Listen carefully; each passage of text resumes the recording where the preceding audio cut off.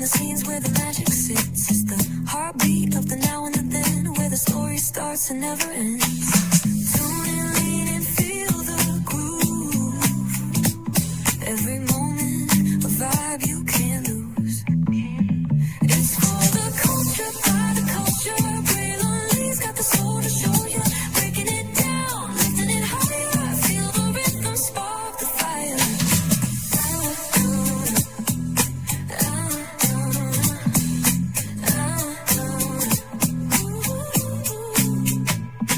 Hear the whispers in the city's hum, echoes of stories where we're from. A beat, a step, a voice so clear, the pulse of us, it's all right here. We got soul, we got flavor, every moment is a savior.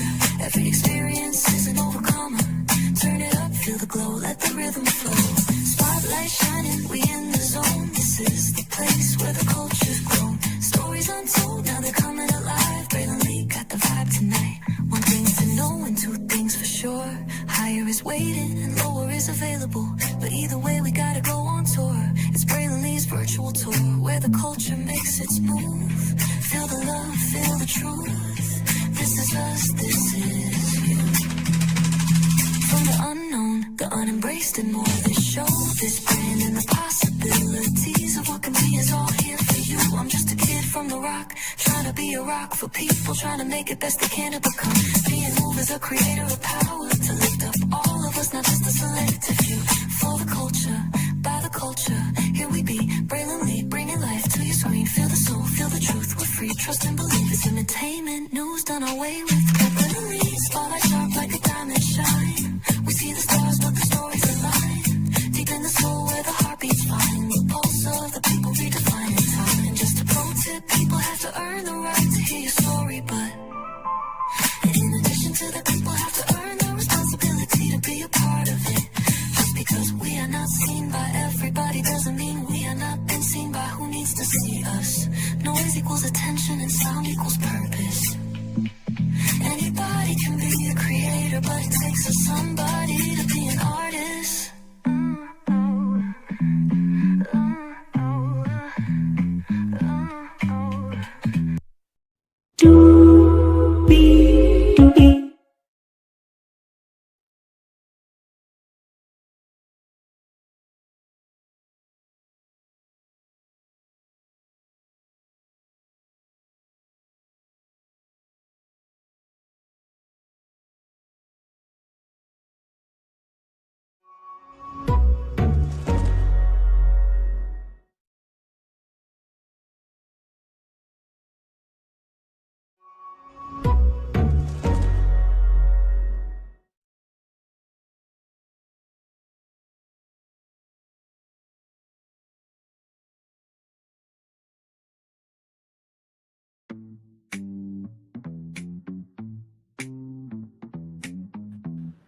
Well, hello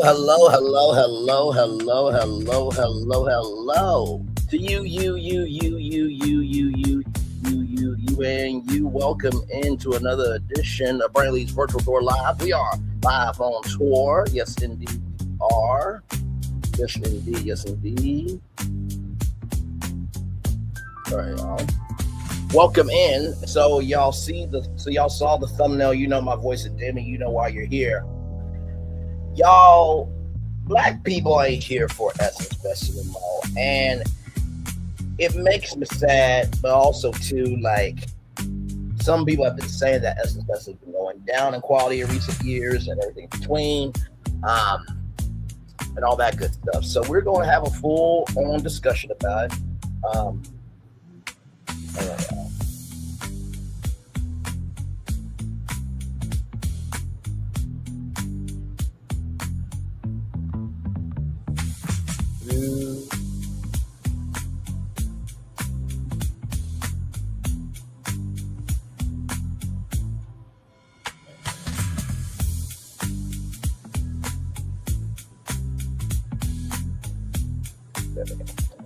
So like I said, yeah, we're going to have a full-blown discussion about it.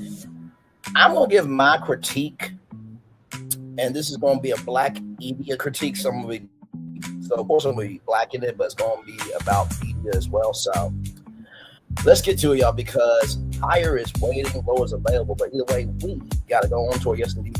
Let me take down this iconic intro. Yeah. Yes, indeed. Here we go. You see that virtual tour background? Yes, you do. You hear that virtual tour music? Yes, you do. And then there is me. Hey, everybody. Welcome and glad to have all of you here. So let's get to it because, child, there's a lot going on. Okay, a lot going on. Ah, man. I don't know what's going on today with my laptop, but hey, all good in the neighborhood. Thank you very much. I appreciate that. So here we go, y'all. Here we go.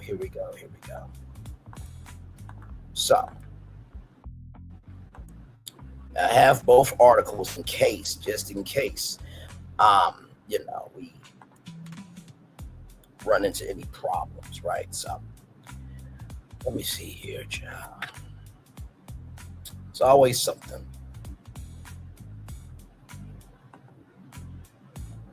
All right, so here we go, y'all. Here we go. From NOLA.com, Kevin Spera, here's what the 2026 Essence Fest got right and got wrong, and what needs to be improved.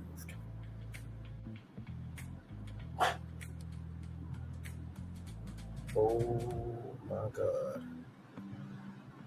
Oh, child. You see this? Child, okay. Oh, now she. Okay, all right there. All right. All right, let's talk about here's what the 2026 Essence Fest got right and what needs to be improved. Here we go. The sharp dress, Reverend Al Sharpton and I don't share the same fashion sense, but we do have one thing in common. We've both attended every Essence Festival Culture since its 1995 inception. The 2026 edition still felt like Essence Fest, even as different owners, operators, and managers have implemented changes over the decades. Daytime events at the Ernest N. Morale Convention Center are a huge part of the overall Essence experience. My focus is on the 3 nights of Caesars Superdome concerts. What went right at the Dome last weekend, what can be improved until Reverend Al Sharpton weighs in. Here are my thoughts. Oh my God. Overall concert attendance increased this year compared to 2025's turnout, reportedly one of the lowest in the festival's history. So concert attendance increased this year. That's a good win right there. No night was a sellout. Friday came closest. Approximately 32,000 or so of the 40,000 seats were occupied. So about half, basically almost close to it, really. Attendance dipped to around 25,000 on Saturday. It was even lower on Sunday. Most of the terrace level, which contained nearly a third of all available seats in the Dome, was empty on Saturday. But you see, there are people at Essence, okay? You definitely see the people were outside for sure. This dude was like, if you don't get this camera out my damn face. A Sunday drop-off is to be expected as many out-of-towners travel home to go to work the next day. But this past Sunday's attendance was precipitously low, and Saturday wasn't the sort of blockbuster night it should be. I don't know how many tickets Essence needs to at least break even. Sponsorships, VIP enhancements, and subsidies from the city and state cover a chunk of the cost. Give me one, because I want to pull up something. Because I'm gonna make a point here in a little bit. And I want to make sure that I got this point up. So give me a moment, y'all, because like I said, I think I get the energy of why people are feeling the way that they're feeling. But I also do think that some people are lost, deluded, and also too, I think they just don't have nothing going on in their life. Just to keep it a buck with y'all, but we will get to that here soon enough, right? We will get there soon enough here.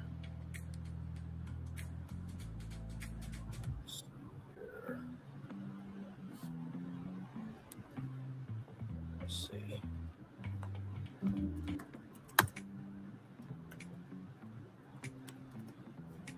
Okay, pull this up here.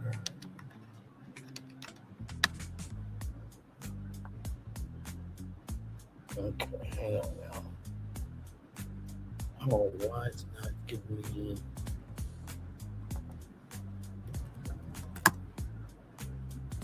Okay, that's what I'm looking for. See, everything happens for a reason, ladies and gentlemen. Yes, indeed. Let's see here. Let's see here. Let's see here.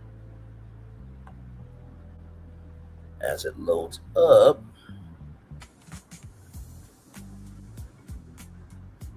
Come on.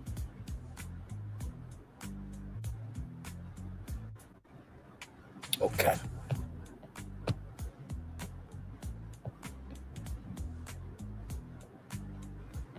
Okay. So we're going to get to we're going to get to something here in just a little bit. Okay. Let's see here. A Sunday drop off is to be expected as many out of towners travel home to go to work the next day, but this past Sunday's attendance was precipitously low, and Saturday wasn't the sort of blockbuster night it should be. I don't know how many tickets Essence needed to break. It needed to. I don't know how many tickets Essence needs to at least break even. Sponsorships, VIP enhancements, and subsidies from the city and state cover a chunk of the cost, but organizers definitely want more than 20,000 people in the Superdome.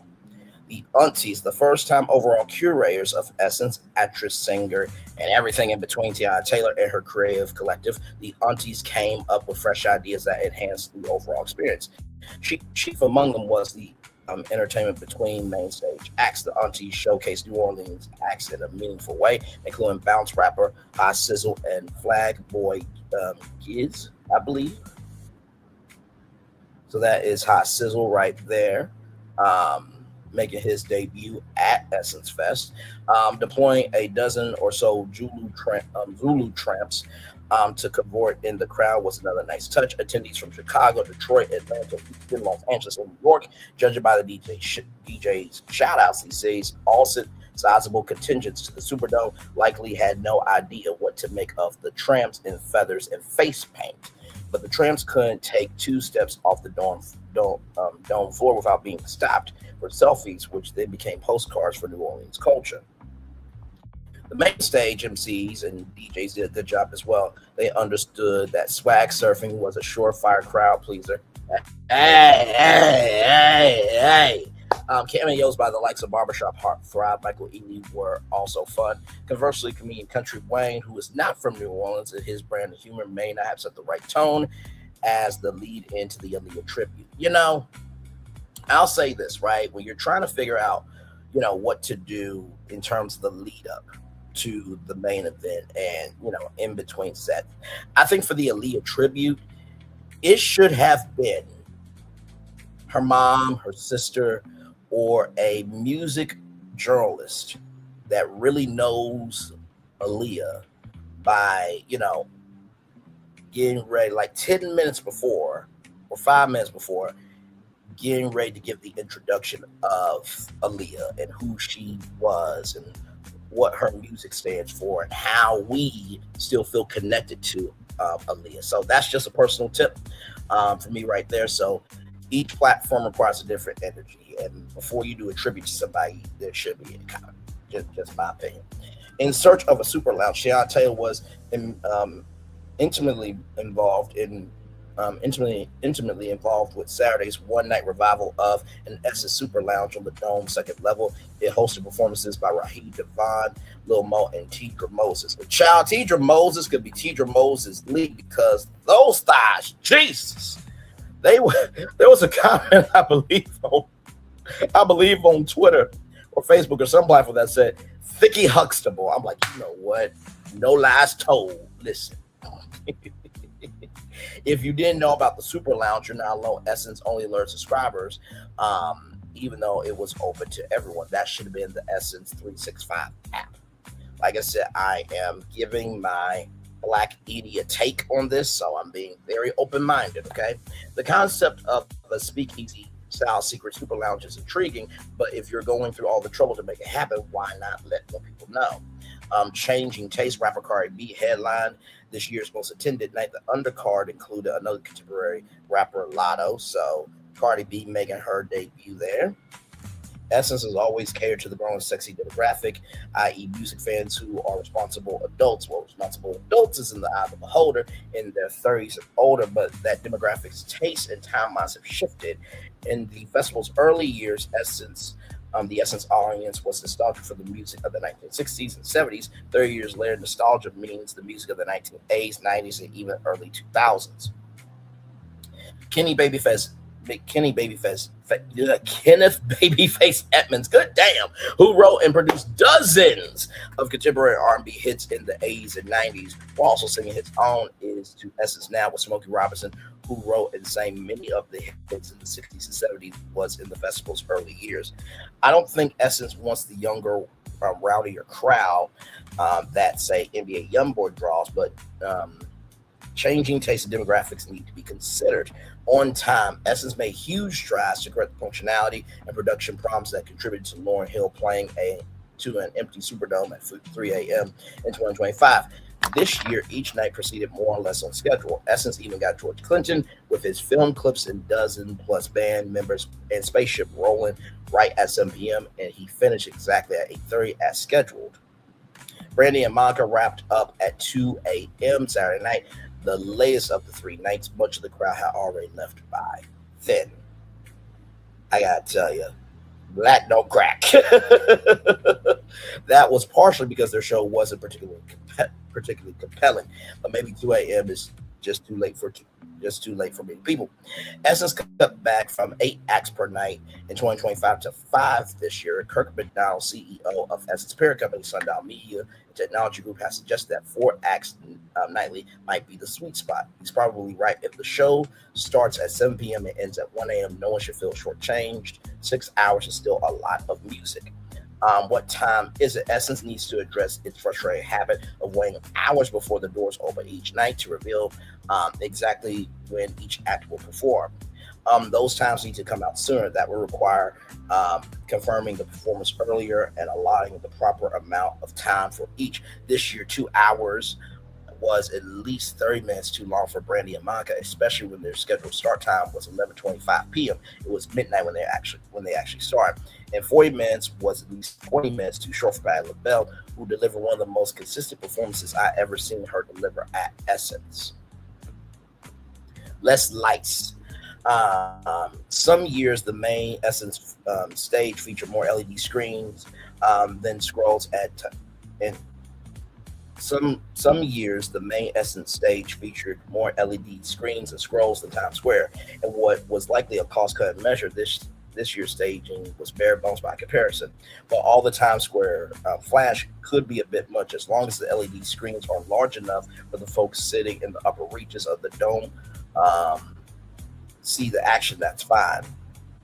And the row of movable uplights running the length of the stage was a nice touch. Calling superstars, if the free daytime events at the convention center and elsewhere were well attended, that means a large number of Essence fans specifically decided not to go to the nighttime concerts. The music lineup was certainly a factor, but overall the lineup wasn't bad. Sunday's roster was especially diverse and interesting, but no night boasted a stadium-sized superstar along the lines of Beyonce, Bruno Mars, Usher, and Jackson Chris Brown. Additionally, Saturday headline Brandy and Monica had just performed at the Smoothie Center in December. Many locals may have opted not to see them again. Booking superstar talent is not easy, especially when many of them are more inclined to embark on tours promoted by Live Nation or AEG Presents instead of playing at independent festivals such as Essence. But superstars are necessary to drive Essence ticket sales. If I'm an Essence producer, I'm sending flowers to Sade every week until she agrees to launch a comeback tour at the 2027 Essence Festival. That would be a sellout. So, shout out to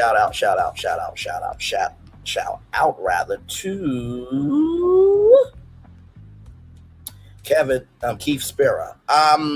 It seemed like it was a balanced review. He did talk about what Essence got right, what needs to be improved. I think something that maybe can help is diversification of events, right? So let's just say, for example, you know how Showtime at the Apollo is in Harlem. Showtime at the Apollo at Essence. Can you imagine that in the Superdome, right? Maybe Steve Harvey doing a live show of Family Feud would be cool. I know that who else does game shows that go on tour? I know that The Price is Right does game shows on tour. Deal or No Deal does shows on tour. Wheel of Fortune does game shows on tour. I think also too maybe adding a comedy set to Essence Fest as well. Kempire After Dark. Even though Kempire right now, him and his audience with this Alicia Brown story, they are chewing his ass up in his comment section. But I do believe having social commentaries like Kempire, Lovely T, and others fill the Superdome as well. So diversifying the Superdome, even if you want to do that, in between the sets, you know what I mean? But at the appropriate times. Even, branded, segments of games, right? With different sponsors, and somebody gets to come up on the Superdome stage, you know what I mean? Hell, even Kendra G, singles live would be cool from the Superdome, right? So just diversifying what can be the Superdome, because what if you can't get that artist? Having those types of events at Superdome is important, but also too. Now this is a big swing here. Okay, I'm just gonna let you know that right now. This is a very big swing. But in the same token, right? What if, and guess what if that's right, you could pitch potentially your own event at Essence Fest, right? Just keeping it a buck, right? So I think that would be very cool, right? So somebody getting the chance to pitch to Essence, if they could have the stage for one night, what would they do? And the fans vote on it. And somebody gets to have a night in the Superdome. Now, I know that that's a big swing because a lot of people gonna say, well, they didn't work for it. They got played 20 years, 50 years, all that stuff. Listen, y'all want more programming, right? Do you not know if Essence said, if you could have a night at the Superdome, what would you do? Everybody submit, Essence choose the top 20 ideas, and then America votes on the one act that gets a night at the Superdome? Bruh, sis, game over, right? So, I was going to bring y'all this article, right, of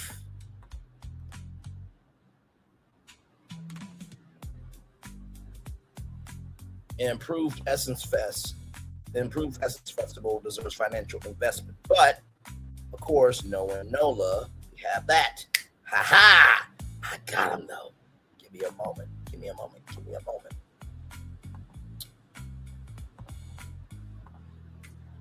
Always got y'all. You know that. Oh, sorry, y'all couldn't see it. So, like I said before, my bad. I was going to show y'all this article here. Will Sun and Improve Essence Festival deserve financial investment? But, of course, wants to play around, so I got it. So, here is this right here. Let me zoom it up. Okay, here we go. Let me zoom it up here. Okay. So here we go, y'all. Will Sun Improved Essence Festival deserves financial investment. The early reports about the Essence Festival culture are in, and the multiple event was far better than the 2025 Fest. Multiple event. We'll get to that here a little bit later. But there's a way I'm going to do it. We'll get to that. Generally, I catch parts of a day or two of the fest, mostly because joining thousands and thousands of my family members, friends, and people I meet and people I don't meet but love seeing can be overwhelming. This year, for the first time, I attended day and night each day. And if I count the official Essence Festival media kickoff and an off-site Essence adjacent event, that was another day, making a total of 4 days and 4 nights. It was a lot, a whole lot. Once the doors opened, Esses quickly walked in. I guess the Esses is the fan base of Essence. Um, Most of them pausing to on a DJ hit. Um, get their dance on as the DJ hits the ones and twos of popular contemporary songs that make it hard to keep going without shaking your head to the beat or shaking your um, jutting posterior from side posterior. Good damn, from side to side, front to back, and back to front. It was that way each day. Thousands of people visited, oftentimes on multiple days. It seemed, according to New Orleans and Co. More than 350,000 visitors were in the city during the three-day event, up by 40,000 in 2025. Louisiana visitors were up 25,000, and visitors from Alabama, Georgia, Mississippi were up too. I wonder if anybody from Arkansas went. Amazingly, Coca-Cola as the ongoing major sponsor, and Coca-Cola has been sponsoring as the Essence Festival Culture for 31 years, which is a huge deal. Target as a significant sponsor. That's very controversial because, as you guys know, they have cut DEI programming, right? So let's keep going on here. And other brands continue to support the Essence Festival. Nearly all daytime activities are free. I spent most of my days at the Global Black Economic Forum stage, the Sway Men's stage. The Sway Men's stage. Interesting. Let's just keep that in mind for a little bit later. The Authors Showcase and the Food and Wine Festival. I don't usually get caught up in some larger entertainment and music spaces and stages, but Coke's Spin City was hard to ignore. Members of the Grambling State University world-famed Tiger Marching Band closed out Spin City with a parade-style march into the space and an upbeat music set. The night concerts were well produced. Overall, the acts were strong. There were some unexplained pauses, but the show started on time or closed. I caught most of the performances. I'm chronologically gifted, and the long days wore me out. I didn't last until the last notes were played any night. After more than usual complaints about last year's festival, mostly on social media, it was good to see some well-established and emerging businesses at the fest. You may have heard of some and not others, but Essence Festival exposure was wonderful for some Louisiana businesses that participate in the New Voices Foundation, New Voices at Essence Festival, the Maker Studio, and the We Love Us Marketplace, which had more than 230 vendors. Kapir, the Penn chef and owner Nina Compton, curated the Essence Food and Wine Festival for a second year. The James Beard Award winner, based in New Orleans Warehouse District, took the opportunity to include other chefs from Dookie Chase, Lil Dizzy's, Orleans Brothers, and Wild Turkey. She also included New Orleans-based artist photographer El Kasimu Harris, whose work is now in the Museum of Modern Art in New York City. Go ahead, my brother. Yes, indeed. Community Book Center was the festival's official book partner and designated bookseller for Essence authors. Mama Vera Warren Williams has operated the store for more than 40 years. She was the official bookseller for the first 14 years of the festival. One of the best things about her participation is that though the festival has ended, there's an ongoing benefit. She will now be included among the official booksellers that contribute to the data determining which books make the highly valued New York Times bestseller list. It's safe to say that there aren't many Black-owned bookstores that contribute to that list. I appreciate the opportunity. Mama Vera told me after the festival ended, things went well, really well.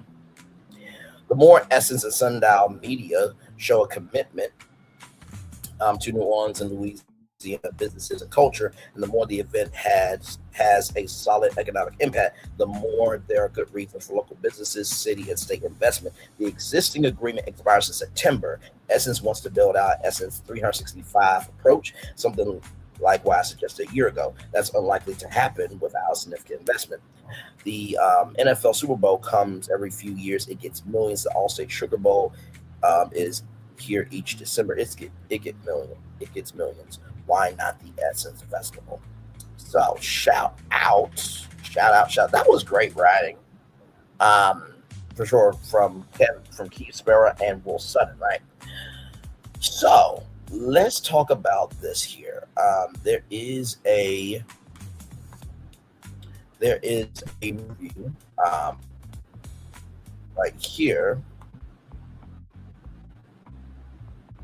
This came out 4 hours ago, right? So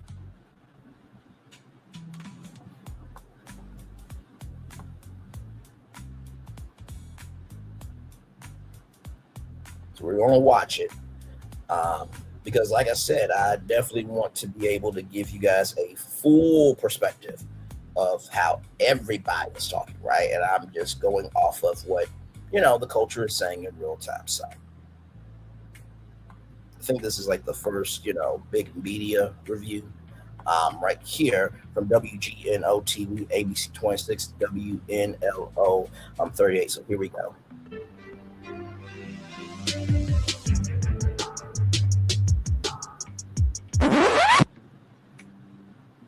Hey, welcome back to another episode of Off the Record Podcast. It's Kayla, Brevin, and Ellen, and today we're going to be getting into the 2026 Essence Festival that literally just wrapped up on Sunday night, and we have a special guest who was actually in the building, Ellen. Yeah, I was there on Sunday. I didn't go to the convention center, but yeah.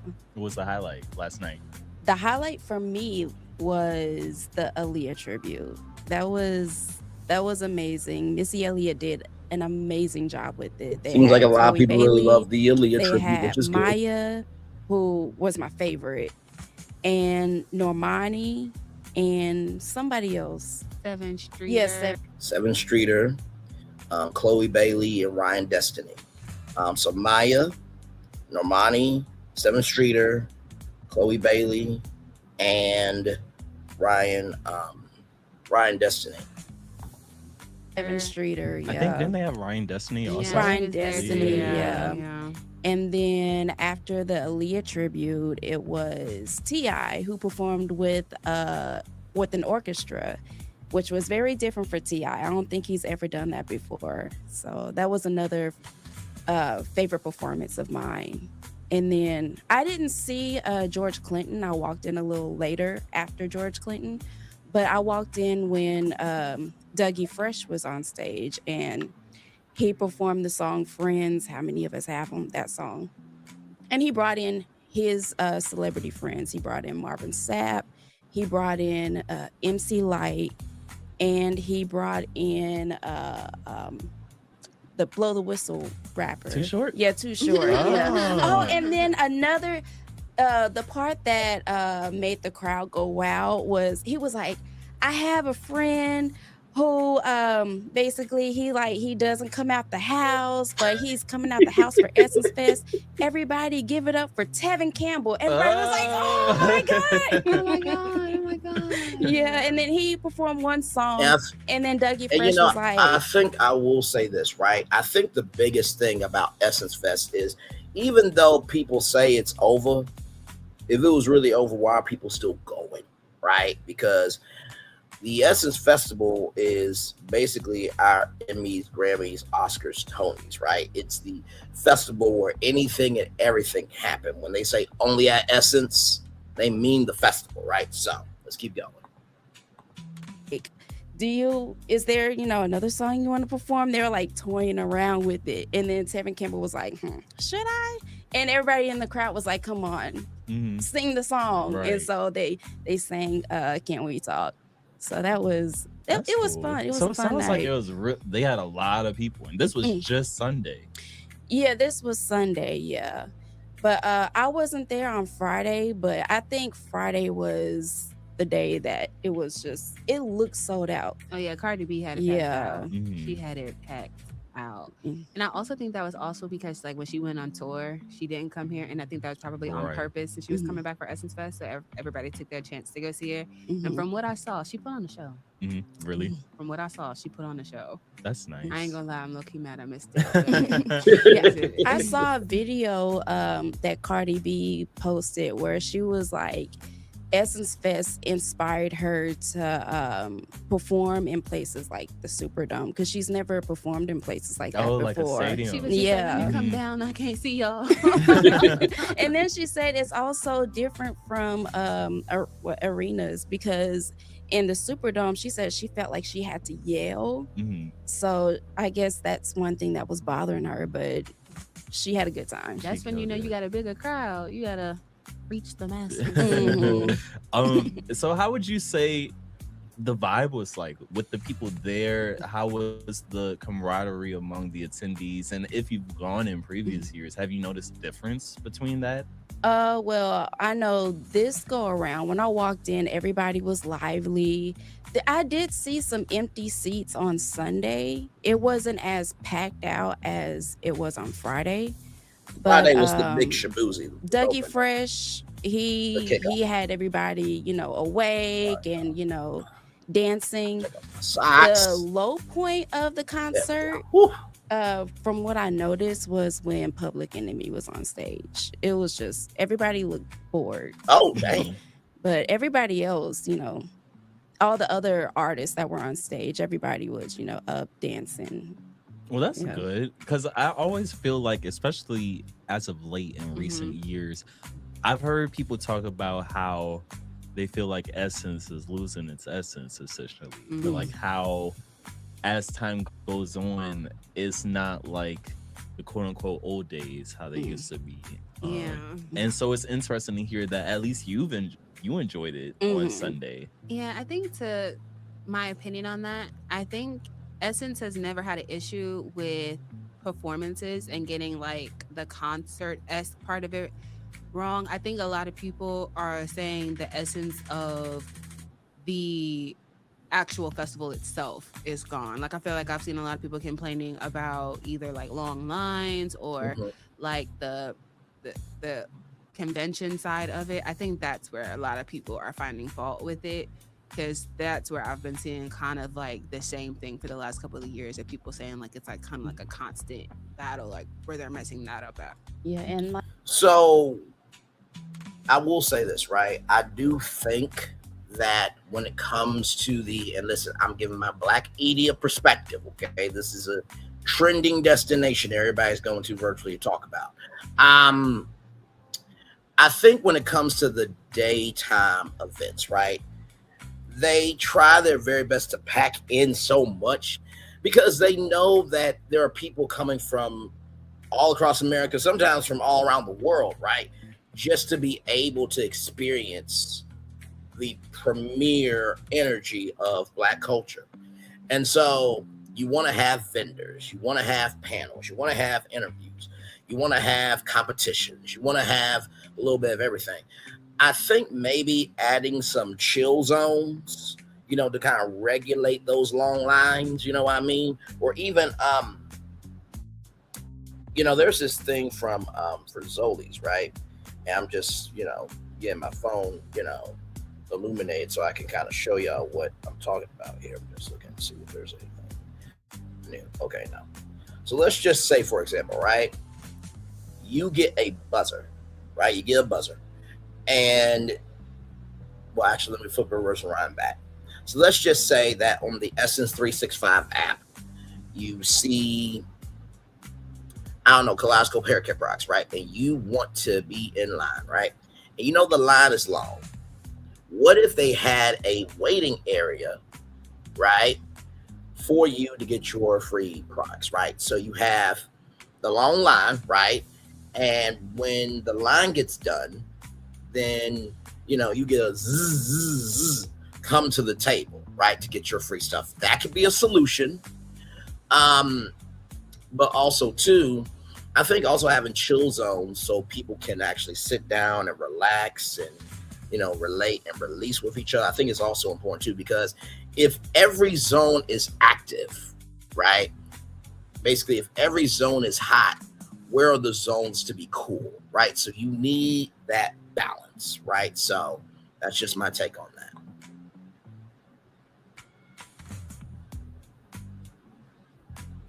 like whenever I go on TikTok, I haven't seen anyone complain about like the main stage part.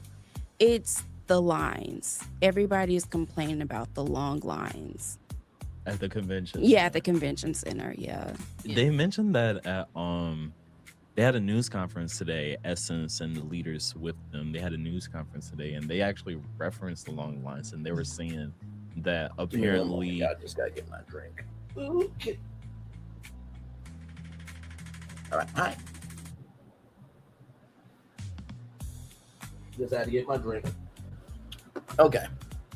let's go back. So Brandon is saying that Essence preferred the long lines. Let's hear why. Sorry. Okay, here we go. With them, they had a news conference today, and they actually referenced the long lines, and they were saying that apparently, I guess the lines were long for safety reasons. I'm not sure how the numbers work in regards to how many people could be in the service. Okay, I'm confused for the safety reasons part of it. Like, I mean, it wasn't like, it's hot and so hot in here. It's getting hot in here. So everybody get in line, get in line so we can have some flow on the floor, Shout out to Nelly. I know I'm not Nelly, but hell, this is what you got. But anyway, I just, for safety reasons, like you would think maybe having the chill zones would be for safety reasons, so that way everybody can spread out. You know what I mean? Why don't I stretch out? Shout out to Dave Chappelle. Space, but that's what they were claiming at the news conference today. I do think that based on what I've seen, unfortunately, I have not been able to go to the convention center this year, but based on what I've been seeing online from the videos and stuff, is that it seems like they've been trying to at least get the convention center up. And I think I would say thanks to Teyana Taylor and all of the stuff that she's kind of been bringing to the table. And it's really a lot of good stuff, and I'll be interested to talk about that after the break. They're going to a break. Good opening. Very good opening. In that opening, they talked about, the nighttime events. They talked about the convention center. And they basically are trying to understand the totality of the magnitude of Essence for the brand, but they also are trying to relate on a human level where they connected to. And, whenever you're giving a review, you don't want to sound, paid for or, payola, plugola, shola, all the ways that you can be manipulated, right? But I think there's a difference between manipulating somebody's opinion and saying what it is, right? Now, of course, if you didn't go, right, you can't really give a, on the ground view, right? But then again, here's the thing. And for anybody saying, why is Black Men, for example, talking about Essence? Okay, do you not know how many Black men grew up with Essence? With moms and grandmas and aunties, okay? And the women at the beauty salon, that some school principals had Essence in their offices. That, hey, did you hear about this article in Essence at the cookout? And so men grew up around the Essence. So it's kind of mind-boggling to me how men can't talk about Essence, but yet we grew up with Essence. Like I said, we're going to clock that T for right now. We're going to talk about the men part of this a little bit later on. Let's continue.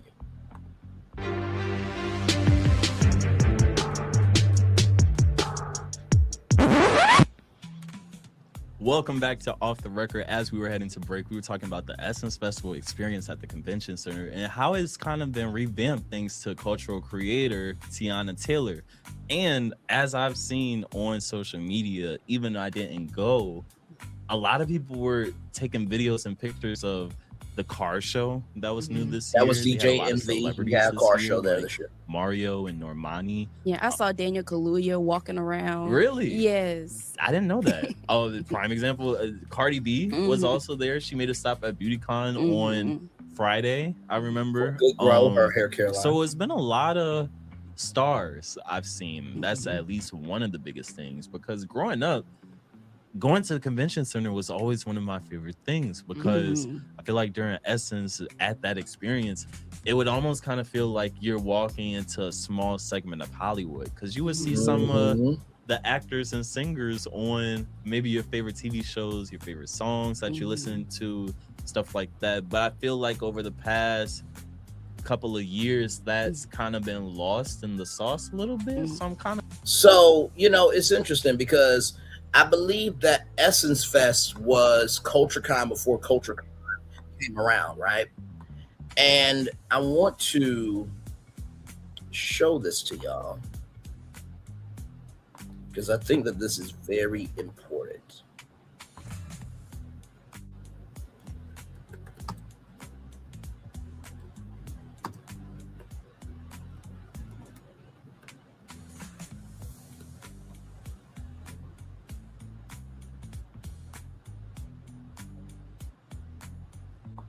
Okay, I'm gonna show you two things, right? I'm gonna show you two things.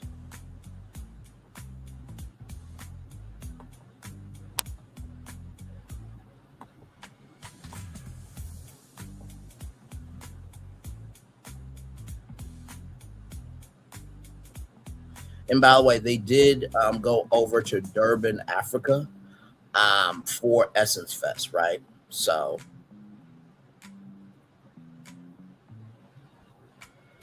but there was something that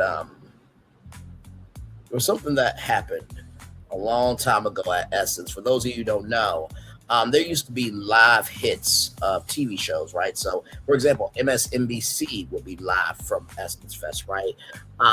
I don't know about, Good Morning America, the Today Show, the early show back in the day. But I do know, right, that another thing that happened besides the live hits from many local affiliates, some, national broadcast stations, ABC, NBC, CBS, Fox.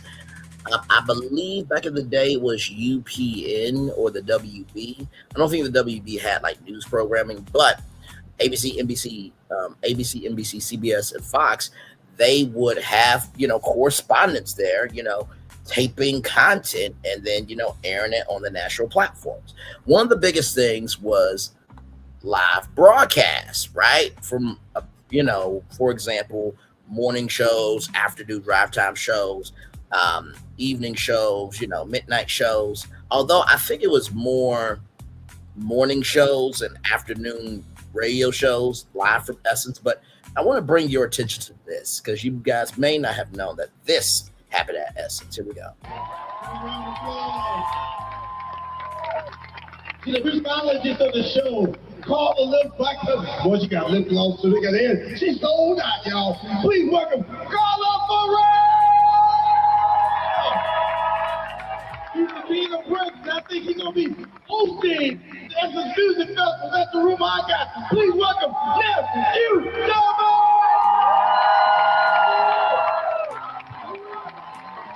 She's our first lady. She's the queen. Please welcome Shirley Strawberry. He's back from Bora Bora. Ladies and gentlemen, the #1 money show host in the country, Steve Harvey. Yeah. The Steve Harvey Morning Show was live from the Essence Festival of Culture. Maybe y'all didn't know about it. Right, they actually did the radio show live, as you can see there. Eugene making it do what it do. So let's watch this here. Eugene, and you have a problem with it. That's what I thought. Good morning, New Orleans. Good morning. Lip gloss. I have clear. You want clear? I did want some clear. Okay. Okay, listen, Mrs. Odile Clark Washington out of New Orleans, Louisiana is 101 years old. Miss Rebecca Shepard out of Atlanta, Georgia, 101 years old as well. Eugene would do the birthdays, right? So let's continue on. Let's start the next round of applause. We got Mrs. Beryl Kyle out of Washington, D.C., 80 years old. Happy birthday to you as well. Justin Thompson Pride, Dallas, Texas, 19 years old. That's from your father. Happy birthday to you. Where did you get the cake from? I made this thing. You like it? Yeah. Hurry up, man. I know you better shut up and get yourself together, Mr. I'm gonna host. You better shut your mouth. Go over there and keep meditating. You've been in the room all night just praying and praying and praying. You just heaving through the wild and stuff. Oh, Lord, help me. Oh, Lord, help me. No, it's that with it. Oh, Lord, Jesus. You can one thing right here. Where you saw it. You say you want to do it. You say you want to be all of that. Then get yourself together. Okay? Eugene. You just I gotta get my come to me. Kim Clark out of Atlanta, Georgia. That's the wife of the young man that works for Terrence. Yeah. Big round of applause to you as well. Okay, we got Doris Myers out of Chicago, Illinois. Happy birthday to you. And Jennifer Reed, Washington, D.C., 37 years old. They all came up here to get your picture. Hey, Eugene, you want Tommy to bring you on stage? Shut up, come out there. Turn it out. Ain't nothing to him coming back out after this. Okay. What do you say? What I'm gonna come out there with a kid. I'm gonna come out on I'm in Rwanda. Anyway, You ain't supposed to be there. you're listening to the Harvey Morning Show. Ladies and gentlemen, Eugene.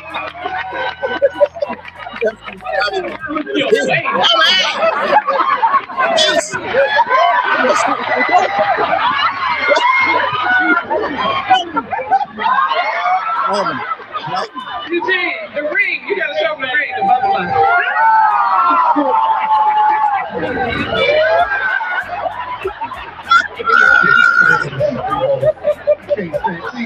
You know, and all y'all be emailing. Y'all treat Eugene so wrong. Damn, you know you been emailing. Stop emailing us. So yes, they broadcasted live from Essence Fest. That doesn't happen anymore. You don't hear Ricky Smiley morning show live from the Essence Festival. You don't hear the Breakfast Club live from the Essence Festival. I believe, who is it? Russ Parr. He has a morning show, I believe, again. You don't hear him live from Essence. Even Big Tigger wasn't broadcasting live from Essence. So I missed that because they would bring on celebrities live. And also, too, if you guys remember the Neighborhood Awards, before that was called the Hoodies, they would do a live broadcast of the Steve Harvey Morning Show, right? Now, you remember when I did my Steve Harvey review, I think it was about like when I was 29 years old.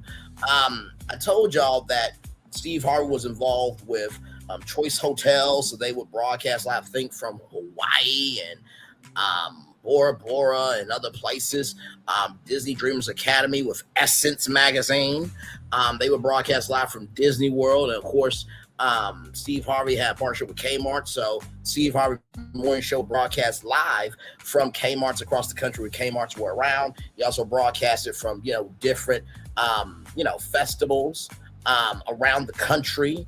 But also, too, they also did station affiliate live broadcasts as well, right? So I get what Brandon is saying when it comes to that. Now, this right here is Steve's World, a day in the life at Essence Festival 2015 with Steve Harvey. So I'm going to pause it here and there, okay? So here we go. Hi, ladies. How y'all doing? All right. So there's some white women talking to Steve. All right, ladies. Give me a little bit, G. There's a second line. Steve is getting ready to walk backstage. Now, I believe he's at the Superdome, maybe, or the convention center. Here we go. I think I saw your video. Yeah, the first They with all sent my me the family in the video. video. Yeah. There's I Seventh remember Street. that. Everybody's good. Listen to me. Don't ever give up. Don't do nothing to compromise your dignity. You're going to be fine. All right, go ahead. What's happening? Y'all ain't going to speak? What's happening? Hello, how are you guys? First of all, shout out to the fine sister right here, okay? Just hang on. How are you guys? I'm a talent movement. Shout out to the fine sister right there. This is talent movement. Talent movement. Y'all might have to make the fat walk. Steve, So, to get talent from, the super dome to the convention center, they would move talent through a golf cart. I'm sorry, y'all. Okay, here we go. Okay. Y'all got movement and everything. I've been walking for 16 years. When y'all start this here man, I ain't never seen this before. Stephen Hill running inside a car. Stephen Hill, former vice president, or one of the former vice presidents of BET. Hey, two people, welcome in. We're talking about Essence Fest 2026 and just giving you some context on the energy that used to be Essence to some people. Okay, so this is a full-fledged review here. Here we go. Hey, what's wrong with this picture though? This is bad. Hey, the car could have came down here. India Irie is up there now. Did you want to? India Irie. Michelle Ebanks.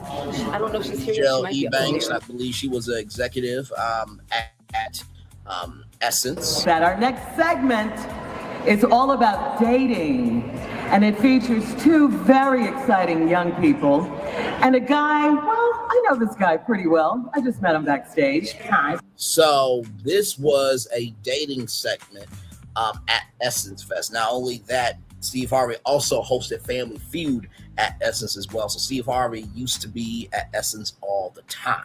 Okay, so let's keep going. So please help me welcome to the stage. Get to your feet for Mr. Steve Harvey.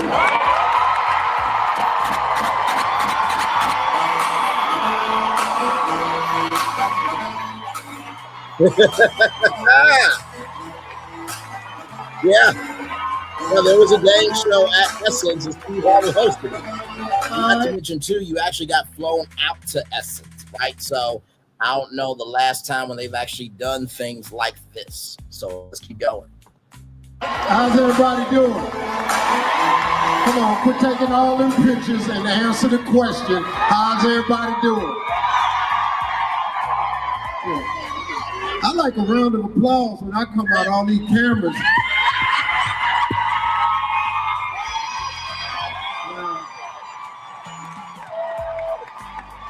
I noticed there's a couple of people that don't have iPhones and Samsung. If your camera is paper,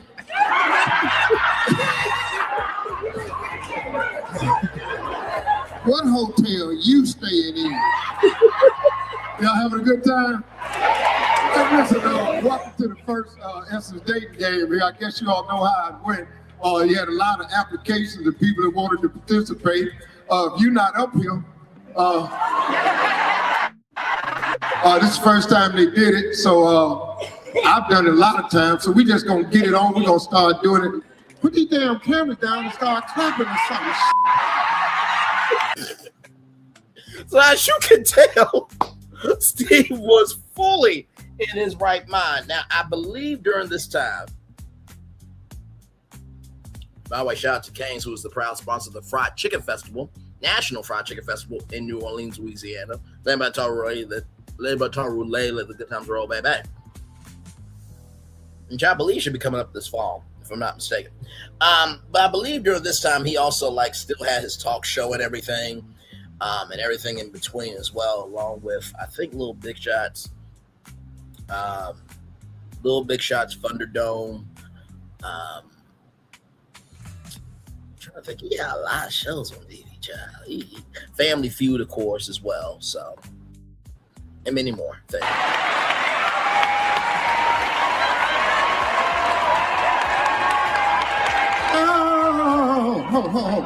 Oh, that's straight. Hey. This live. I ain't on TV. Y'all see that? I see your mouth moving, but you ain't there.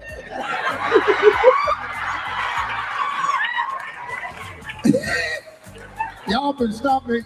Man, let me tell y'all something. I done had to take a lot of pictures because you walk through the convention floor. I belong to y'all. I understand that. So I just go along with it. I'm y'all. Y'all really counting on me and Marjorie to get this thing right and keep it right so y'all can have somebody to holler at. So we understand that. But know how to operate the camera equipment. If you want a selfie, know how yourself. And I've noticed that it's mostly old people. I ain't got time for you to find the camera icon, all this shit. I got to go. I got things I got to do. I'm gonna read this because I want to be correct to what I'm about to introduce. He's quickly become one of the most recognizable chefs and one of the very few young African Americans in the culinary world with national notoriety. He has provided his services for some of the most notable individuals: President Obama, Leonardo DiCaprio, John Legend, Jack Nicholson, Michael Jackson. Might want to take that off here. Steve, why you look at me like that, Steve? You said it, okay? You need to stop right now. All right, moving on.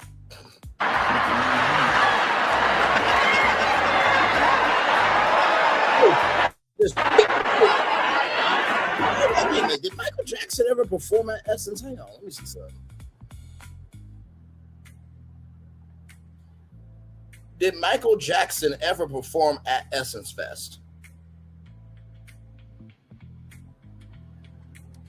He never performed at Essence. Oh, man. That would have been, man, everybody would have been at the Superdome. You wouldn't be able to get a seat. You would have to have a whole watch party for Michael. Let's keep going. Mike ain't weigh that much. I'm just saying. Anybody want to eat what Mike eat? Please welcome everybody, Chef Roblé and Company. First question is, and I like this one because I cook food and I love food.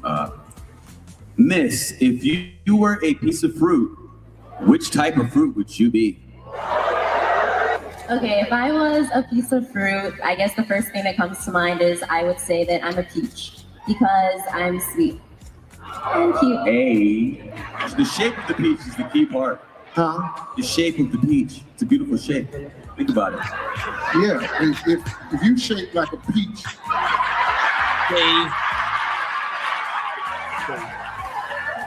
From here to here. Yeah, okay, that's what we're talking about. There's only one section can be shaped like a peach. That's right. If you overall is a peach, you straight open. Then we're gonna have to cut back on some of the chef's teeth. I don't want to be At least get your ass down to plug something. Let's redo you some like this is pretty much a crowd. Hey, great system. Next one on the three. She was a beautiful woman too. Okay, share your most embarrassing experience. Keke Palmer, okay. My last date was POF. For those of you that don't know, there's plenty of fish. I'm a college student, so I tried online dating. And it turns out the young lady was a young man.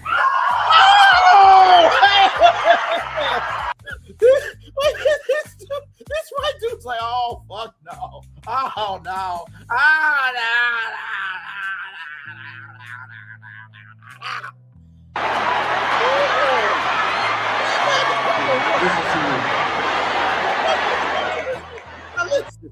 Listen, I'm gonna be real with y'all.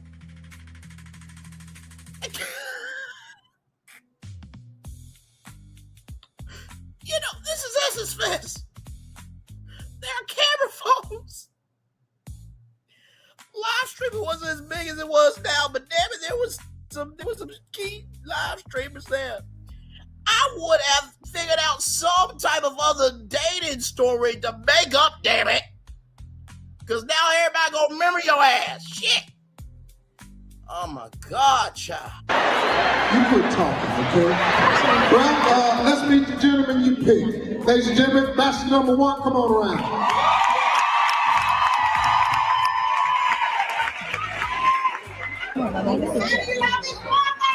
And he loved his mother. Mother's been very beautiful. I know, she is. I love you, Mom. I love you too, Mom. Marley's son backstage for another event.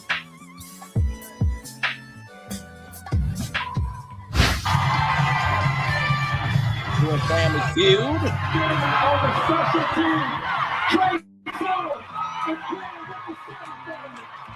So this was Family Feud in partnership with Walmart. Of course, there was a celebrity captain for each team. Yeah, get your cameras out. Click. Ladies and gentlemen, Kelly Rowland.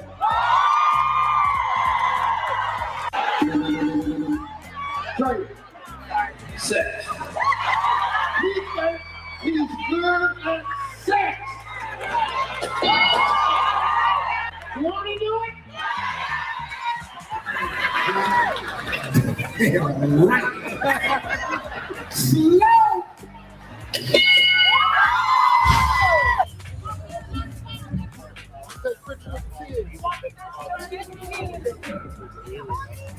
Going to the convention center, taking pictures with fans, of course.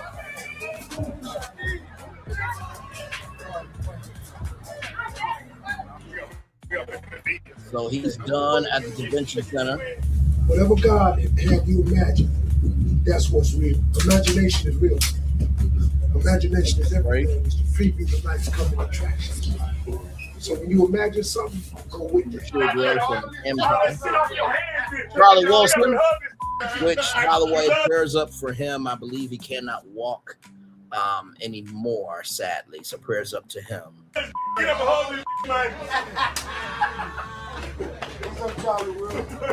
I love you for real. I know that. Doc, I love you for real. How you book time to go, man? I gotta get some. Hey, man, y'all sell some books? Y'all gotta go. I ain't got no goddamn talk show or no game show. That can sell books, but I got him because he got them. So don't never think that I can't get that. That's my friend right here. Are you like, he gonna I can get on there whenever I want to. I don't pick up the phone. Whenever you want to.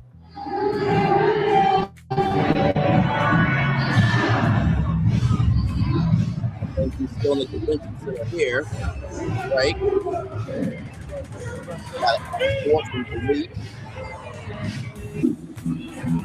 Mr. Steve Harvey! Lounge for an interview now. For those of you who don't know, he did the Pay It Forward Academy where two students have the chance to either shadow him at, I believe, Essence Fest or the Neighborhood Awards. And also Coca-Cola did a Pay It Forward Academy where 20 students had the chance to meet Steve Harvey and other celebrity mentors as well. I believe they each received a $5,000 scholarship. Let's keep going.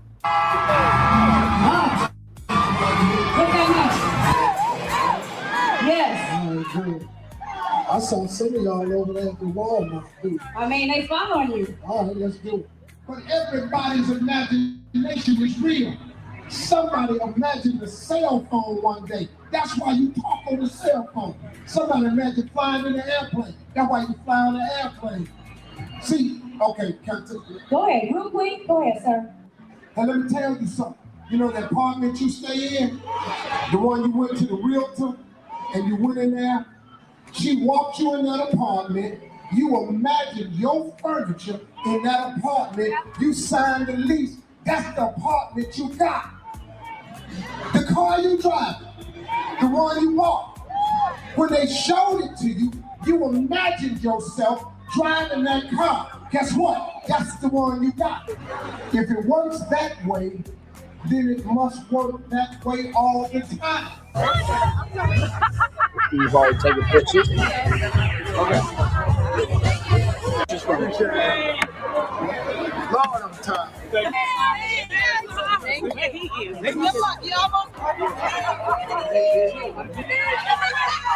He's now be at the Superdome next, I believe.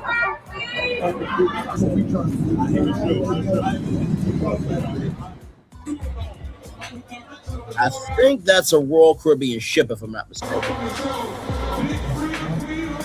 So nephew Tommy is hosting the super stage now. Erykah Badu and Steve Harvey have a very good friendship because I believe Steve Harvey had a comedy club and Erykah Badu performed at that comedy club. So that's why the hug is so strong.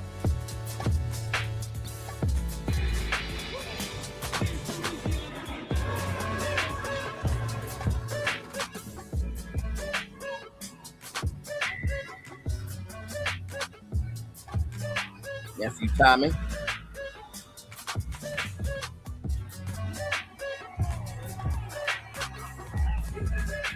Common, India. Oh wait, hang on now.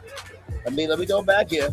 That is the one, the only India Ari. Praise be unto God. Hallelujah. Woo, praise him for all of that. Jesus. Okay, just had me a black uncle moment. Moving on.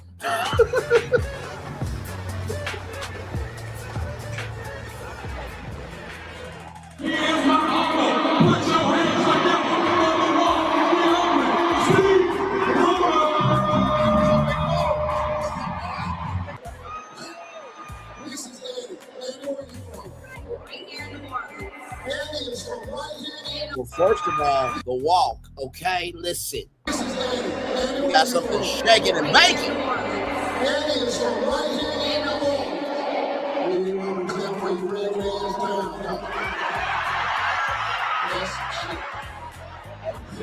This is the good part. I want you to look for your name on Coca-Cola bottles across the country. Because if no name is called sheep, it ain't gonna be no damn bottle. I was born, I ain't gonna be on no bottle. If your name Bill, Alice, Jane, Barbara, something like that. At least he didn't say Braylon, damn. And Missy Elliott, who was just at the Superdome again to honor Aaliyah.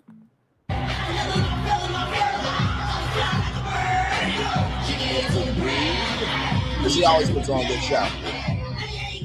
So that was Essence Fest from 2015, okay? Just to give you a little context, conjecture, and connection of the energy that used to be there, all right? So let's get back to Off the Record here. Here we go. I'm kind of glad that Tiana was able to bring that back. Yeah, now I do want to give Tiana Taylor her flowers, because she said before Essence Fest started, she did say that she wanted to make it fun. She wanted to have a section in the convention center where people are jumping rope and stuff, and yeah, Cookout vibes. Yeah, which I thought it was really cool because it brings the community aspect in it. It and which I feel like is what festivals are for, bringing the community together. And how do you bring the community together more so than fun, like you mentioned? So big kudos to her. I did see some people had some complaints regarding the lines. Like I mentioned, they claimed the lines at the news conference today was for safety reasons. So hopefully maybe they could get that figured out in the future, get those kinks ironed out. But at least the effort was made, I thought, to give it a bump up, a step up compared to last year. And hopefully that trends continue. Yeah, I think one thing that they can do, I know that I don't know if this was a first time thing or what, but they had a VIP thing that you can buy where you can get inside of the convention center before everybody else. But I feel like maybe to make the lines go quicker and make them shorter, maybe they can have like a VIP line for the people that bought those VIP tickets, and then just have a regular line for the people that didn't. Maybe that can That's help. a good idea. I also think that maybe, I don't know if there's like security requirements, like if you could like would let people know ahead of time what they cannot or can bring, what they should have already out. Like, you know, when you go to the airport, they already yelling at you. Make sure you have your passport, your ID, like all that already out. So it's just like, because I've been seeing how some people be like showing up with like bags because, you know, they want to put like, they want to take stuff and stuff like that. So of course, you know, they may have to like check your bag. So I feel like if y'all are like more proactive with telling people like how to be ready when they get there, it could kind of like move things up instead of like trying to like, you know, go through like literally every person. Because like, I don't know necessarily like why was the reason for like the long lines and stuff like that though. Because I don't think it was crowded, because like people was on social media like showing nobody in here, but the line is long. So I'll be like, I don't know.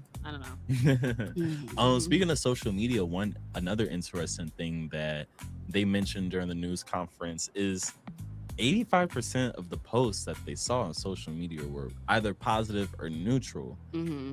So that's really positive or interesting to me neutral. as well. That's very good. Now, I want to pause it here for a minute because I just want to look up something, right? So check this out. a couple of major entertainment and event venues. The Sugar Mill, located directly across from the convention center, this 25,000 square foot venue and 15,000 foot courtyard hosts concerts, large corporate events, and private functions.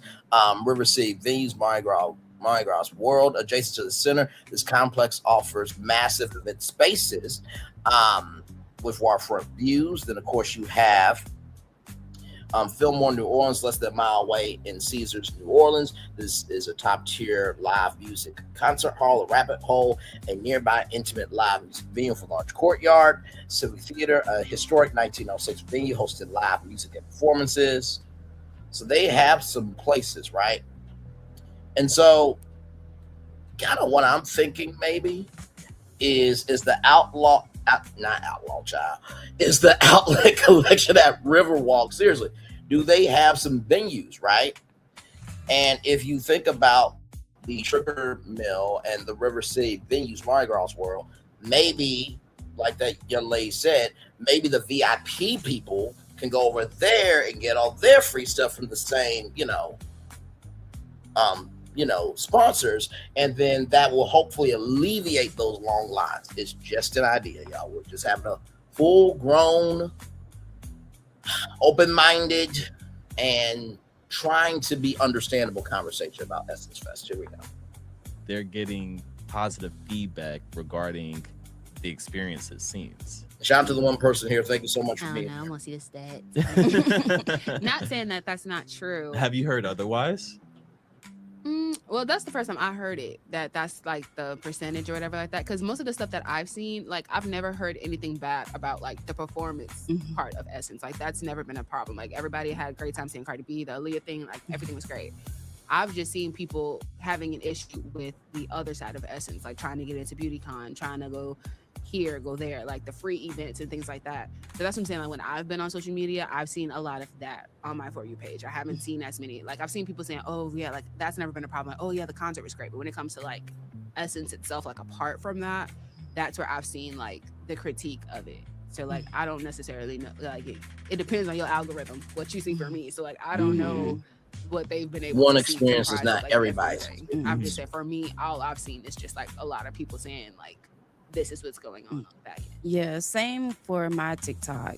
I've been seeing people complain about the long lines. Like they wish that the lines were probably shorter or it would go quicker. But then again, on the flip side of that, it's like there's people coming here from all over. Like how can you change that when you have people coming from a lot of states, New York, Georgia, whatever, coming here to Louisiana. Right. Like, how do you change the long you lines? can't win for losing. That's The very true. only thing that I can maybe think of is since they know how many people are gonna come, because you had to like reserve it, even though it's free, you had to reserve a ticket to get in. Either you put a cap on how many people could come, or if you want to make people reserve different time slots. Like maybe you could reserve a ticket from 9 a.m. to 12 p.m. You could reserve a ticket from 1 p.m. to 3 p.m. Maybe that would kind of help alleviate. That's actually a really good idea. I agree with that, because think about it like this, right? Now, this would be different than a ticket, right, to be able to get to the convention center, right? So let's just say that you got your ticket and you're going to be there from 9 a.m. to 12 p.m., right? So you get your ticket, you hit, okay, I want to be in this line from 9 a.m. to 12 p.m. Okay, the first many people that get into that time slot, that's filled up, that line goes, then then you choose from 1 to 3. Okay, you get in that. So I like his idea. That's a very good idea, good sir. See, men can provide solutions. We'll get to that later. Essence, you need to hire me. I like his energy. He like red bracelets, y'all time. Yeah. That's just something that came up at the top of my head. But like you say, it is really hard to juggle that. And I know that's probably something that they don't want to do, because you want as many people as possible to enjoy it. However, something eventually would probably have to be done to alleviate those long lines, like y'all say.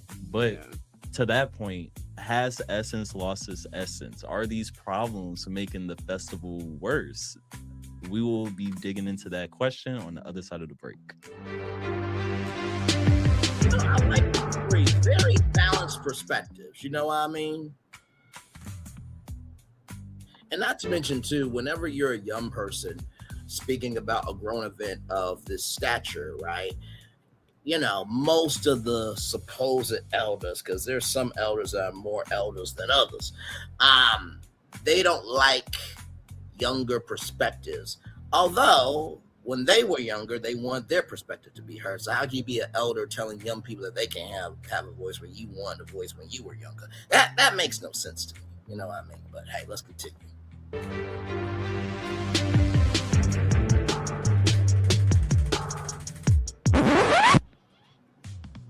Hi, welcome back.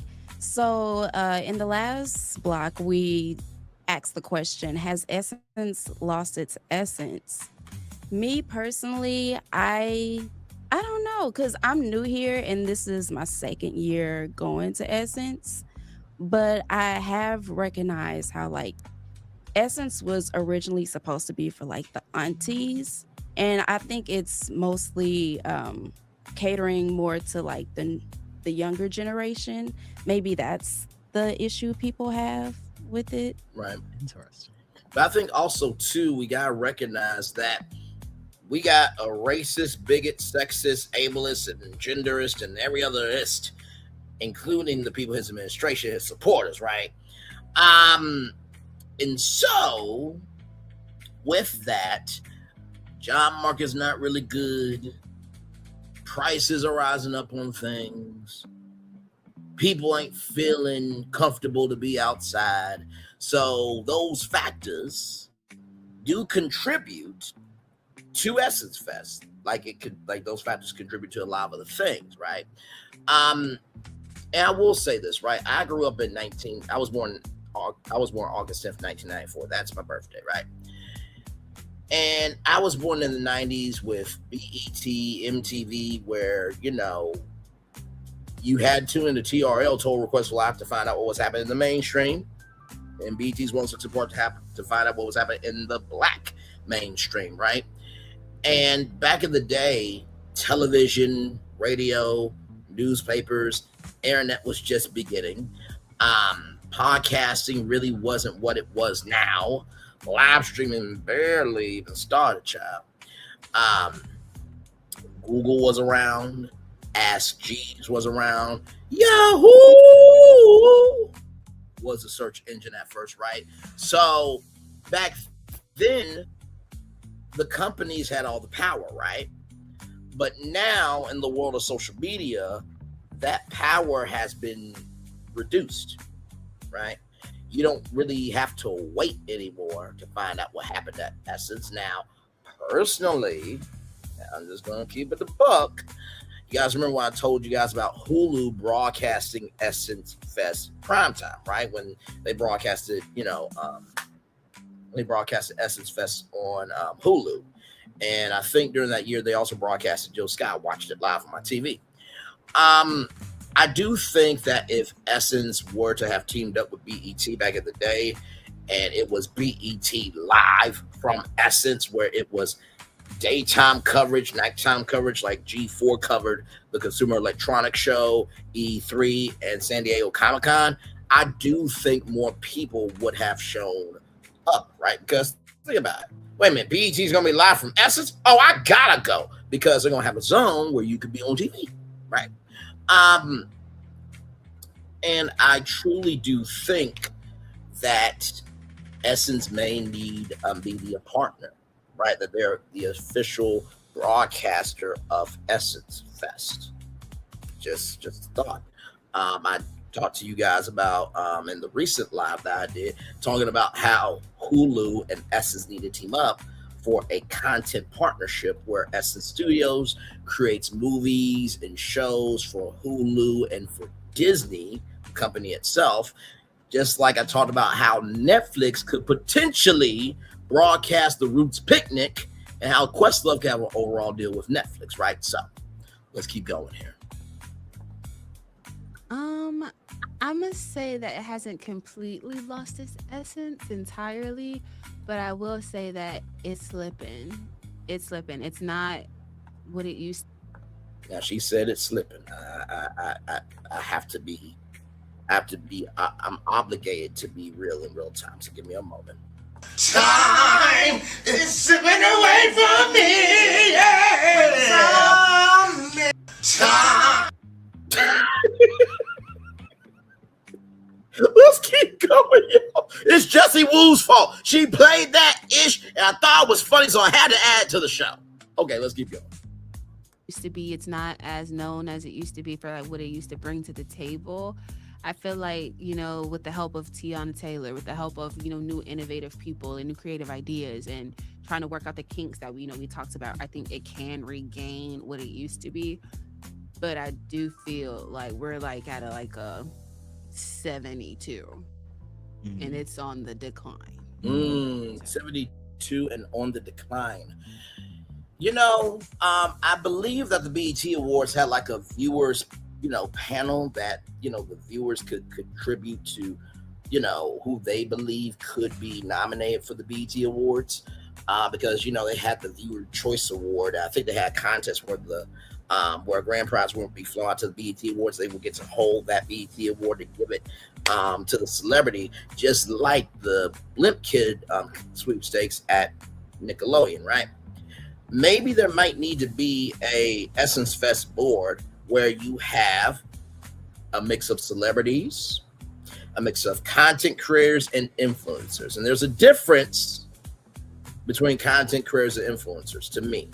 Content creators, what we do is we find the energy of the power of a story. And we figure out what is that hook to amplify the magnitude of that story, right? Influencers, right? They showcase what is available in the culture and present those choices. Those are two completely different trains of thought, content creators and influencers, right? And then maybe, just maybe, because I just saw a director of marketing for this brand, this company, and this platform, Black Promoters Collective, maybe they might need to be a part of, you know, the Essence Festival culture. Just saying. So from this young lady here in the blue, 72% on the decline. Let's keep going. Really, that's interesting that you say that, because I do hold the same opinion that it's like, I feel like it's at an inflection point, kind of. However, I think it's kind of going up after this. I feel like this year could have been the first year that it kind of starts trending back upward, because I do think it kind of lost its way late 2010s, early 2020s.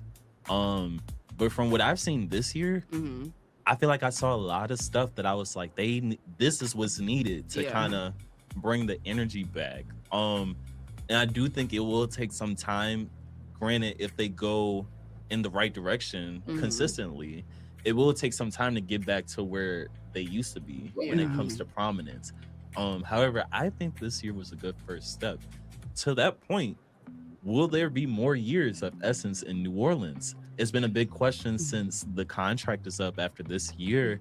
So now I will say this, right? I think something that could potentially work for Essence, right? Let me come on the big screen for this. You know, I think maybe like a mini Essence Fest across the country. Now, hear me out. Hear me out. Hear me out. Hear me out. Hear me out. Friday, right? You have a Essence crawl in that city. You know, doing like a bar crawl where you're doing a crawl to different bars, but it's called Essence Crawl, where you are going to different Black-owned businesses in that city, right? Then, you know, the next day, right, you have a Essence Festival of Culture Field Day, where it's different than a crawl where you're visiting local business. This is where you take in the attractions and the sounds and the sights and everything in between, here, there, everywhere, of the city. And then Sunday morning rather, you have a brunch. And then Sunday night, you have a music artist, right? So I think having a mini Essence weekend, one in January, one in February, one in March, one in April, one in May, one in June, doing that throughout the year will help it when it gets to July. Just a thought. Just a thought. Just a thought. Now I know what you guys are thinking. Okay, Bray, well, that's a smart idea. Thank you. I'm available for hiring. But also, I'm just saying. But you have that leading up, right? But then what do you do after July? So for August, for September, for October, for November, and December, right? What you do is you have a monthly Essence Versation with a black celebrity, right? So let's just say, for example, in Akron, Ohio, there's a Goodyear Theater, right? So 1 month is somebody from Essence sitting down with Erykah Badu. The next month, somebody from Essence is sitting down with Morris Chestnut. So you do the weekends from January all the way to June, and then July, you have a different conversation with a black celebrity, content creator, influencer, entrepreneur, what have you, in a different city. So interviews for the rest of the year, but the weekends at the top of the year. So that way, the weekends will fuel the Essence Festival culture, and then after Essence Festival culture, then people are like, oh damn, this was so amazing. Is there more Essence happening throughout the year? Yes, actually, there's going to be an Essence Versation in your city. Here's the link for the tickets. And if you want to, make it do what it do for that, okay, just saying. What you could do for that is, Friday.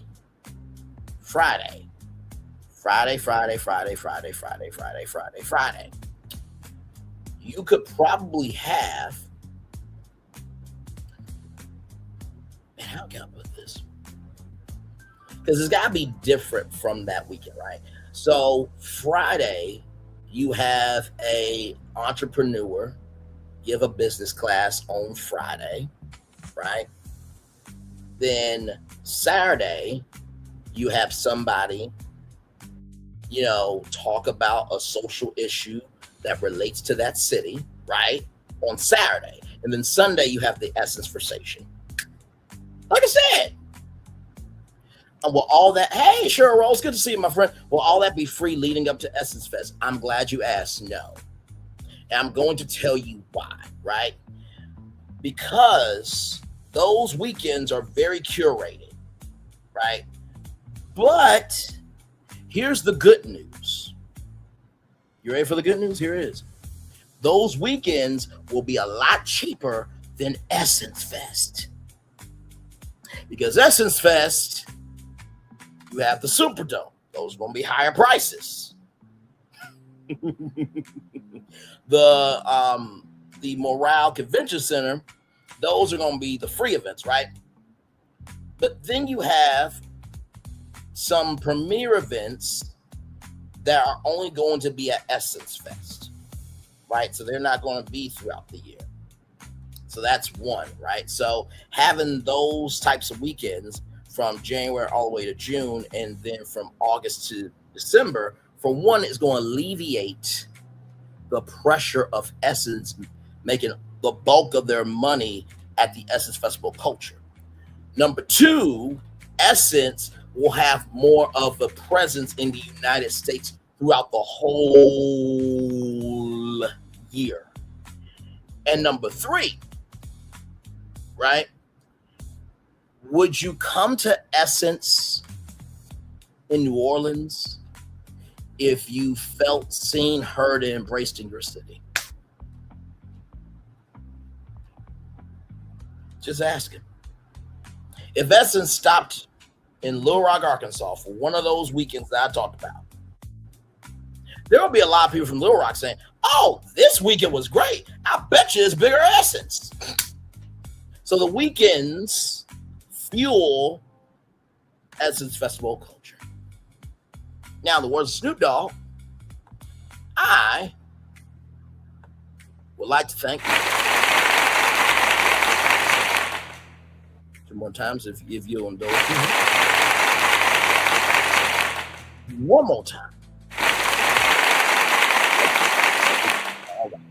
Good to see you, Cheryl Rhodes. She calls me Moneybags Bray, so good to see her in the building here. Let's keep going. Will it? Should it? What do y'all think? I feel like it should stay here because what other city is as walkable as New Orleans? Like Child, I've came up with 10 different cities. She doesn't know I exist, and that is okay. But there are people who have done the work out here. Okay. All right. Moving on. everything is in the same area. The concerts are at the Superdome, and then you have the convention center that's like not that far away. You have the hotels that are near the Superdome and that are near the convention center, and then all the restaurants that you can walk to. Like, what other city can say that you can do that? And to that point, I just crossed my mind. If it does stay in New Orleans, they got that new hotel that they're trying to build, the Omni Hotel. That'd be right across the street from the convention center, so that could help. Yeah, Omni hotels usually have a lot of convention space. I went to the one in Nashville, so very good point. I definitely would want it to stay because, like, I don't know what it would look like in a different city. I feel like moving it to a different city will completely change the ambiance of it. I just want it to do its best to get back to the center and the core of what it was. So that's what I'm saying. Like, we all seen that's the the best is vision. just too So I would expensive definitely to want it to 4th of stay July. here. You know, good point. I mentioned this before, right? The fact that prices are going up, right? The fact that there is a fear that your existence does not matter, right? And also, too, and let me say this on the big screen, there's a difference between being culturally appropriated and culturally appreciated. If you are feeling more commercified than embraced for who you are you going to go? Sincerely, if Essence Fest feels like more of a commercial than a platform to connect, are you going to go? Probably not. Because you're advertised to here, there, and everywhere. And why around the 4th of July? I think that's because they want to be able to say, hey, listen, we know 4th of July ain't for us. This is our 4th of July. That's the best logic I can give you, Cheryl Rhodes. Hopefully that answers your questions. Despite how some other people may feel, I don't know if we want to get into that or not, but I would want it to stay here for sure. I would love for it to stay here. Yeah. I would love for it to stay here too. A selfish reason. I feel like a lot of the festivals that I've always wanted to go to growing up, Buku, Voodoo, we don't have those no more. So it's like, are festivals slowly but surely going away when I a hope place not. like New Orleans, I don't think that's what you think about festivals. Let me say this. I don't think festivals are going away. I do think that festivals are at an inflection point, like you all said, where Essence Fest is like linear television.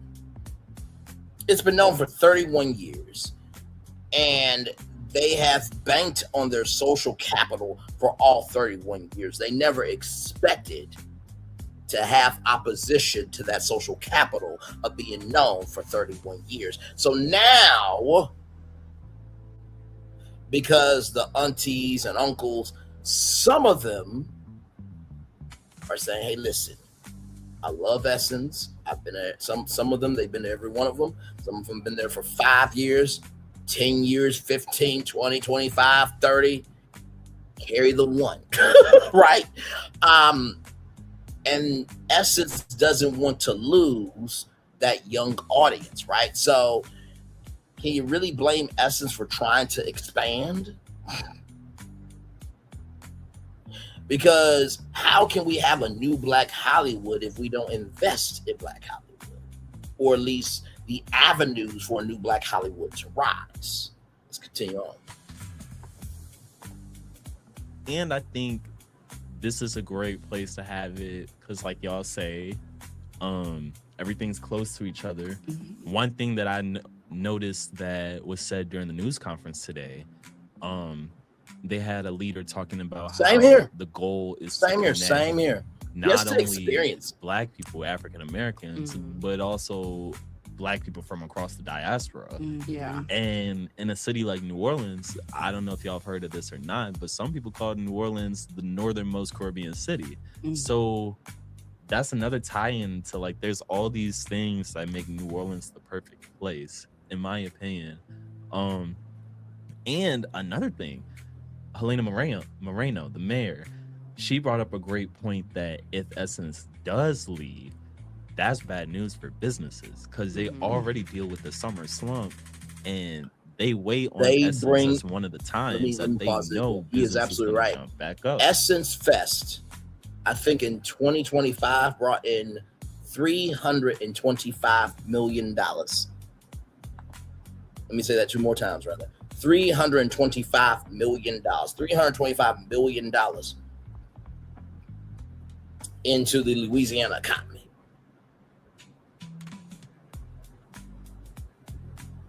And not to mention, too, let's also think about this. New York, LA, Philly, right? Miami. Those are bigger tier markets, right? New Orleans is a lower tier market. I believe Little Rock, Pine Bluff, Arkansas. Shout out to my home state. I love y'all. Y'all know that. But it is market number 57 in terms of the DMA. DMA is a list of media markets from number 1, which is New York, all the way to the bottom, which I think is like over 100, right? So because New Orleans is a lower tier market,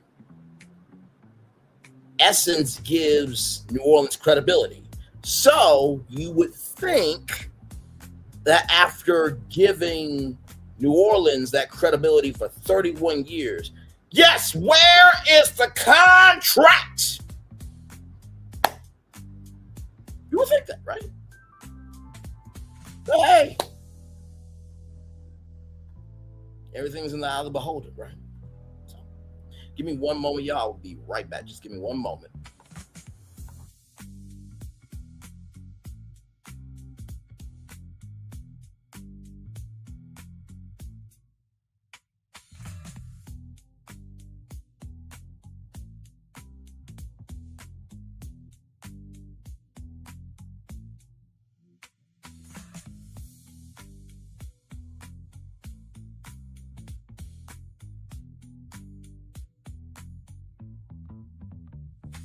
Okay. Hey, I'm back. Nice to see you there.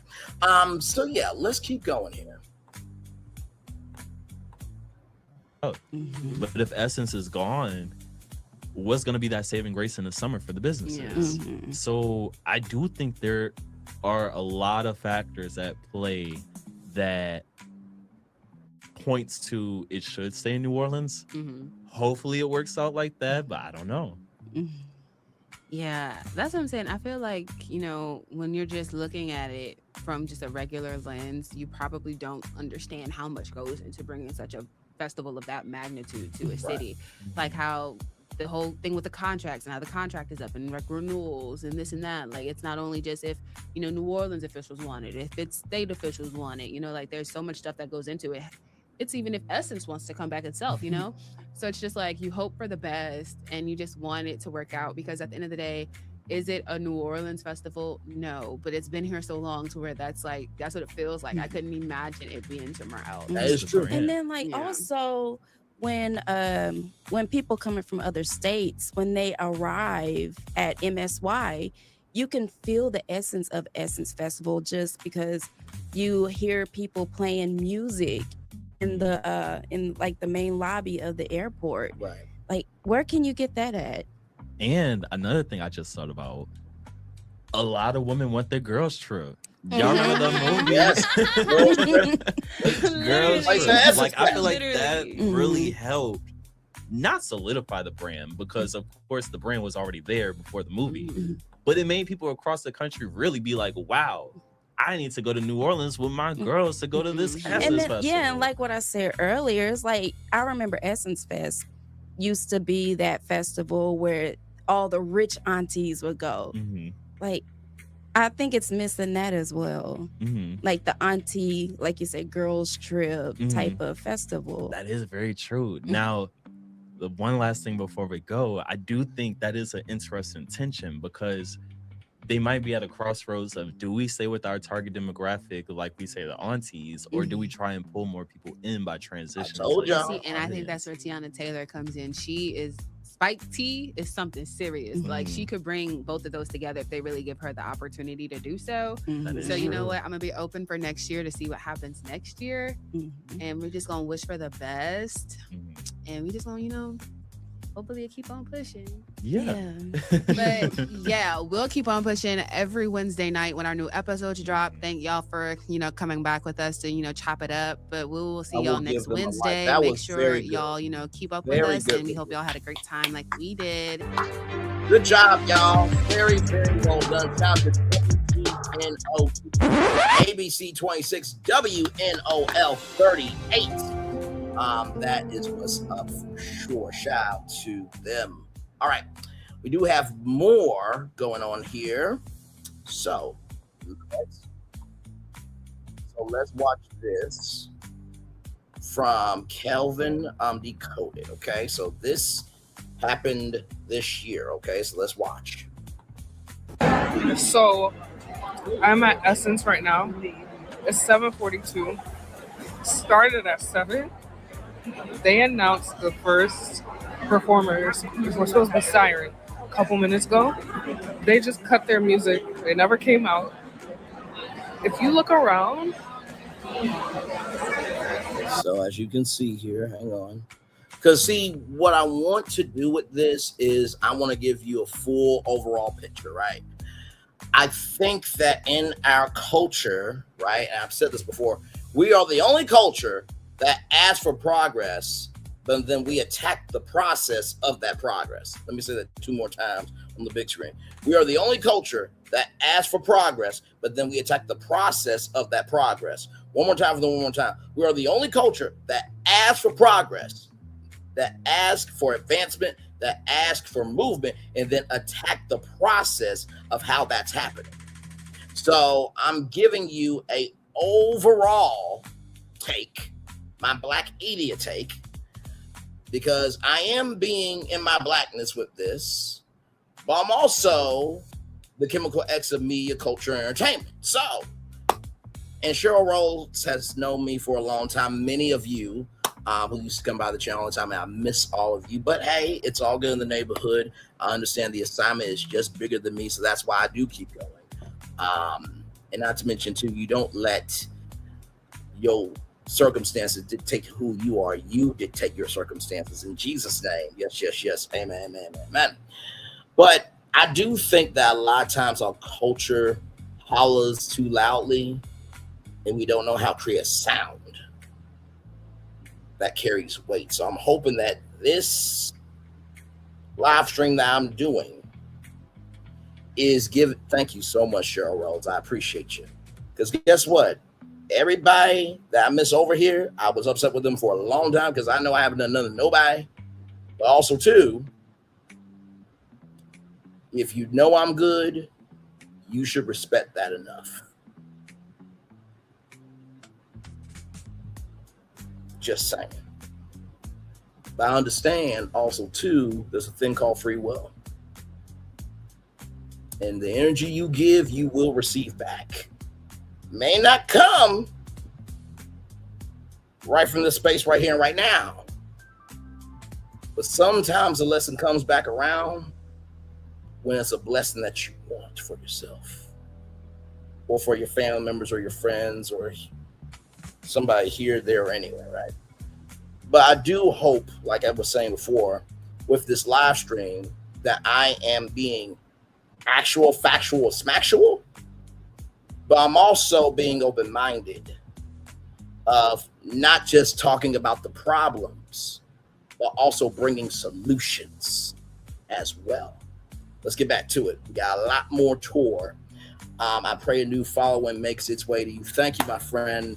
I appreciate that. And you know, I look at it like this. When I got to 1 million views, that was 1 million views without everybody being over here. And all those subscribers are not content creators. So what does that tell you? 1 million people viewed a black man who could have any and every emotion.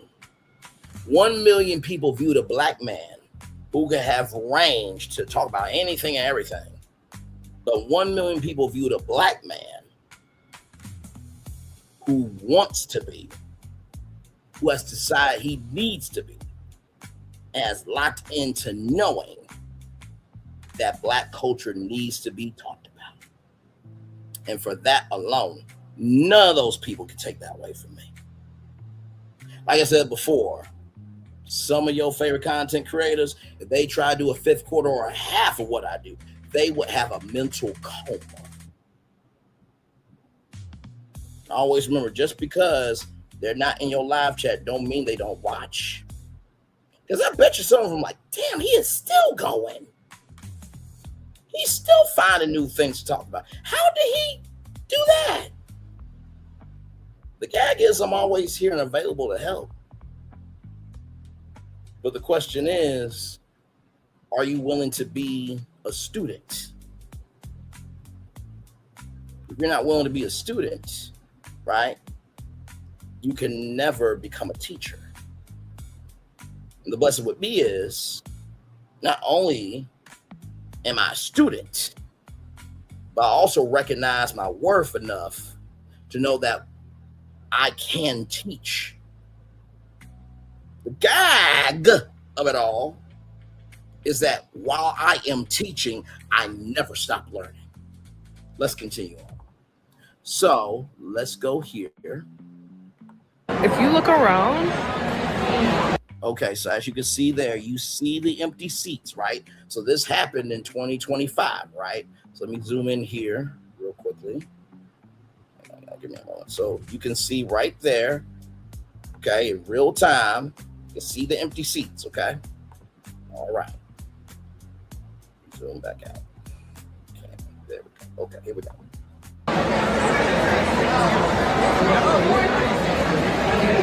It is so empty. And I understand people are going to be late, but where is everybody? What's going on? Where are the performers? Where are the performers? I'm sitting here with you. I don't know. Yo, I gotta make this video in a moment. As a dinner right now, it's especially so fucking big in beauty time because our row is like fucking empty, like legit. So much space here. Meanwhile, our entire audience is like stuck back there. They're not letting in. People are really tuning. No one at these booths, and there are thousands of people over there waiting to get in, can't get in. We're missing out on like over half our sales. So the lack of people in here is ridiculous. I'm not people don't. Yo, that's the line over there. People trying to get in, right? See how long that line is? Like you said. Now look at the row. You see all their space? Like, as a vendor at Essence Fest and BeautyCon, you're not even getting half the sales you're supposed to get because they're holding everyone back in the line. What the fuck? And people spend money to get here, flights. We put product down. We spend money on banners, on like setup. And people can't even get in. And when they do get in, they're rushing to the big vendors like Doug and like Tide and the MEL. And all the small brands are suffering. You can't get sales. I'm not gonna lie. I heard some like rumors and bad stuff about Essence before I came. But this is like much worse I could ever expect it. And I'm not trying to shit on like nobody, like no black-owned brand, but respectfully, fuck that. We're not getting our sales, we're not making our money. We spend money.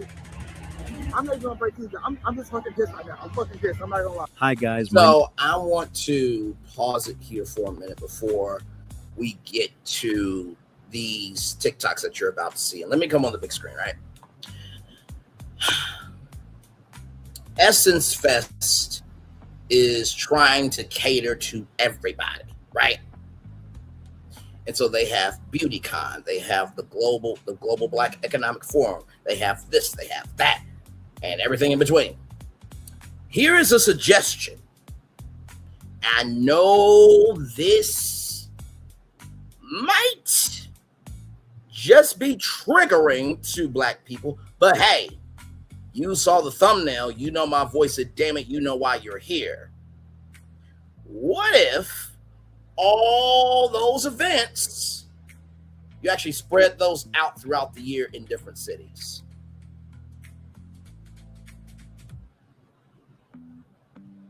Now I know what y'all thinking.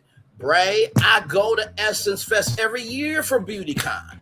I go to Essence Fest for this. I go to Essence Fest for that. If you take that away, there ain't gonna be nothing for Essence Fest to do. That's not necessarily true. Do you not know the sneak peeks of movies and TV shows that they've done? I think they showcased the premiere of the 4th and final season of The Proud Family, Louder and Prouder from Essence Fest. If you alleviate all those events and spread them out to different cities, you'll be doing, the first thing you'll be doing is you'll be investing into other cities' economies. For one, right? Number two, those events will fuel each month leading to the festival, like I talked about those weekends, right? And number three, of the brands will be more likely to invest in your company over a length of time rather than just one event. And because those events are at other cities across the good old US of A, you can create only at Essence Fest experiences that you're not going to see at those other events that are happening around the country. So freeing up those events actually brings in more programming. Do you not want to be in long lines anymore? There's a solution. Let's continue. I'm just fucking pissed right now. I'm fucking pissed. I'm not gonna lie. Hi guys, my name is Kelvin, and you're welcome back to the channel. Something strange happened this year. People started posting videos from Essence Festival, and instead of packed crowds, sold-out booths, and that electric energy we've all come to expect, people were asking one question: where is everybody? Vendors are coming online saying they barely made sales. Attendees are saying the atmosphere feels different. People are posting clips claiming the festival doesn't feel like Essence anymore. Now, before anyone starts throwing labels around, let's make something clear. This conversation is not about hating Africans. It's not about saying Africans shouldn't participate. It's not about gatekeeping Black culture. The criticism many people are making is much more specific. They're asking, why does it feel like the very culture that built Essence is being pushed into the background? Because whether people like hearing it or not, Essence didn't become a cultural institution by accident. It became what it is because Black Americans, especially descendants of American slavery, supported it for decades. They bought the magazines, they filled the festivals, they supported the vendors, they made the artists famous, they made the brand valuable, and now many of those same people are saying, we don't recognize it anymore, when the very people who built your platform begin walking away. That's not just criticism, that's a warning. I don't mess with diaspora wars because I love Black people. I love all Black people. And I love Black cultures. Well, let's be like for real. People really in the diaspora was really shitting on Black Americans. For whatever reason, they tried to say we didn't have culture. They've been saying it for years. The anti-Blackness when it came to Black Americans was high. I saw it. I just didn't comment on it because I don't want to participate in diaspora wars. But I didn't know that they were really taking that seriously. I didn't know that they believed it. I thought they were just trolling Black people. But Essence Fest really showed them that we do have culture, didn't it? Because we didn't show up. And the fact that you took a festival that has traditionally been known as Black American culture, you cannot deny it. I guess you tried. You tried it because that's Black American culture through and through. It was even in the movie Girls Trip. What did y'all think that was? And now you're going to try to do Essence Fest. That's why there wasn't nobody there. Talk about some, what was it? Jollof rice competition? Are you serious? Like, are we being for real right now? I'm just happy that in this moment, people are really starting to wake up to the reality that is Black American culture. Between Black Americans sticking together and not going out and fighting ICE, and Black Americans not showing up for SFS when our culture isn't represented. Y'all finding out, ain't you? I'm serious. This, and I'm glad that you are finding out, because let's just put this to bed. Let's put it to rest that Black Americans don't have culture, because now you're finding out when we don't show up, all of a sudden it's where the Black Americans. I thought we didn't have culture. Why are you worried about us? And this is my thing. Y'all never apologize. You just expect us to come. You think we forgot about the things you said about us?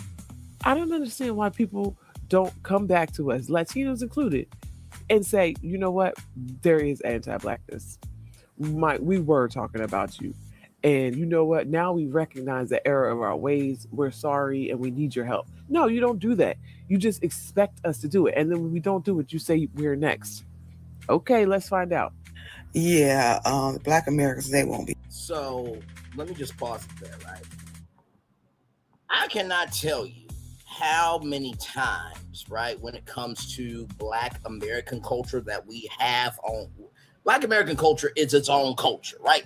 It's to the point where Twitter has a subgenre called Black Twitter. A global platform, the biggest demographic, okay, is Black people. What TMZ is to mainstream, Black Twitter is the Black TMZ. I can't hear nobody. Are we going to forget the Shade Room, which started as an Instagram page but then blew up? Let's also remember the Jasmine brand, Concrete Loop. Okay. Miss B. Scott. Hi, Love Muffins. Michelle Italian Brown, Conscious TV, Binge Worthy, Justin Diego, Lovely T, who just came back after 3 months. Praise God for her. Like, what we cannot do is negate one culture to expand for another culture. Now, like I said, Essence Fest did do the Essence Festival of Culture in Durban, South Africa, right?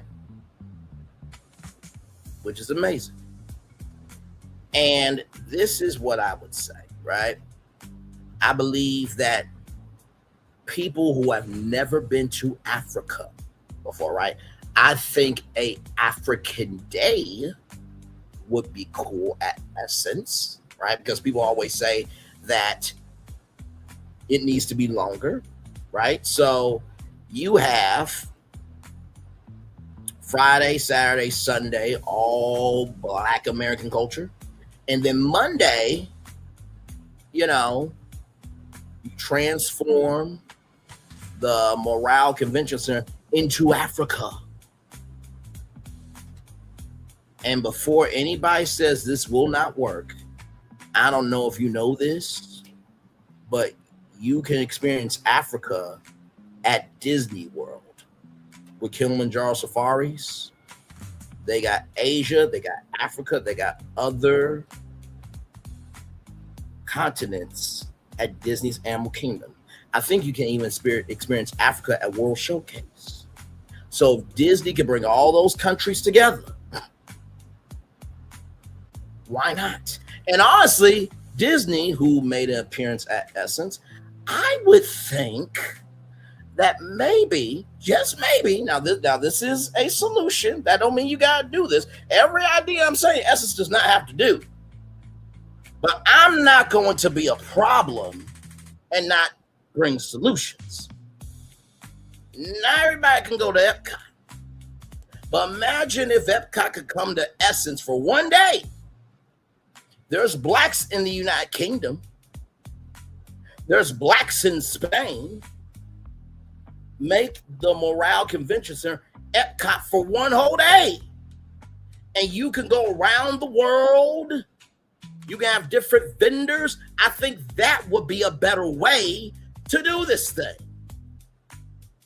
Because you're not negating Black American culture, but you're also expanding the tent. And not to mention, too, how many people say, child, oh my God. Listen, I these 3 days, I just need one day to rest. Imagine you being able to rest going around the world in one convention center. Just a thought. Just a thought. Just a thought. Let's get back to it, everybody. Here we go. Hey, let's find out. Yeah, the Black Americans, they won't be back to the Essence Festival. I just watched some videos and they won't be back. That lady said the originals are here. The original what, ma'am? Y'all are mad disrespectful. Mad disrespectful.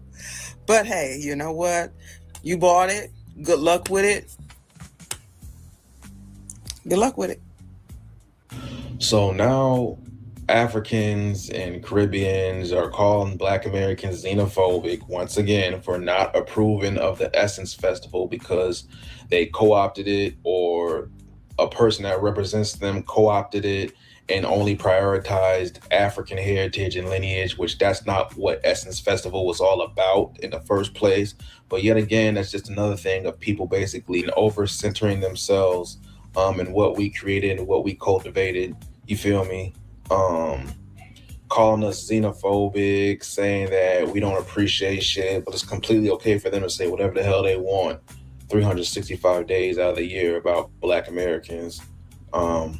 People crying on the internet. I think I seen somebody on live getting mad because it's actually an African was saying that, hey, Black Americans are one of the most successful Black ethnic groups in the world. And then you got the Caribbeans being mad, like, that's not a fact, that's not a fact. Yes, that's a fucking fact, okay? If that wasn't a fact, you wouldn't have people from all these developing countries mass migrating to the United States. The number one Black ethnic group in the United States is Black Americans in the country where they're from. We are from the United States, and we make up the majority of Black people in this country. And we are an ethnic group from the Western world, all right? So that means that our dollar stretches far beyond any other developing country. So we are one of the most successful Black ethnic groups in the world. That is a fucking fact, and people need to get the fuck over it. I'd rather you ignore that than to say that it's not true. Y'all ignore everything else, but don't dare say that that's not fucking true. You feel me? My people didn't fuck with the Essence Festival. Get the fuck over it, G. It is what it is. And can we also talk about how NOLA is undefeated? First of all, I just want to go back for just a minute.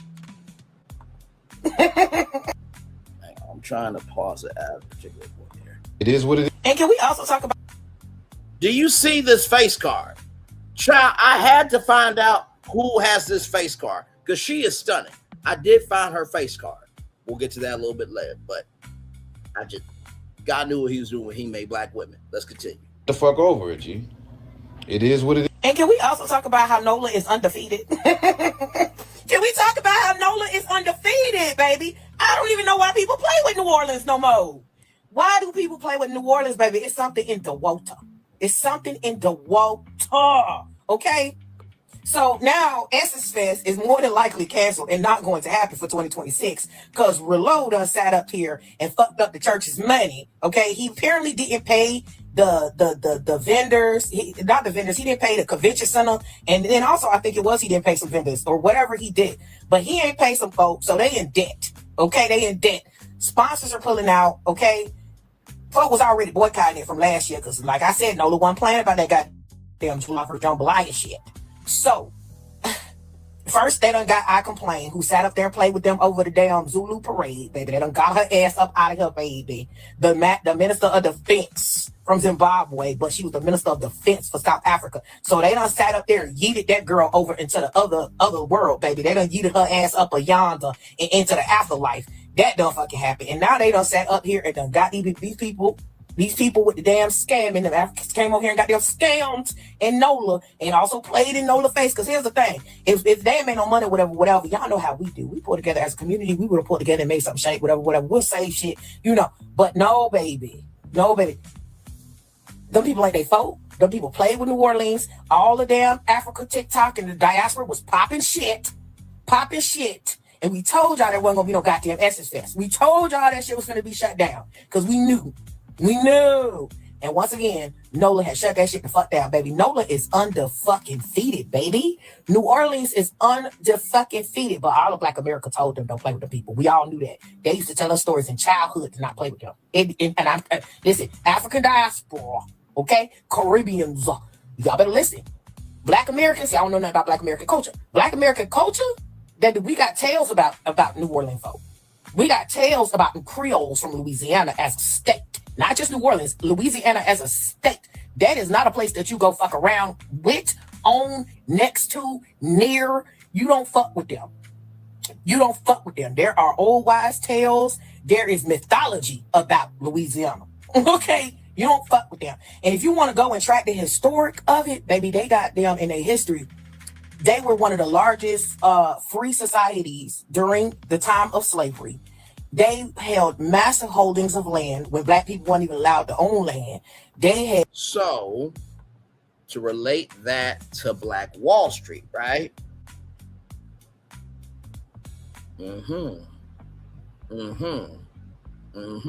Let's continue with this fine sister. By the way, I could imagine her in a very nice wedding dress. I know I give my last name out to a lot of women, but in terms of everyday women, this one is a top contender for everyday Black women. Okay, this could be a Miss Lee very easily. Top tier energy. Let's continue. By the way, I just love her melodic voice. I'm just so here for it. Love Black women. All right, let's keep going. Had all kinds of money and wealth, and they had mysterious deaths of slave owners and Klansmen. Do not fuck with them people. So I just looked at a little interview the new owner of Essence gave, right? And okay, so he's saying they're already strapped for money. Okay, they already strapped. So this is gonna be short-lived. Look at this right here. Louisiana still has to give them money for 2026, and they don't have to do it. Okay. So right here, let me zoom in. Louisiana has cut funding for the festival by almost $2 million, according to Councilwoman Helena Moreno, who is now the mayor. This reduction could significantly impact the festival's future, as 2026 is the final year of its current contract, and lower attendance makes securing future contracts more difficult. Vendor pullout. Some vendors have opted not to participate in the festival this year. Criticism from fans and some community members, longtime attendees, and members from the Black business community expressed frustration with changes in the festival's focus in relation with the local community, feeling that it has become less about the energy. Oh, hang on, let me take this down for a minute. Now, give me a moment. Let me zoom out. Take this down. Feeling that it has become less connected to its roots and more of a money grab. Now, what did I just talk about earlier? Oh, sorry. Let me zoom back in. Scroll down here. Right there. There we go. It says right here, in its relationship with the local community, feeling that it has become less connected to its roots and more of a money grab. And also, of course, the festival also faced backlash with maintaining a sponsorship with Target, which cut out their DEI initiatives. What did I say to y'all earlier? If you are feeling more like you are being more of commerce, then feeling like you can be connected, are you going to go? If you are feeling like more commerce than connected, are you going to go? If you are feeling more commerce than connected, are you going to go? Let's keep going.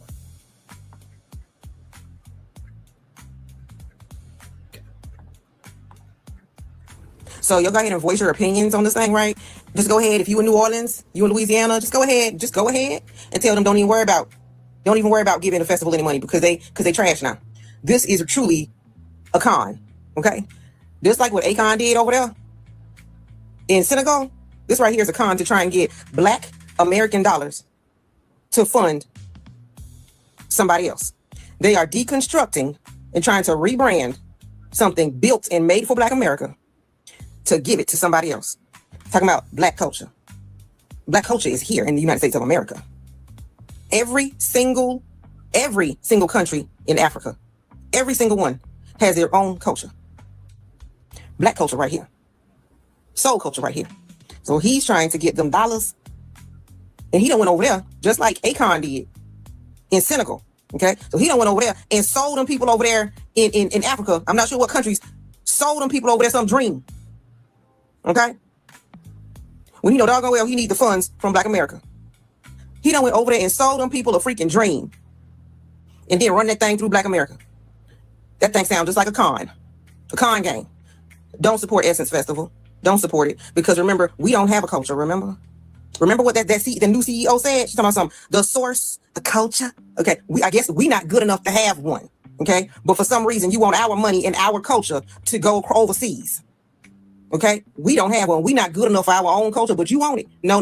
That's not how that's going to roll. No. Black Americans, do not buy a ticket to the Essence Festival. Do not. They are using your dollars to fund some other stuff. And former employees already wrote about this. They don't even work there anymore. So don't worry about all that. Former employees, 80% of the original staff was furloughed. Okay? They don't even work there no more. All right? So you don't even have to worry about all that. Oh no. I done checked it out. Furloughed. Okay? They put in new folk. I guess that's why stuff not working. They're trying to use your Black American dollars and your Black. So as you can see here, these are all this is everything here.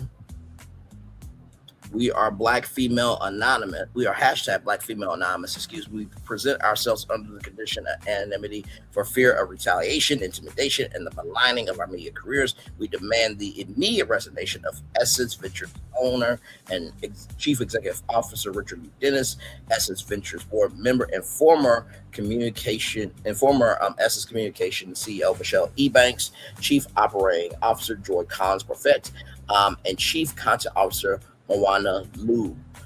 We are calling for AT&T, Coca-Cola, who has sponsored Essence and who has sponsored the Essence Festival Culture Out for 31 years, Chase Bank, Ford, McDonald's, Procter & Gamble, Walmart, and Warner Media, which is Warner Bros. Discovery, to immediately eliminate all active or future sponsorships and media buys at Essence Ventures until the company has new leadership.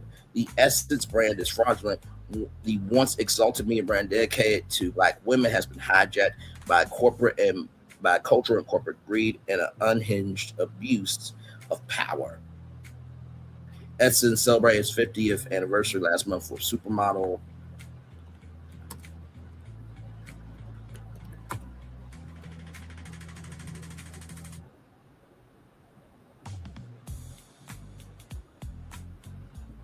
So Naomi Campbell was on the cover of Essence for the 50th anniversary edition. I'll show you right here. Right there. All right. Let's keep going, everybody.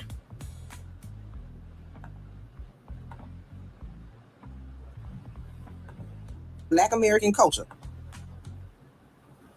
And they done went over there and told them folks, y'all gonna have it. Just like Akon was trying to sell people on that freaking Akon City. And that was in the dumps. And the money had already been spent on it and everything. It's in the dumps.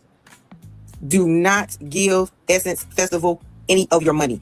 The original Essence is shut down. The Essence we love and know is gone. That's some new branding Essence. It does not belong to us. If it does not belong to us, tell that man to go and get the funds that he wants from all the other countries he's serving, and tell him to fly on over here. He can take it on over there, whatever.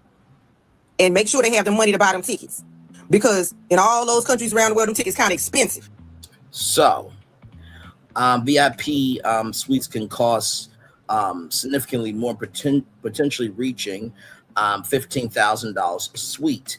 Single day tickets can range from $70 to $141. Single day passes can start as low as $64 and go up to $141. 3-day passes can be found at starting at $446. VIP and suite tickets expect to pay significantly more. Some VIP options reaching $585, and suites potentially costing thousands of dollars.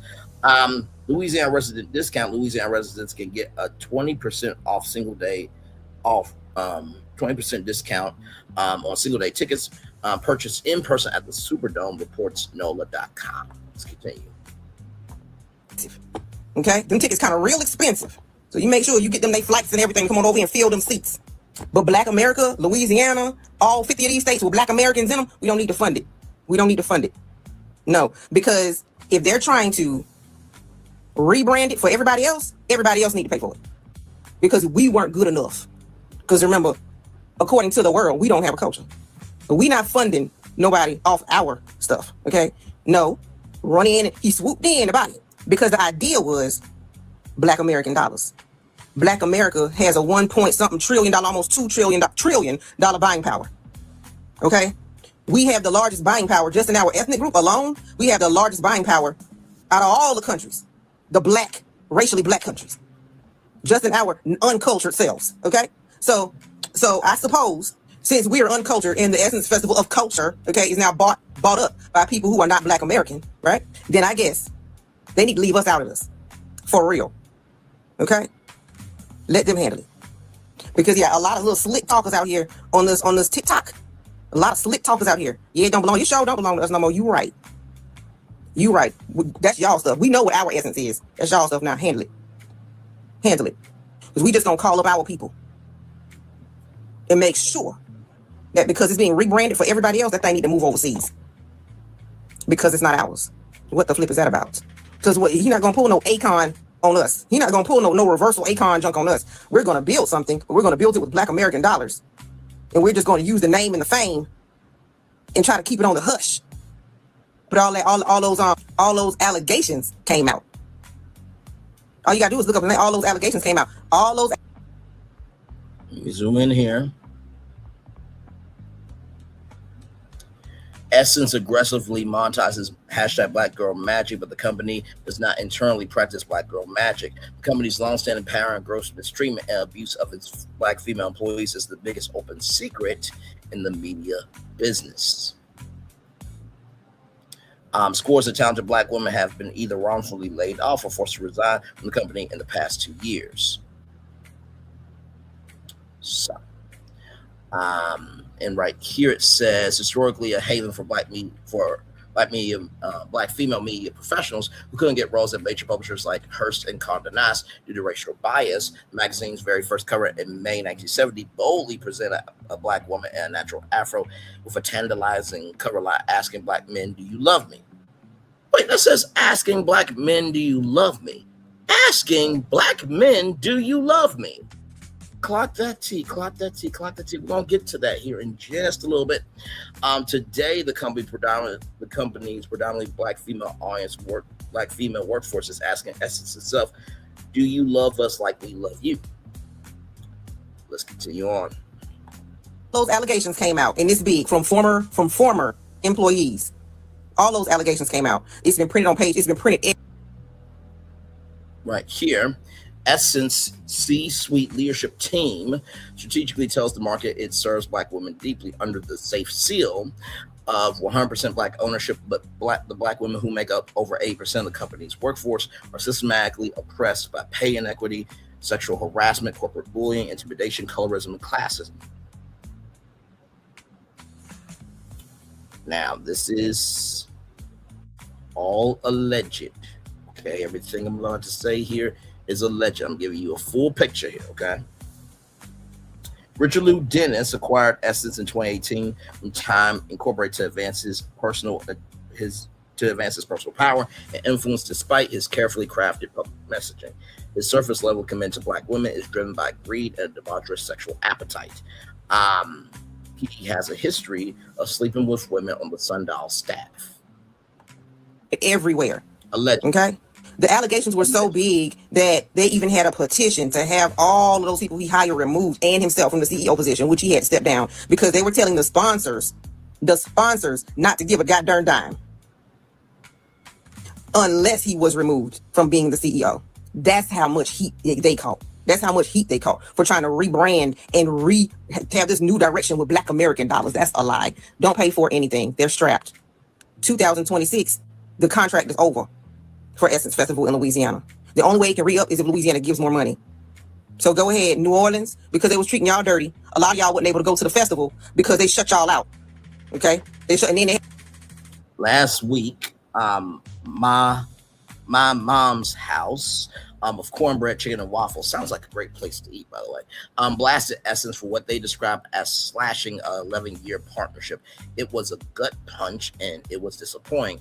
It is a huge impact economically for us and other vendors, said the company spokesperson Earl Jordan Mackey. In the post, the company wrote, "We are not bitter. We are proud of the legacy we've built, the people we've served, and the culture we represent. This is about competition. It's about preservation. This is more than a missed opportunity. It's a reminder that when you remove the essence of New Orleans from Essence, something feels off." According to the company, they were not given an explanation for the reason of not being selected this year. Over the past, we would say 5 years, we've seen less of local vendors, Mackey said. And they had a lawsuit on somebody else over their bookstore or something like that. A Black bookstore. The original Essence would not do that. So no. Right here, Essence filed a cease and desist with Ernest. Sorry if I can't see that there. Baldwin Company, a Black-owned bookstore in New Orleans, for hosting a book signed by a well-known Black author during festival weekend. Now, if you are Essence, right, you would want other people to be doing independent events that lead back to Essence. That's what we call cross collaboration, right? Cross pollination, cross promotion, right? And giving a cease and desist for a Black business when you are a Black business doesn't make any sense. Let's continue. Don't give them a dime. We can start something else. Don't give them a dime. Let that shut down. Let their Essence shut down. Okay? Essence Festival is not what it used to be because y'all started catering to the young gals instead of catering to the aunties and the uncles. Okay? Essence Festival has always been for an older crowd. It has always catered to the older demographic. Y'all started catering to the hot girls and the hoochie mamas and the baddies of our society. That's when Essence Festival started to lose its luster. That's why Girls Trip, the movie Girls Trip with Queen Latifah and Tiffany Haddish, that's why it was set at Essence Festival. Queen Latifah, Tiffany Haddish, Jada Pinkett Smith, Regina Hall. Just correcting the record. Moving on. Okay, it's very auntie coded. Y'all want that old thing back? If y'all want to get back to those old times, y'all need to start catering to the 35 and up crowd. Y'all need to start catering to older millennials instead of trying to cater to Gen Z. No shade. Like, y'all got mad at India Arie when she was talking about, y'all twerking at Essence Fest and clapping at and throwing ass at Essence Fest, but she wasn't wrong. Because Essence Fest used to be a safe space for the aunties, and now it's not a safe space for them no more. And nobody's going out there no more. The young gals is not going to Essence Fest. Essence Festival has been a downward spiral for quite some time, way before that CEO. Let's be so fucking for real. Start putting Shaka Khan and Anita Baker and Jill Scott and Lettucey and Music Soul Child and and Flowetry, Marsha Ambrosius. Those are the people who you need to put as your headliners. We don't need to see no Lotto. We don't need to see no Megan. We don't need to see we don't need to see none of that shit. We don't need to see no fucking Uzi Vert, none of that shit. Like, save that for Broccoli Fest. Save those type of artists for, you know what I'm saying? Like, Essence Festival should be for people who are 35 and up. Or I say, or people with like a truly old soul. Like myself. I feel like even 30 is a little too young for Essence Fest. I'm 31. Okay? Not too much. Moving on. I feel like even 30 is a little too young for Essence Fest. Okay, so I just got this email. Too much on the 30-year-olds either. All right, here we go. And 32, 33, and 34 as well. All right. Essence sent out an email talking about their sponsors, and we see Target. Target is coming back as one of their major sponsors. One of the Essence Fest. So let's look at those sponsors one more time. And Essence sent out an email talking about their sponsors, and we see. So let's zoom in here. So we see Coca-Cola, AT&T, L'Oreal Paris, and Target. Give me one moment, y'all, because there's something else that you guys may not know.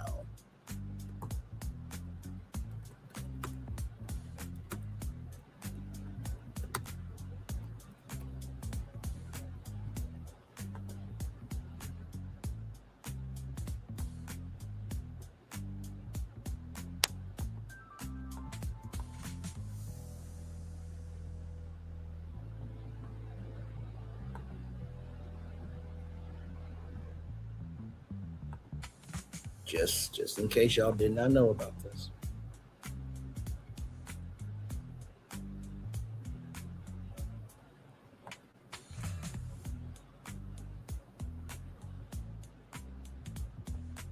Wanted to show y'all this right here. Okay, here we go.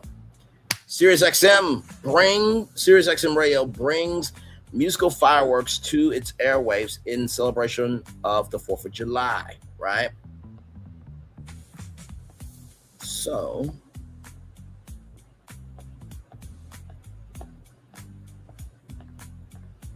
trying to find it.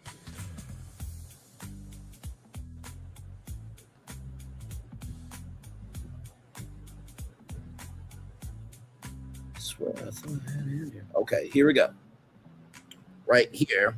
During the 4th of July weekend, SiriusXM listeners will hear performances, concerts, and interviews that span the diverse SiriusXM platform, including a special Bruce Springsteen program on E Street Radio, live broadcast from the Essence Music Festival on the Heat and Heart and Soul.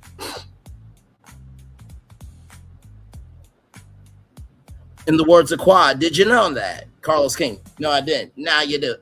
Ew! Information is out here, ladies and gentlemen. Okay? Just, I'm listen. It says it right there in black and white. Okay, let's get back to it.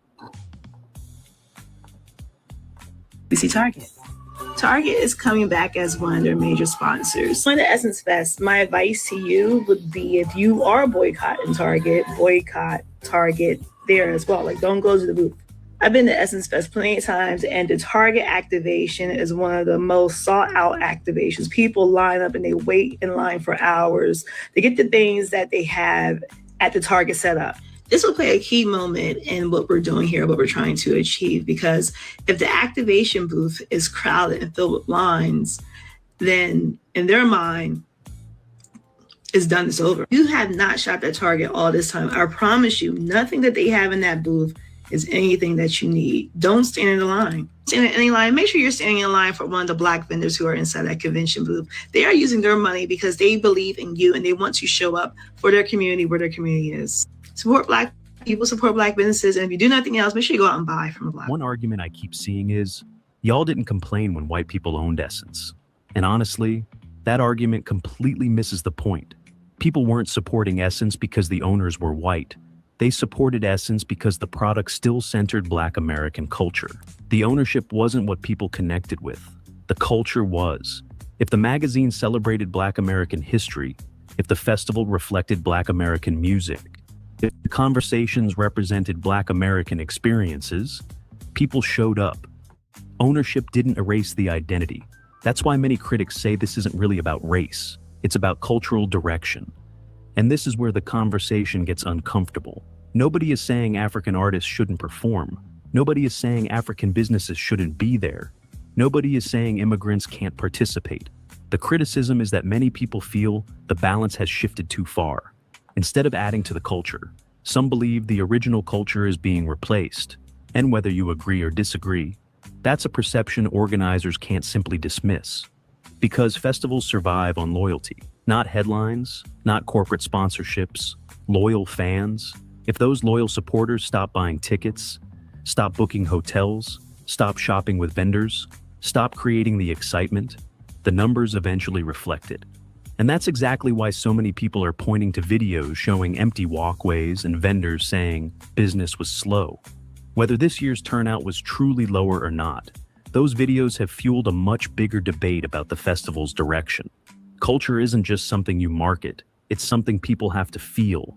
And once people start saying, this doesn't feel like us anymore, that's when brands usually have a serious identity problem. Because here's the reality: you can change leadership, you can change sponsors, you can redesign the logo, you can invite different celebrities. But the moment your core audience believes you've forgotten them, winning them back becomes incredibly difficult. Black Americans have every right to ask where their stories fit within a platform they helped build. That doesn't mean excluding anyone else. It means making sure the foundation isn't overlooked. A festival can evolve. It can become more global. It can celebrate the broader African diaspora. But many critics argue that evolution shouldn't come at the expense of the community that made the event successful in the first place. That's the heart of the debate. At the end of the day, this conversation is bigger than one festival. It's about what happens when a brand grows so much that the people who built it begin asking whether they're still at the center of it. Maybe the organizers will listen. Maybe they'll decide nothing needs to change. Time will tell. But one thing is certain: when your most loyal supporters begin saying they no longer recognize your brand, ignoring them is usually the most expensive decision you can make. What do you think? Is Essence simply evolving into a festival for the entire African diaspora? Or has it drifted too far from the Black American culture that made it iconic in the first place? Let me know your thoughts in the comments. If you enjoyed this discussion, don't forget to like, subscribe, and share this video. I'll see you in the next one. Oh my God. You know, the ending of that was very powerful, because if you think about it, right, is it moving too far away from Black America, or they're going to the Black African diaspora? I look at it like this: had it not been for us picking cotton, clothing would not exist, right? So you can't negate this history in order to elevate another history, right? I've said that before, right? But let me take you a little bit deeper here, right? When our own people try to erase their own people, guess what ends up happening? Trojan horse. Ooh, the Africans are dragging Black America, and Black America arguing with the Black Africans. Well, since they don't like each other, let's destroy everything while they're not watching.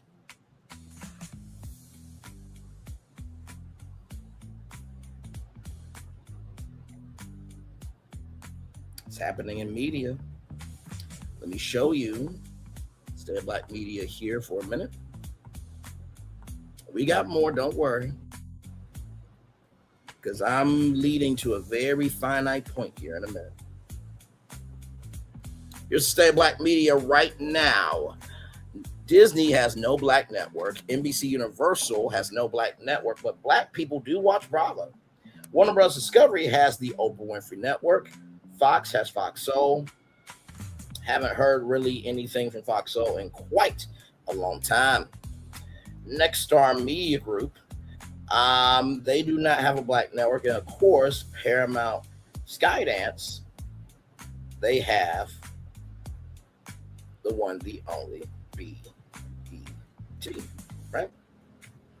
So when you look at this, right, and when we think about the potential of Warner Brothers Discovery of, let me flip it, reverse it, wind back. When we think about the potential of Paramount Skydance buying Warner Bros. Discovery, and that includes the Oprah Winfrey Network, you can't have two Black networks, can you?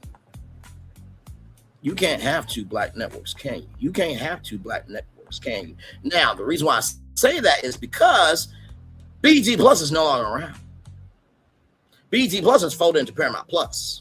So, one of four things is going to happen. Either OWN and BET will stay separate networks because that's two streams of income. OWN skews older, BET skews younger. So, two streams of income, right? That's number one. Number two, OWN content will fall into BET. Number three, they can sell both. Number four, they can cancel both networks. Those are the four options.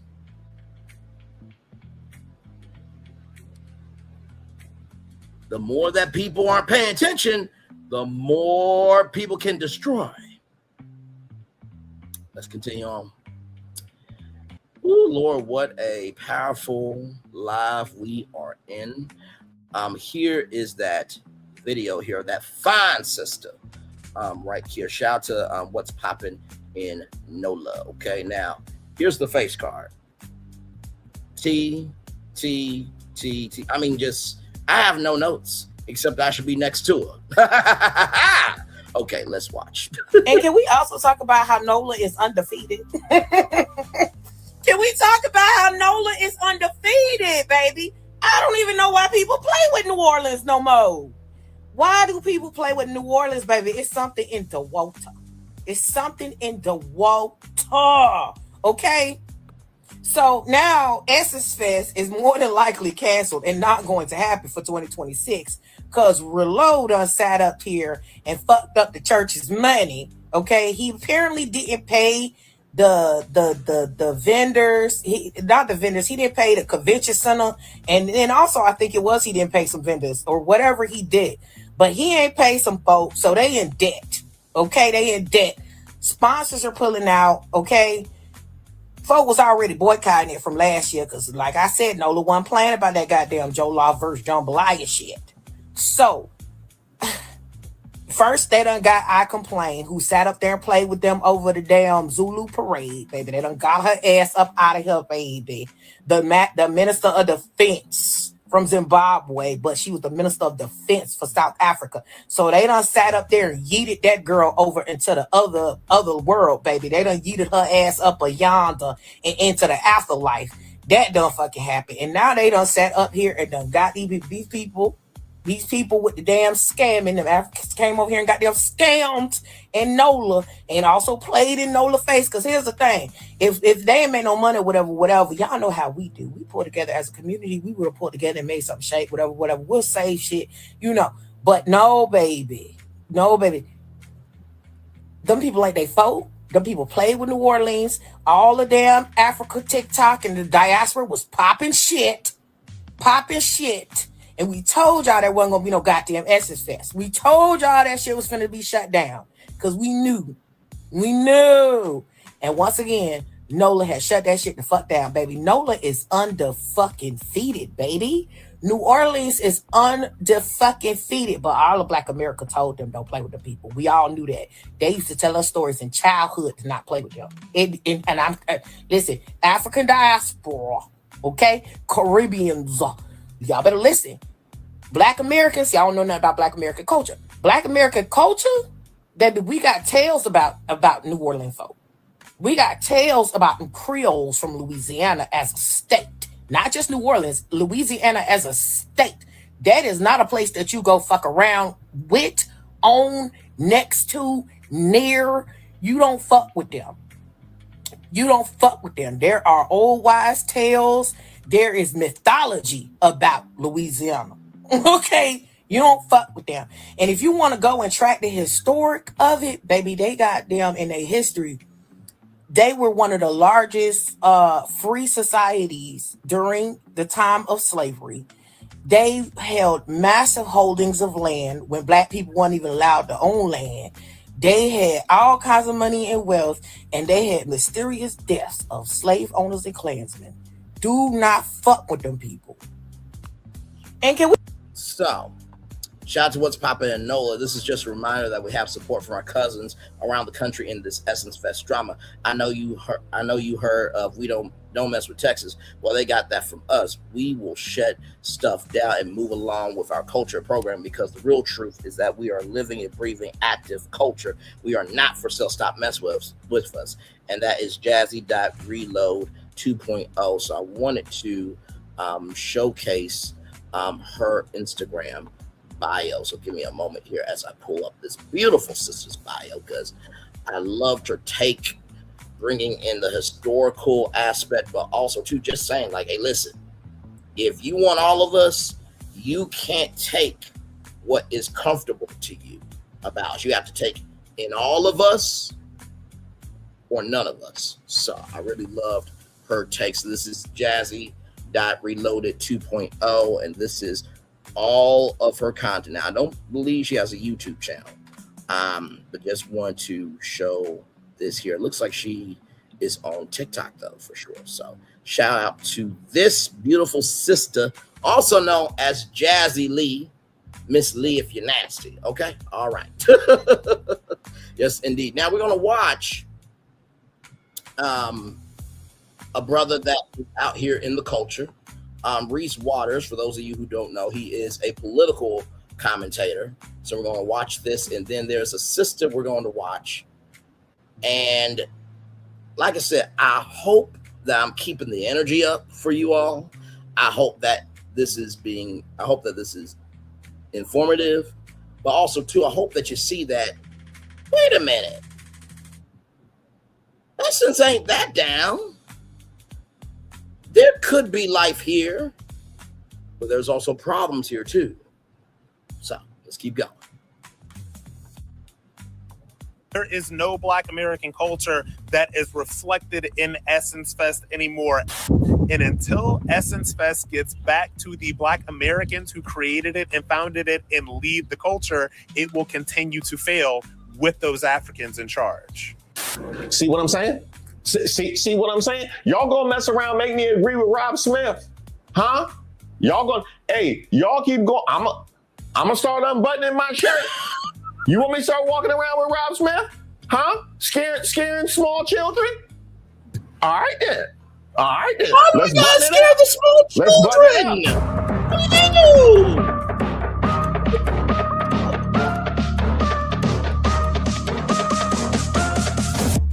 Shout out to all the subscribers and the members here on the channel. Don't forget to like the video. My name is Reese Waters, and I'm troubled. Reporting live from Bourbon Street, New Orleans.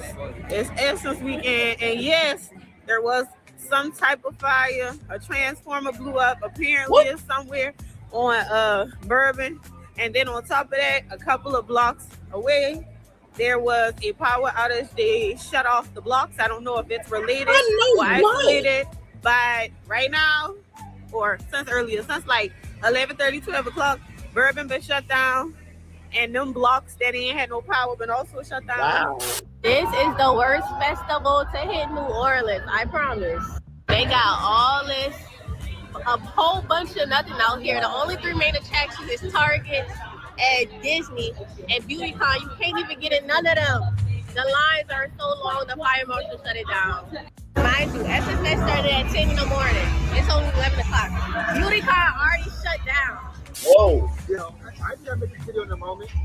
As a dinner right now at Essence Fest, it's so facing BeautyCon because our road is like empty, like legit. So much space here.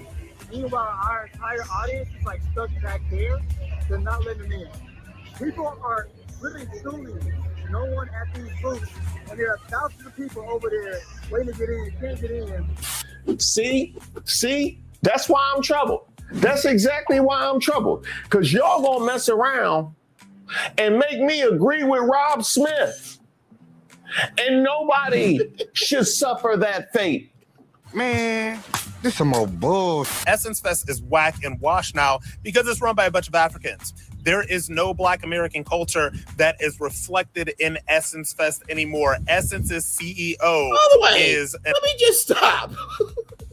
I didn't notice that before, but is he really giving commentary like this? What the hell? This is how you know this is CNN after dark, okay? Because what I didn't know it before because I was just listening to the commentary. But what the hell? An African, the chief, I don't know, one of their chief top level executives and officers is an African. The person that owns Essence Ventures is an African. So what Ventures, everybody, correct pronunciation. Moving on.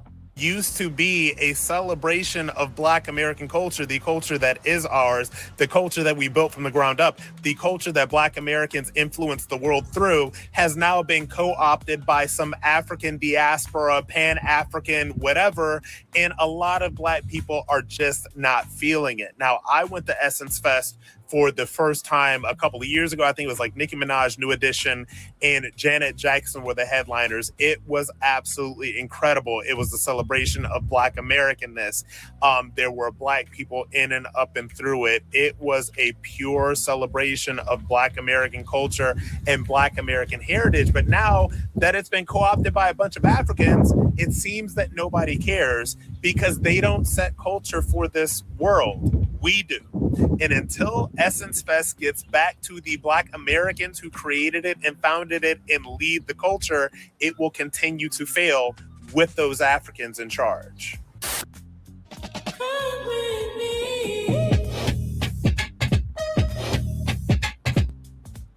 See what I'm saying? See what I'm saying? Y'all gonna mess around, make me agree with Rob Smith, huh? Y'all keep going. I'm gonna start unbuttoning my shirt. You want me to start walking around with Rob Smith? Huh? Scaring small children? All right then. Let's button it up. What'd you say now? Oh, the people that bought it? Yeah, they getting dragged too. The godfather of Black media, or is he an elite Liberian billionaire? By the way, can we talk about Face Card? Child! Woo, she is reminding me of the Acme chief from the game show Where in the World's Carmen Sandiego. Oh, Lordy. If I ever get to bring that game show back, I'm hiring her full time. She also is in contention to be Mrs. Lee. So, Deja Zane Lee has a nice ring to it as well. Let's continue. Billionaire who built an entire empire on your loyalty. Last year, I told y'all Essence Fest didn't feel the same. So I did some research. Here's what I found out. Essence was acquired by Richie Lou Dennis January 2018. His origin story is presented as a rags to riches immigrant come-up story, when in reality, he didn't flee poverty. He fled a violent overthrow of the Liberian elite. Richie Lou's family lineage is part of the oppressing class of elite Liberians. Richie Lou himself confirms his mother's position as an economist for the Liberian government. This was under President Tolbert. The government was violently overthrown in the 1980s. Richie Lou Dennis owns or controls the majority of Black women's legacy media in America. And by the way, I don't know if she has a political background, but can we admit this would be the finest female president ever? I'm just saying. I will gladly be first gentleman. All right, moving on. 2017, he sells Stay Moisture to Unilever for $1.6 billion, a company built on the backs of Black American women's loyalty and dollars. It was sold to Unilever, a white British corporation. 1 month later, the British government knights him. Makes him knight and commander for contributions to democratization. This relationship dates back to 1997. This is just a case of the elite rewarding and acknowledging the elite. Then in 2018, he uses that money from Unilever to purchase Essence Magazine. He now controls Sundial Media Group. What is under Sundial Media Group? Essence Magazine, Essence Festival, Refinery 29, BeautyCon, and Afropunk. He also runs the New Voices Fund, a $200 million fund that decides which Black women entrepreneurs gets the capital. Keep in mind which kinds of Black women. That'll come back up later. Let's take a look and see who gets featured in Essence. Essence platforms them. They build audiences, brands partner, access to politicians. They even interview presidents. All of that influence flows back to the network. So where's the money going? Essence gets Louisiana state funding. They're using your tax dollars. The money doesn't stay in New Orleans. It goes here. September 2024, Essence Ventures partners with the Nigerian federal government. They have a partnership. Essence becomes the official global and knowledge partner for Destination 2030. Don't be confused. This is not a sponsorship. This is a government partnership. Your magazine partnering with a foreign government without asking you. Ooh, do the viewers know? I don't think they know. This is the Nigerian government's campaign to make Nigeria the global capital for Black culture. Of Black culture? Meanwhile, back in Louisiana, the convention center is owed $456,000. $6,000. Local vendors are owed $1 million. $1 million there. So the vendors never got paid. Did you make any money last year? He can't pay the local vendors, but he can invest $300,000 in the Liberian Presidential Center. He can fly influencers to Lagos. The money is there. It's just not going to Louisiana. It's just not going to New Orleans. It's going to Lagos. It's going to Liberia. It's going to foreign governments. Man, I hope she don't never find out who I am. Honestly, I don't want her digging into my past.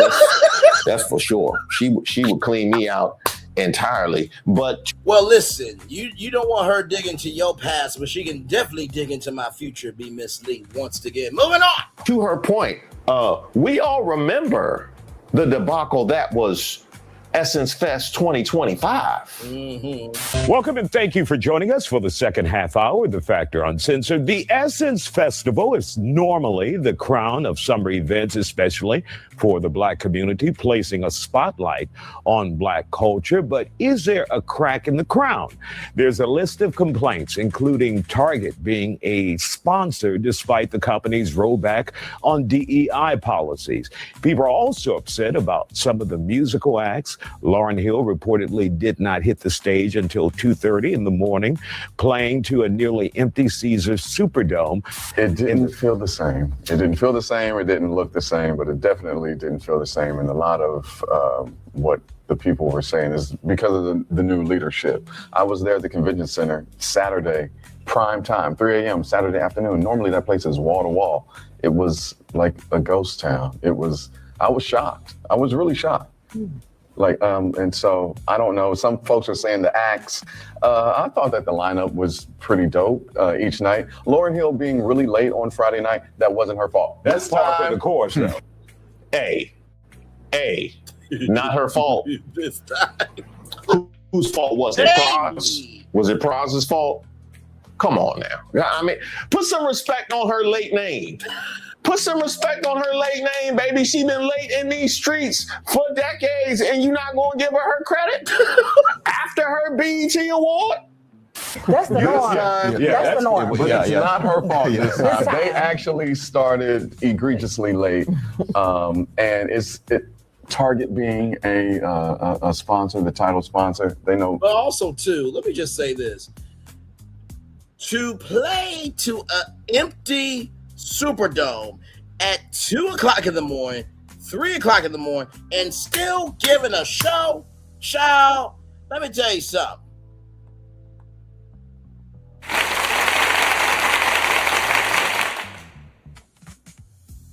That's a real artist.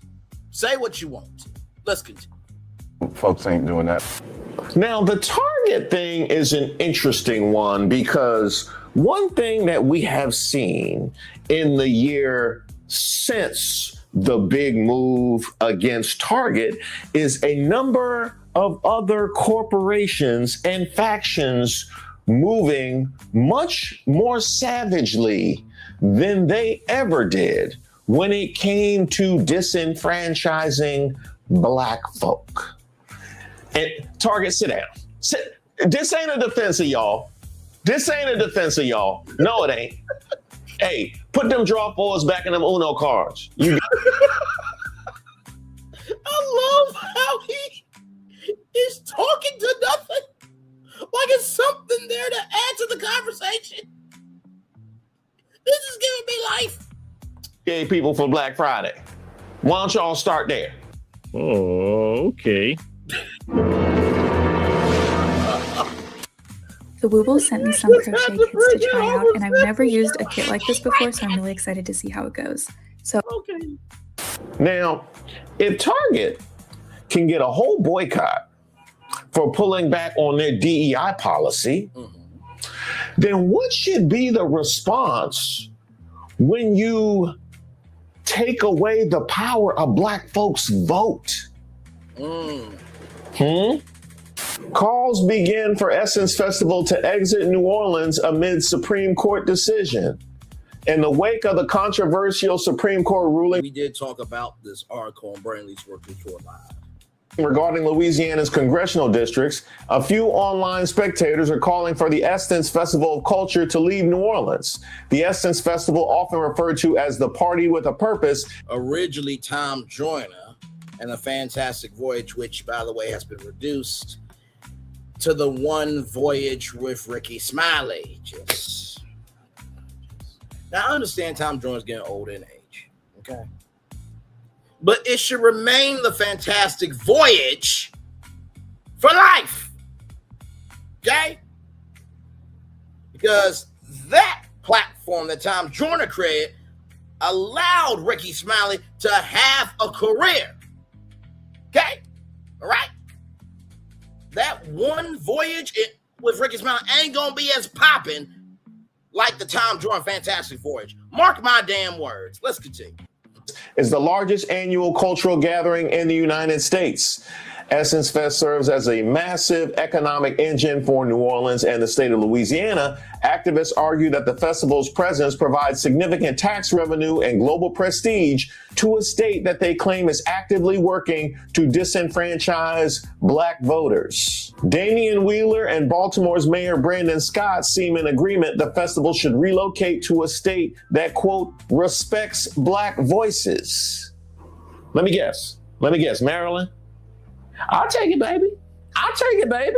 Hey, come home. Yay! In a post on X, Mayor Scott appealed to Essence. The 92% told me y'all should be looking for a new home because them folk down there are doing what they do, being racist. Wakanda is ready. Wakanda forever! What's Wakanda? Baltimore? You calling Baltimore Wakanda? Now you bringing that thing to Prince George's County or nothing.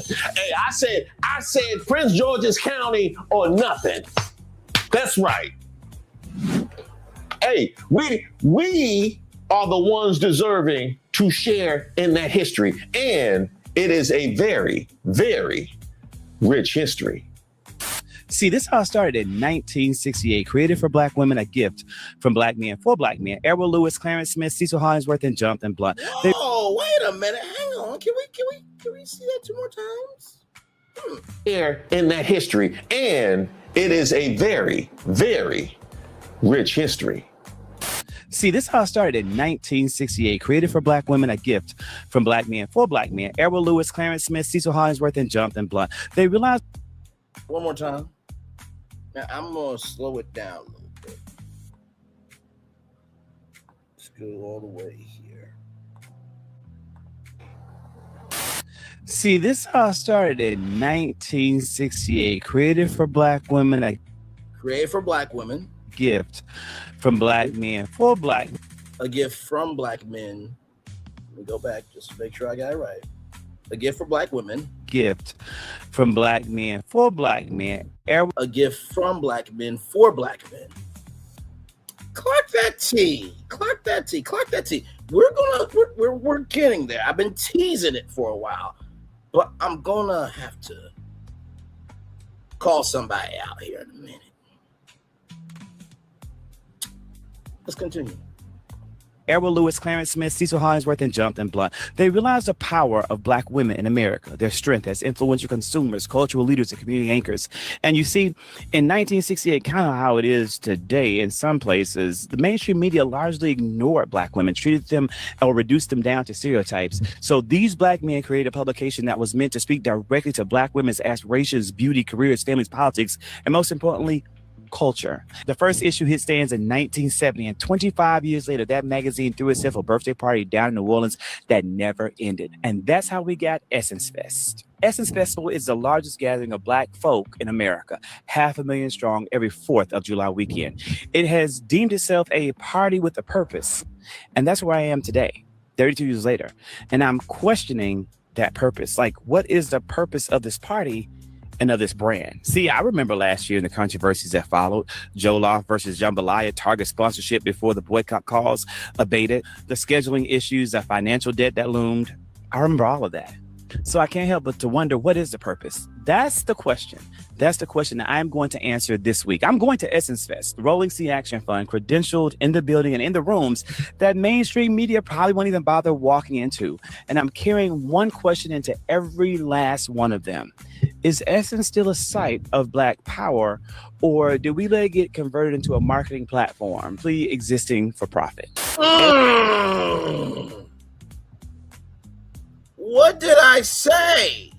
If you are feeling advertised to rather than being appreciated, are you going to go? If you're feeling more advertised to than appreciated, are you going to go? If you are feeling more advertised to, are you going to go? Let's continue. My God, today. And to think something so beautiful could be left where we are right now. What'd you say? No, I wasn't talking about the country at large. I was just talking about Essence. Okay, both. You all have ruined Essence Festival. Now they're in debt.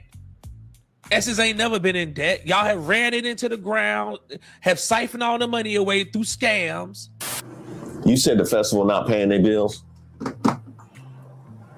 So we out here trying to break stereotypes. We out here trying to uplift the culture, and y'all not paying no bills? What y'all think, y'all Donald Trump? And now Black people who created Essence 20 some odd years ago are now left trying to pick up the pieces to try to figure out how we can sully and reestablish what was supposed to be an upliftment of foundational Black American women. So this is a traditional leather wallet, and this is a Ridge wallet. They both do the same thing, but they do it very different ways. They hold your money and your cards. And their accomplishments in the industry of beauty, health, entrepreneurship, business, music, fashion. You all have ruined it all and bankrupt the entire entity because you don't have a cultural heritage and a lineage tied to these institutions. Now, that's not to say that efforts haven't been made to pick up said pieces. Step one being find a scapegoat. She's the one you want. All right, I was just sitting at home watching cartoons, playing video games with my cousin. Now, wait a minute. How did Anthony Anderson from Kangaroo Jack get in this shit? Let's continue. Former CEO Caroline Wonga files defamation lawsuit. By the way, shout out to Samantha Doriska from Afrotech. Love that sister. Against Essence Ventures and parent company Sundial Media and Technology Group. The lawsuit filed in a New York State court alleges that EV and Sundial failed to publicly clarify that Wonga, who served as CEO of Essence Ventures from June 2020 until March 2025, was not involved in planning or executing the 2025 Essence Festival of Culture. Man, I heard of wanting to wash your hands or something, but I ain't never heard of take them to court so you can wash your hands or something. I ain't never heard of that. That'd be interesting. There's a couple jobs and relationships I would like to wash my hands of. How did that lawsuit work out? Well, let me know. Keep me posted on that one. They did what they could to put people in place to try and wash their collective hands of Essence Fest 2025. I will give them that. Congratulations! Michelle Obama, Cardi B, and Teyana Taylor dazzle at Essence Fest. Michelle Obama talked about her new book with Keke Palmer in front of a sold-out crowd at the Caesars Superdome. Cardi B ate her way through the city. She ate her way. Are you sure that's how you want to phrase that? Hang on a second. Now you remember how I said there should be like different events that people came out to see Michelle Obama talk about books. So that goes to show that other events could be in the Superdome. And then a sold out crowd at the Caesars Superdome. Cardi got that body. Okay, we not gonna disrespect Cardi B like that. Okay, moving on. Cardi B ate her way through the city. She ate her way. Are you sure that's how you want to phrase that? Okay, I keep reading. Cardi B ate her way through the city, had a National Guard escort in the quarter, and then made her Essence debut at BeautyCon and the Caesars Superdome. Yeah, I still think ate her way through the city is not the way to go with that. That's just me. He's right, you know. Teyana Taylor and Mark Morio were everywhere. Former Mayor LaToya Cantrell was also out and about. Wait a minute, was she with her security guard boyfriend? I just read the description of your live doing. I have a harebrained idea taking the place to Six Flags New Orleans. Allegedly, somebody tried to once again buy out that area, or I'm out the loop. Hooray for a festival with rides. You know, it's funny you mentioned that, because when I pitched, and Phil, good to see you, good sir, when I pitched, not one, not two, not five, but 10 different cities that can host Essence, go back to that live. It's take round two, take two, back at it again with Essence. One of those cities was my hometown of Little Rock, Arkansas.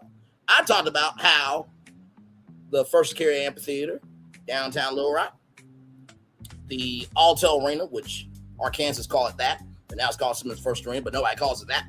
And a Gratiot Patch area could be where the main stage events will be, right? So you got the daytime, nighttime festival, right? State House Convention Center could be all the free events, including downtown Little Rock, right? Simmons Altel Arena could be where you pay to see the performances. That grassy area over there, free performances, right? Clinton Library. You also have free performances there. War Memorial Stadium, which is underutilized, can also have performances. And then at the Arkansas State Fairgrounds can be the first ever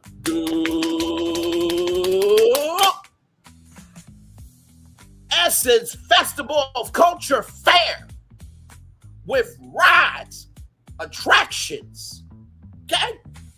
Food from Black-owned food vendors, damn it. Black entrepreneurial businesses in the whole of industry. So no matter where you are in Little Rock, Arkansas, Essence is all around you. But there was some fucking heifer on YouTube that said it can't move nowhere. I'm going to call that heifer out here in just a little bit. Because she has made too many checks that her bitch ass can't cash. I'll do that because you described the mall in New Orleans. Absolutely. There is a mall in Mariner, Louisiana. That's 18 minutes away. That's for sale. That's up for sale right now on LoopNet. Okay? I gave a blueprint of what could go in the mall because Essence wants to have a 365-day year presence. Atlanta has great real estate. Absolutely does. Let's continue. Atlanta is a hub for everything, nicknamed the Black Mecca by some. Exactly. Let's continue. Shout out to the third person that just arrived. Glad to have you here. U.S. Rep. Jasmine Crockett, U.S. Senator Cory Booker, and U.S. Rep. Troy Carter and other politicians took the stage. Her initial feedback about this year's event: the music started on time Friday and Saturday, and Friday's attendance was bigger than last year's. Okay, that's a start. That's a start. Y'all had it sounding pretty live. But then the content hit social media.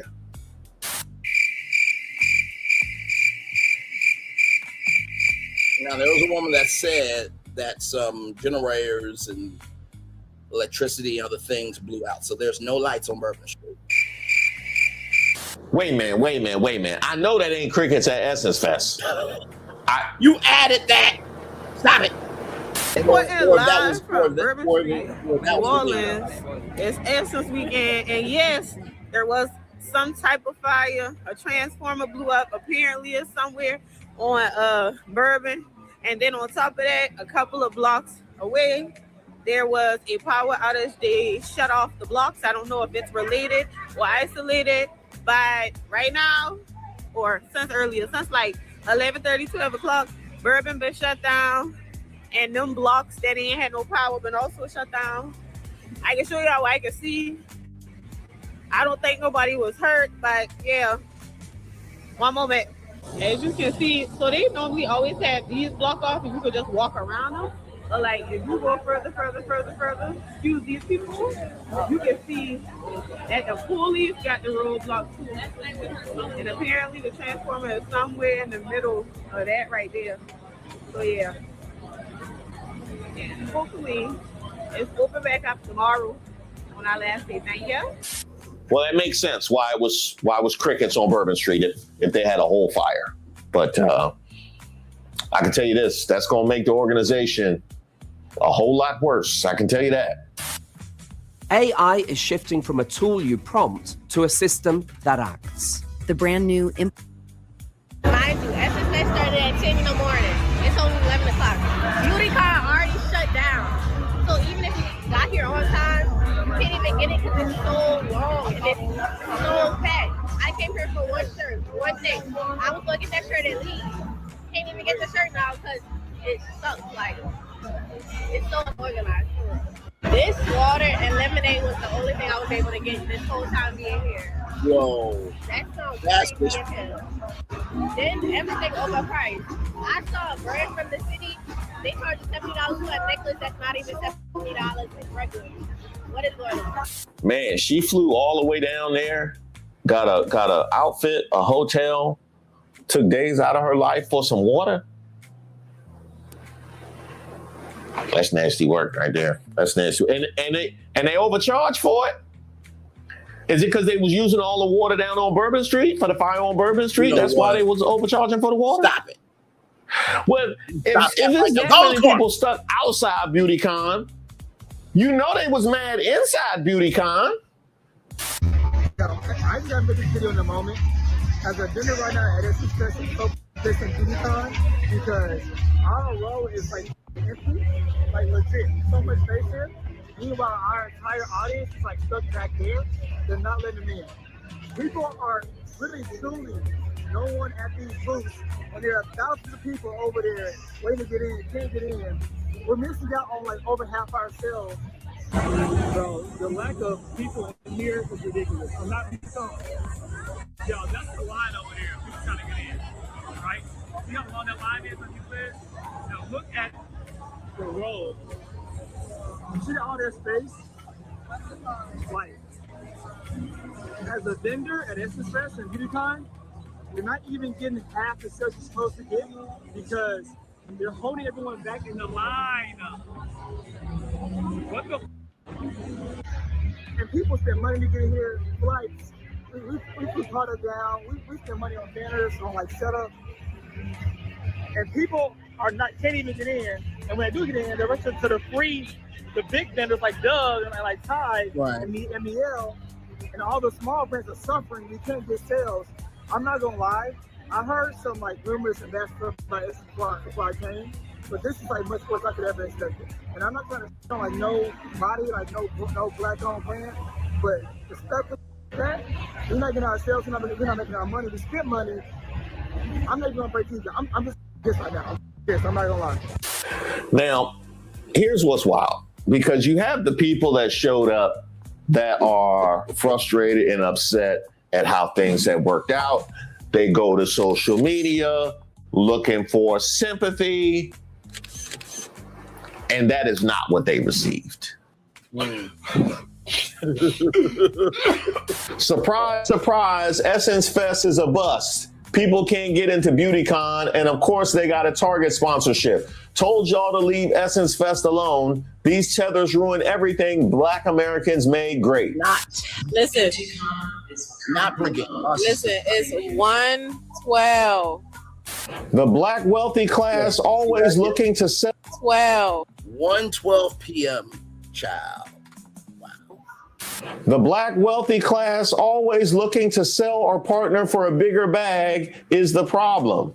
We told y'all last year they are on permanent blackout. Why are y'all still attending? Why are there even FBA vendors out there this year? Did they not learn their lesson from last year? I got no sympathy for hard-headed people.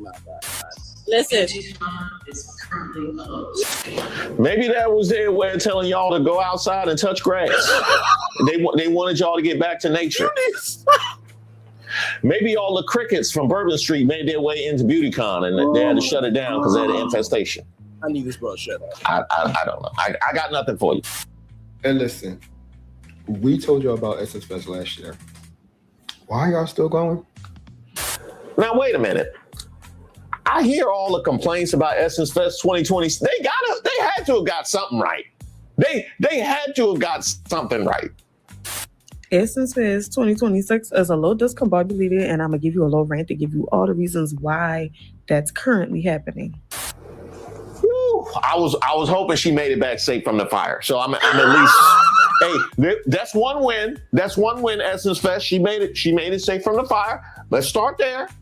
So first of all, Friday, when they was going to the convention center, they had them waiting in lines for hours. They also had some scenario where like they weren't letting people flow through like they normally do. Apparently there was some tactic of crowd control. The people were not happy about that. It seems that Cardi B did take a while to get on stage Friday night, but she did come. She did an amazing show. All was well in the world, or so we thought. Friday, as far as I was concerned, chef's kiss. Then Saturday came, and that's when it went to hell in the handbasket. So, I went on a boat ride. The boat ride was amazing. Had an amazing time. I can talk about myself if I need to, okay? Let's talk about Saturday night. Number one, they say Brandy and Monica switch up their whole repertoire of what they were going to perform. Nobody knew the songs, and the sound was janky. Hey. Cut Brandy some slack. No, because she's appearing in public after seeing Ray J with Adrian Broner. Honestly, it's all gravy for her at this point. That's very true. She just got her street renamed in Mississippi. What did Target do this time? Well, they haven't done anything recently. They pulled out their DEI initiatives, right? So a lot of Black people are still upset with Target. There was Dr. Jamal Bryant who tried to call for the end of the Target boycott. Everybody pissed on him. And actually, I'm sorry, let me flip the words while I'm back. They poured cultural gasoline, through a cultural match and let him burn, did not piss on him and save him. So there's some Black women that actually started the Target boycott, right? So that's Target in this. Okay, let's keep going. And Monica had to deal with them shoes. She get permanent slack. No, it's been a long fight. It's been a long fight, and I just had to have a warrior spirit. Okay, so then we fast forward to Saturday night. I'm in the club at like 11:30, 11:45, and the power goes out. I'm talking about doom, black, only emergency lights on. The person that was probably in charge calls somebody, finds out that they shut the block down. The city shut the power down for several blocks because a transformer underground blew up on Bourbon Street, and it was attached to a hotel, if I'm not mistaken. I think it was a transformer for a hotel, something along those lines. So there was people that couldn't get. So I want to paint the picture for you. Bourbon Street is black. It's Saturday night. It's 4th of July. Bourbon Street is black. Nobody is on Bourbon Street. Bourbon Street is shut down. Well, I know that was a problem. I know that was a problem. They don't like no street being black. No matter how you interpret that. I like the concept of Essence, but I can guarantee you that the convention center won't see me today because we're supposed to go today. We're not going because I get to that door and I stand in line. People were standing in line for hours. There was also people complaining that they paid for VIP to the convention center, and they weren't even being granted the access that they thought they were supposed to have. I think VIP was supposed to imply that they don't have to wait in the lines. They still had to wait in the lines, and then everything got shut down. And people be real pressed about the free stuff, apparently. I don't know. I heard the VIP tickets mean you get to eat with Cardi B all across the city. That's what I heard. You know what? Yeah. You gonna quit playing on Cardi B's name like that? Stop. And you get one of those free waters. You ought to be ashamed of yourself. He is not adding any solutions to this shit. I couldn't tell you what they were selling those things for. That's valuable, right? That's gold right there. You get one of them free waters, you know what I mean? That ain't bad. Who complaining now? But wait, there's more. Essence should be a effing shame. How you let a woman headline your festival that constantly says the N-word and she isn't black? That goes against everything y'all supposedly stand for. I'll never support anything they have going on.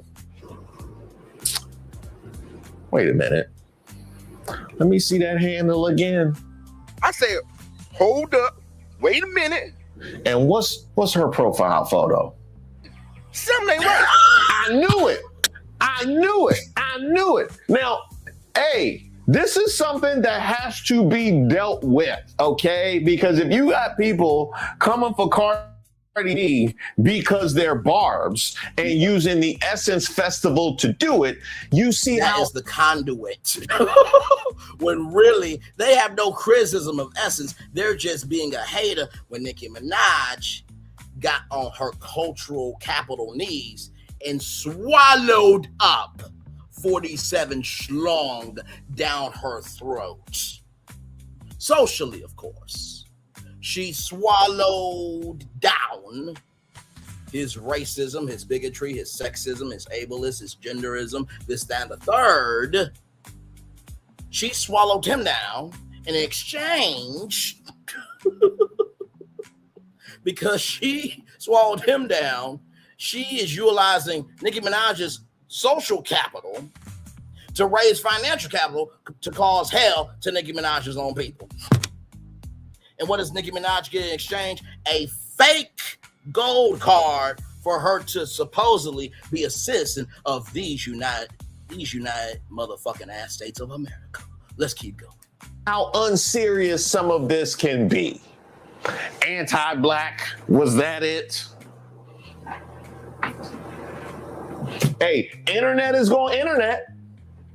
The lifelong resident of the New Orleans and a person who has attended Essence. Give me a moment, y'all. Paul is saying, hey, just as Target after it ticked off people when they had DEI, congratulations, take it off the remainder half of the population after losing people to the DEI implementations. Oh, well, I'll say. Understood, good sir. Let's keep going here.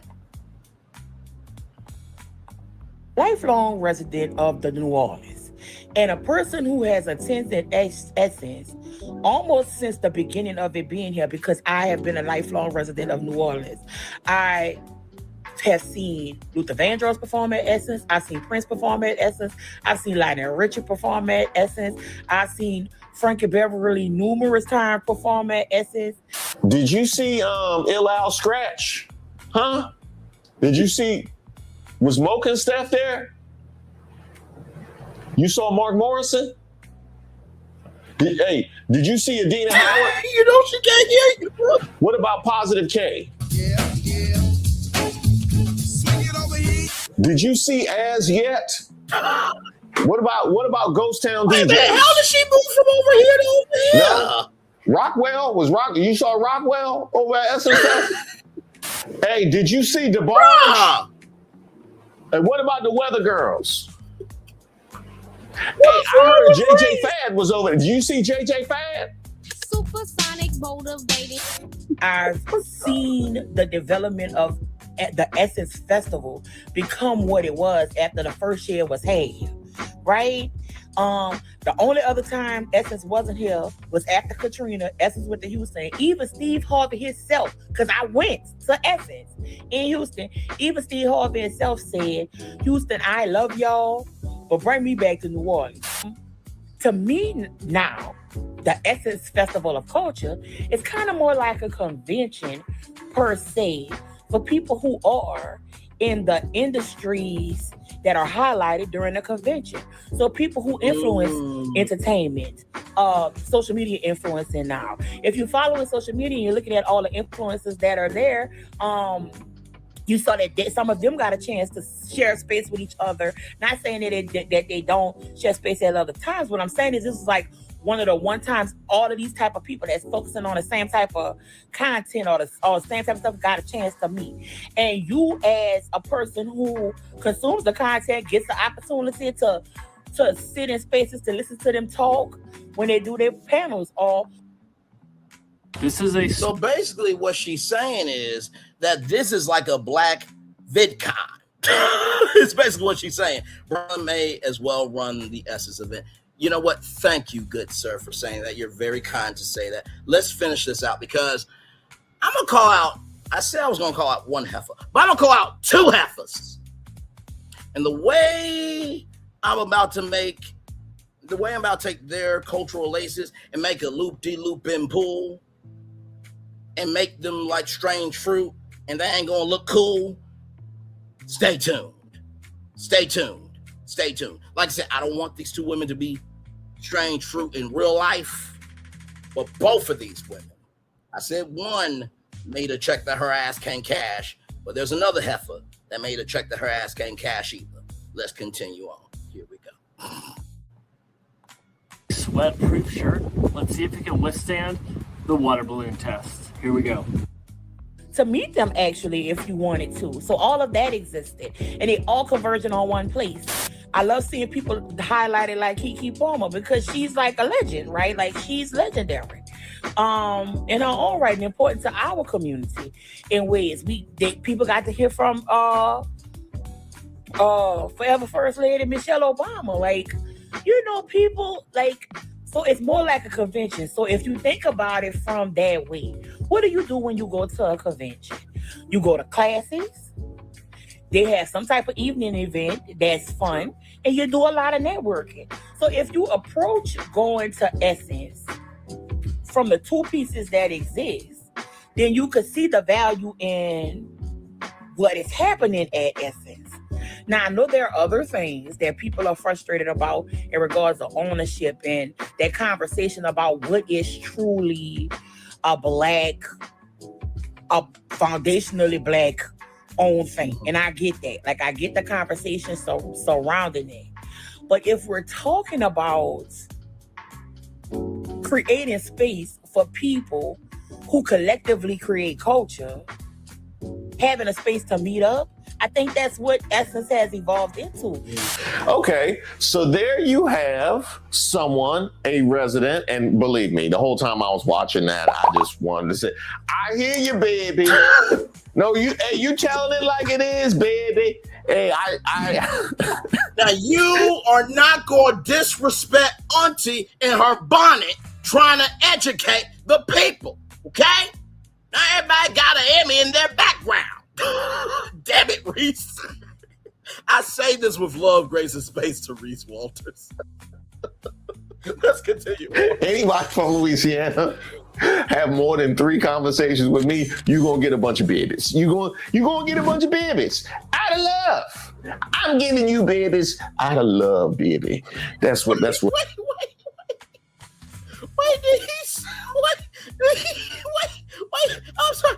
Did he say I'm giving you babies out of love, baby? Wait a minute. Are you impregnating people with the word of God like Drewski? You nasty.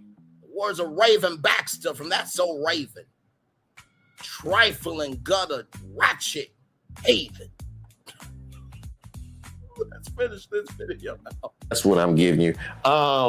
So not everybody was opposed or thought that it was a complete fail at Essence Fest this particular year. I, of course, would love to hear from you guys. You let me know not only what you thought of the festival this year, if you went, or how you feel we should move as a collective with regards to Essence as a brand moving forward. And while you do that, I do want to give a shout out to lovely Nola, one of our mods right here on the channel, who naturally represents the city of New Orleans, who sent us these photos. Shout out to her as well as her husband for being our men on the street, boots on the ground on the channel. Wait a minute.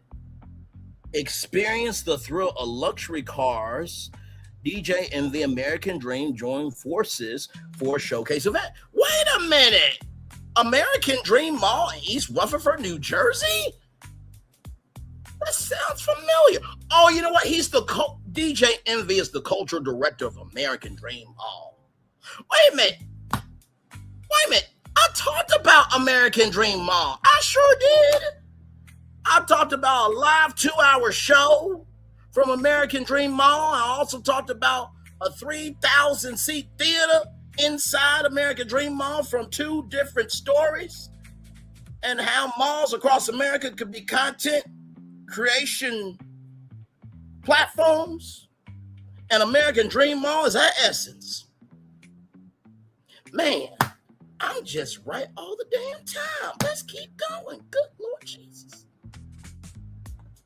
Showing y'all exactly what it was. And now let's look at this picture. Obviously, there's some empty seats, right? Looks like people are gathered around here. So there were people there, but it's not wall to wall. And apparently there were more like the resident who enjoyed what it evolved into, because despite the fact that we had all these conversations about unpaid bills, Essence Festival 2026 wraps as New Orleans contract expires. Mayor eyes renewal. Mayor Helena Moreno said conversations about securing future years are already underway.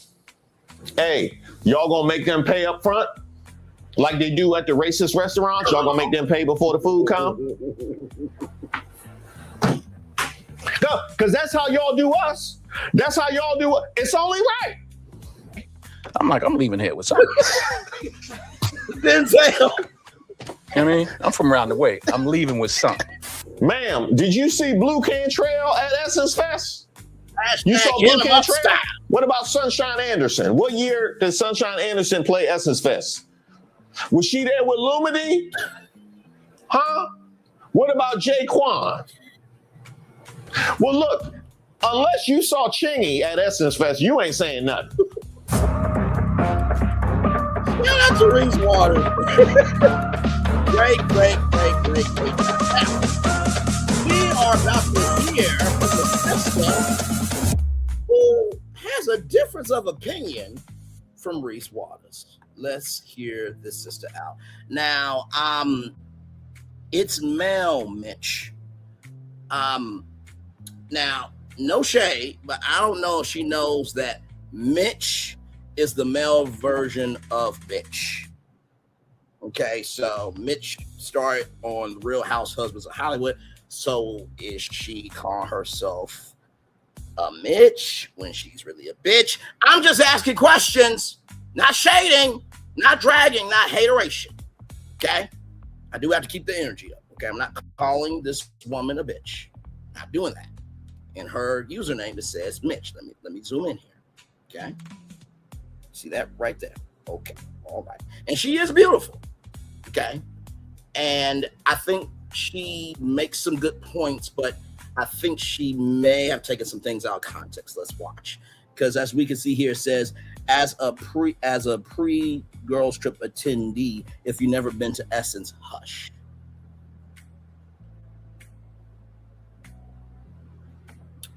I just kind of find it confusing how you can tell somebody to hush when everyone is talking about Essence Festival culture. Just saying. All right, let's hear her. Okay, I want to weigh in on the Essence Fest discourse, because y'all do this every year. It actually wasn't as bad this year as it was in previous years, but I wanted to weigh in on it. Hopefully this can be a shorter video, but it probably won't be, knowing me. So I've been going to Essence since 2013. I was 19 years old. I've been going since 2013. and I went as a 19-year-old civilian. So 2013, so 13, 14, 15, 16, 17, 18, 19, 20, 21, 22, 23, 24, 25, 26. So 14 years. Okay. 14 years versus somebody who's been since the first one in 1995. So 14 years is more years than 31 years. I'm just asking questions. I'm just asking questions. Let's continue. 2017, 18 civilian. Then I missed 2019, 2020, 2021 was COVID, and then came back 2022 as an influencer, and also someone who worked in marketing. And then I've been a full-time influencer ever since. I've been every year since 2022, 3, 4, 5, and now 6. So I've been to 8 Essence festivals, and I've watched it grow. My mom's been going since 8 Essence festivals versus somebody who's been there 31 times, 20 times. Let's continue. The 90s. So I've done Essence many a times, many different ways. And the issues with Essence are not what the people think it is. And I cannot take all of this discourse to people who've never been to Essence. You can't take the discourse of people who've never been to Essence. Well, I don't really think that if everybody stopped talking about Essence, Essence won't have any traction. So you would rather, hang on, let me come on the big screen and make sure about this, right? So she would rather Black people who care about Essence but has never been but want to see Essence succeed, shut the fuck up. That's her logic. Do I have that right? Do I have that right? Do I have that right? Do I have that right?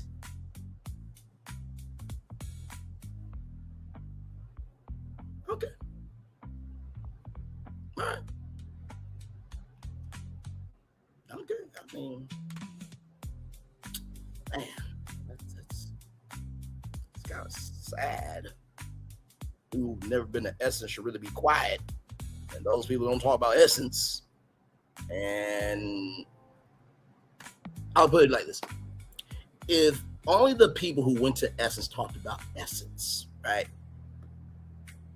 Would Essence be in the conversation right now or no? Or is it because people have grown up with Essence, right?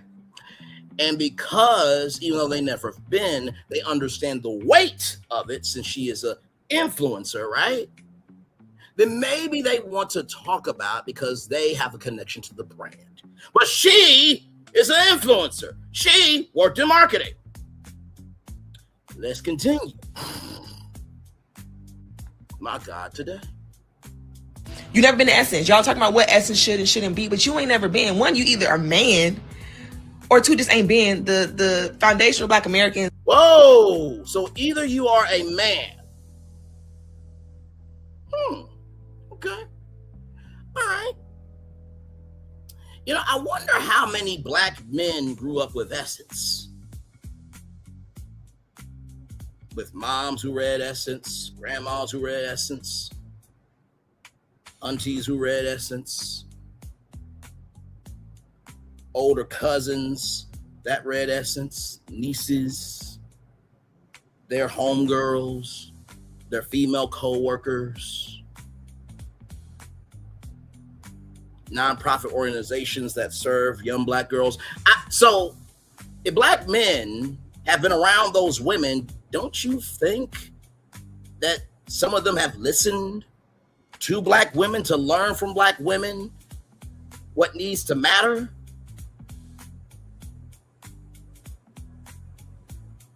So, do you have a brother? I assume you do. Do you have a dad? I'm assuming you do because your mama ain't the Virgin Mary. I want you to keep the fact that this woman said, you can't talk about, if you're talking about Essence, you're a man. I want you to keep that in mind. Okay? All right. Let's Just keep it in mind. Just keep it in mind. Africans are so ignorant and divisive for no reason, saying that the Africans are the reason that Essence isn't great. That man just bought Essence, and the problems that have been with Essence have persisted before that man got there. There are some new problems or whatever, some logistical, organizational things, but that's not why Essence. The Africans are not why Essence is falling off. That's not what it is. The real issue, from my POV, is the DEI cuts in these corporations that are sponsors. Back in my day, Walmart, McDonald's. Now, this is the first intelligent thing she has said in this video so far. Let's keep going. I agree. Ford, AT&T, all these big activations in New Orleans in the convention center, they're no longer there. Now we have Target and Coca-Cola, and that's it.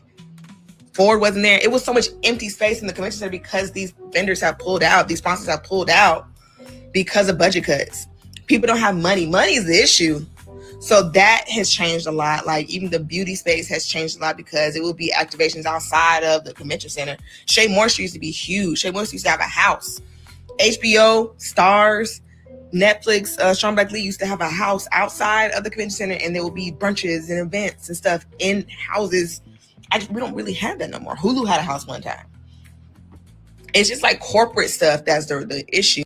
I bet you she doesn't know that Hulu actually broadcasted Essence live on Hulu called Hulu Fest Primetime. But she's a influencer and she worked in marketing. Let's continue. Issue is not necessarily Essence itself. The concert, people like being respectability, politicsy about the concert itself. Like I was there in 2023 when Meg was headlining. I was one of the people that got on stage. That's one of my crown jewel moments. But the discourse about, oh, y'all are twerking at Essence. I thought this was for the aunties, blah, blah, blah. I am 32 years old. I am now in the auntie range for it being for my age group. And Megan is my age group. I'm the new aunties. My mom is 67. They had Patty there for her this year. Cardi was for my age group. Lotto was for my age group. Kaylani was for my age group. Patty was for my mom. They had Parliament and all. They have something for everybody. And that everybody includes some ass shaking sometimes. And we're in New Orleans. Yeah, there's going to be ass being shook in New Orleans, but that's kind of part of the culture there. So everyone, Essence is supposed to be a classy event. Y'all might have been no damn Essence, okay?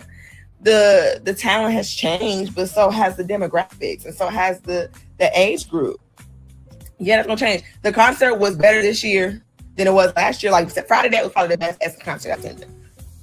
Saturday, once the Brandy and Monica, like their technical difficulties kind of effed up the whole flow, but it was better.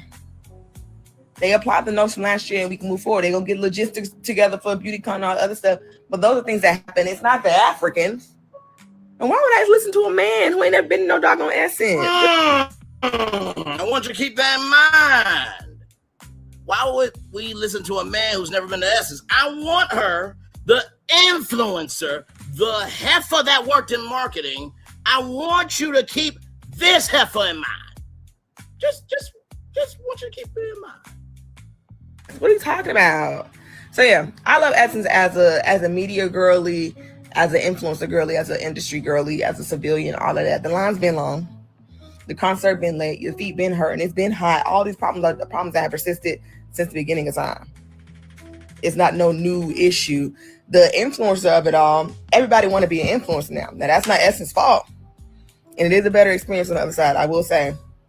But there's plenty to do. You seeing the influencers, you think that's all it is. It's other stuff to do. It's plenty of stuff to do. Go eat, go do this, go there. Everybody ain't got to have an influencer experience. So, yeah, I think that should be it. Let me think. Yeah, I'm just tired of the stupid discourse. Or like even like the Ray Monte of it all. Like when 2-3 years ago when Ray Monte came, people were like, why is Ray Monte at Essence? Blah, blah. It's young people at Essence. It's black women from 5 to 95 at Essence. You ain't never been. So how you gonna tell somebody whether or not Ray Monte should be there? You ain't been. And it's plenty of young women at Essence. You think it's only 100-year-old black women at Essence? How would you know? How would you know? So yeah, I think people should, one, go. And two, like, it is such a big, broad thing. It's such a big event. It's so many moving pieces to the event. Everything ain't gonna always go perfectly, but people who ain't been should not be judging it. You haven't been to New Orleans. And It's not gonna work nowhere but New Orleans. People, oh, it should. I'm sorry, I came up with 10 different cities and a plan for Essence to be in New Orleans 365 days a year. Obviously, this woman is a lie, is a cheat, and nobody wants her, nobody wants her, nobody wants her no more. Shout out to Angela Bassett. We should move to Atlanta. Atlanta would not be able to sustain Essence Festival.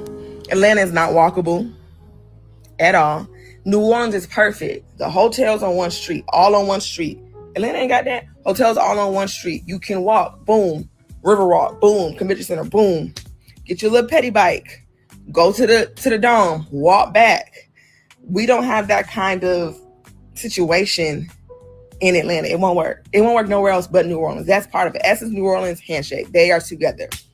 It just don't work. And they are together now, but their contract is ending in September. Once again, somebody in marketing, somebody who's an influencer, would know that information, but she doesn't. Let's continue. Again, if you ain't been to Essence, hush. How you gonna tell? No. Where it should be. Because it's called freedom of speech. You have the freedom of speech to say to people that never been to Essence, hush. I would trust Nikki Taylor, who has worked at Essence.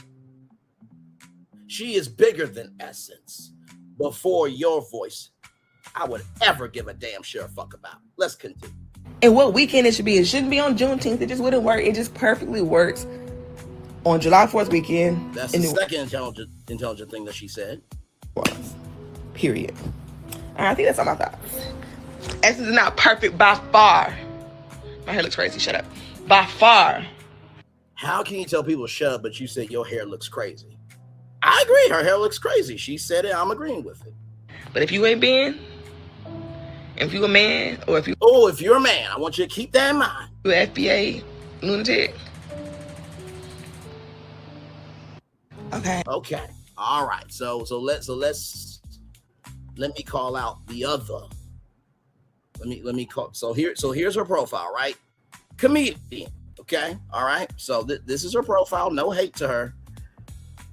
But there's something I want to bring up here in just a minute that this heifer don't know about.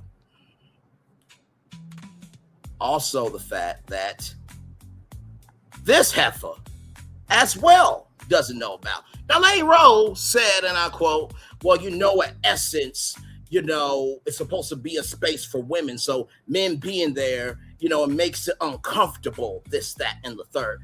Let me ask a question. Haven't black women said that they don't like black men dating outside their race? I think that's been said plenty of times. Haven't they also said that they don't like black men who don't take care of responsibilities? And haven't black women said we are the least protected race and gender? That has been said. Now, Lady Rowe watches Love and Marriage Huntsville, a broken, decrepit, and dilapidated show that is 69% of Oprah Winfrey Network's programming.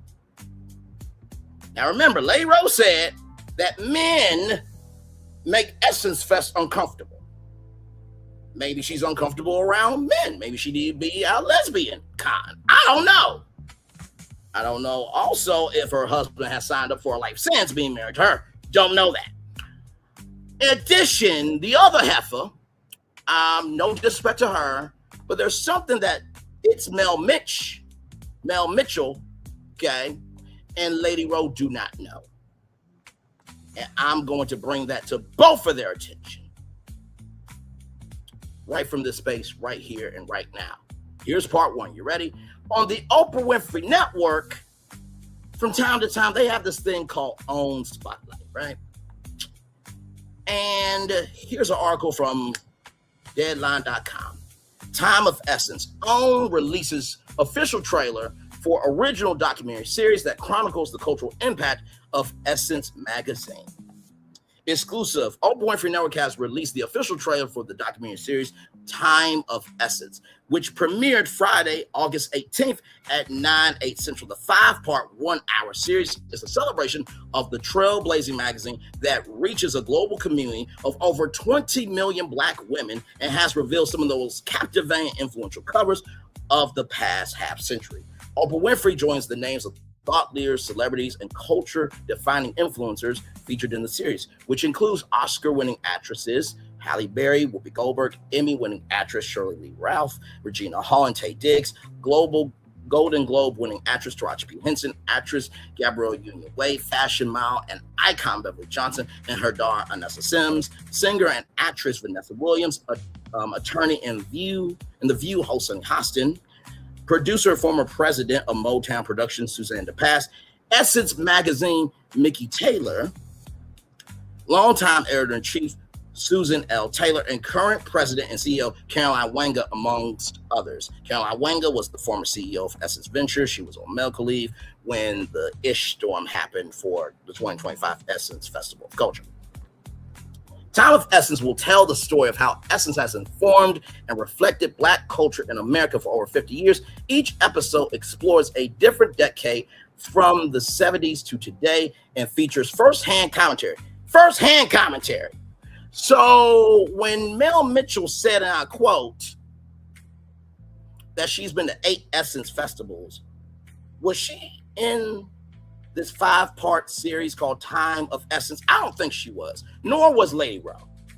Let's keep going. My God, today. On that era's biggest moments, from the icons, trailblazers, staffers, and leaders who lived and defined them, the candid commentary is coupled with never-before-seen footage and exclusive behind-the-scenes moments from the worlds of entertainment, sports, politics, fashion, and beauty. The documentary is produced by 51 Minds and Essence Studios LLC for OWN. Executive producers are Christian Sabara and Nicole Elliott for 51 Minds, Raymond Garcia from Major TV, and Emmett Dennis, Cedra Smith, Stephanie Noni Duvan, and Barku Menzualo for Essence Studios LLC. To further amplify and celebrate the series, OWN is launching a fan activation across its social platforms where fans are encouraged to use a Time of Essence cover creator, allowing users to upload photos of themselves and design their very own customized Essence cover to share with friends and family. To get started, fans can visit own.tv/Essence cover and tag at Essence and at OwnTV, hashtag OWN Time of Essence. Now, I want to play a clip from that series if you want, because I think that this clip really comes into play with what we're talking about. Here we go. How Essence Fest saved Essence Magazine. How Essence Fest saved Essence Magazine. How Essence Fest saved Essence Magazine. See, this is what I mean by doing your motherfucking ass research. Let's continue. Now, remember how Mel Mitchell said, if you're a man, shut up. You ain't got the right to talk about Essence, right? Lady Rose said that men at Essence, right, make Black women feel uncomfortable. Okay, all right. Keep Mel Mitchell and Lady Rose comments in mind. Let's keep going. You know, what's important to note is that Susan made you go to Essence Festival to see the reader and engage with them on the ground, because she's like, oh, you all in New York? Hang on, let me go back. Remember how I talked about Alltel? Alltel was a cell phone company out of Little Rock, Arkansas. Let's continue. You all in New York, you're so fancy, you're in, whatever. You need to see who the Black women really are. And that was super powerful, serving the beloved community in the flesh. So the Essence Festival is also critical to the survival of the brand. Essence at its core knew that it needed to engage Black women in a real way. Thank you so much. For the city of New Orleans, the Essence Music Festival has become a summer. That is the sister of Robin Roberts, by the way. Salvation, drawing thousands of tourists to the city to experience local music and culture, while at the same time bringing the city national attention. The foundation of that festival is actually that it national. Robin Roberts' sister. Robin Roberts' sister. That is Sally Ann Roberts, okay? All right, just to let you know. Attention. The foundation of that festival is actually that it was a celebration of the 25th anniversary of Essence.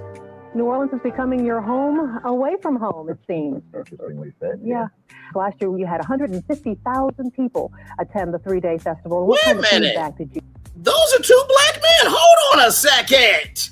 Wait a minute. Mel Mitchell said, if you're a man, hush. And Lady Rose said, black men make the Essence Festival for women feel uncomfortable. But there's two black men sitting down with Sally Ann Roberts. That's interesting. Let's continue. Did you get? I think it was wonderful. Oh my God. Wait a minute. Wait. Oh no. Mel Mitchell said, if you're a black man, shut up. And Lady Rose said, and I quote, that black men make black women uncomfortable at the Essence Festival of Culture. But that's Clarence Smith, president of Essence Magazine. Clarence Smith, president of Essence Magazine. Clarence Smith, president of Essence Magazine. Now,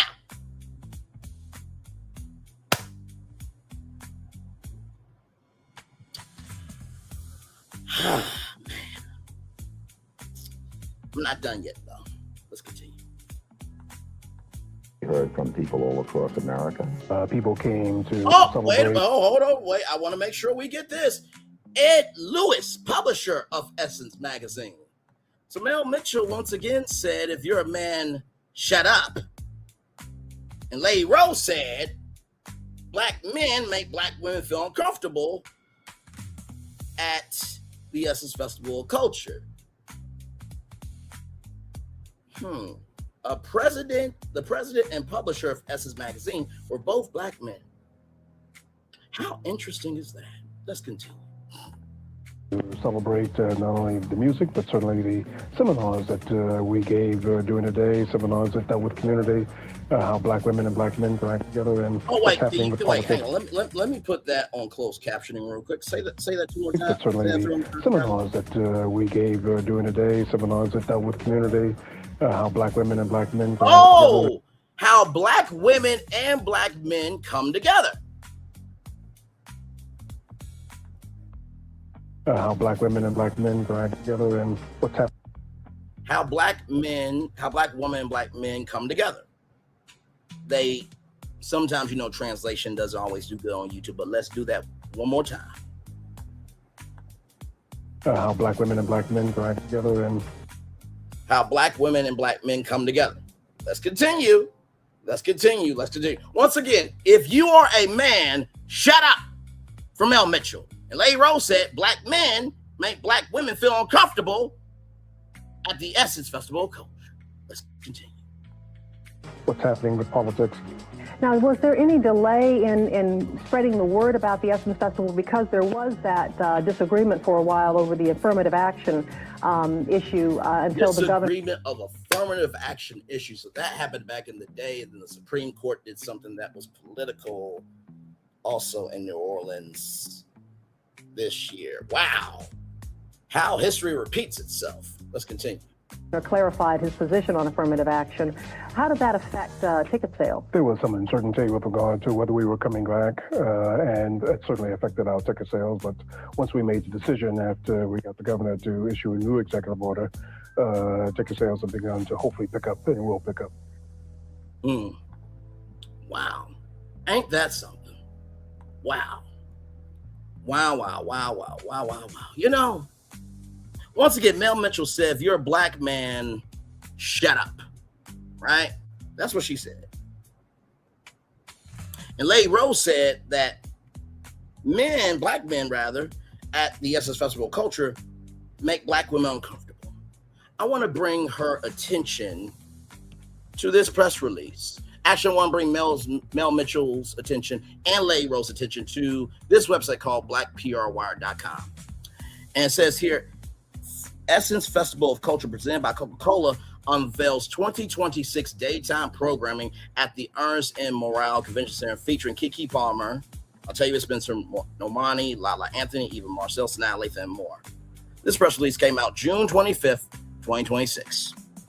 Now, Mel Mitchell and Lady Rowe, I need you to stay right here with me because I just want to, let's scroll through this thing and let's see if anything just pops out. And y'all let me know too.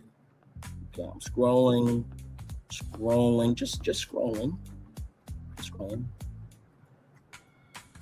just scrolling, just scrolling, just scrolling, just scrolling, just scrolling, just scrolling, just scrolling.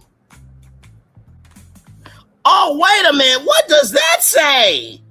Suede, men's experience will return. Will return. Will return. Does that mean, Mel Mitchell and Lady Rowe, that this has been at the Essence Festival of Culture before? I believe so. Wow. Wow and wow. Suede, men's experience will return as a dedicated space for the conversations, culture, style, wellness, finance, and community shaping Black men's lives today.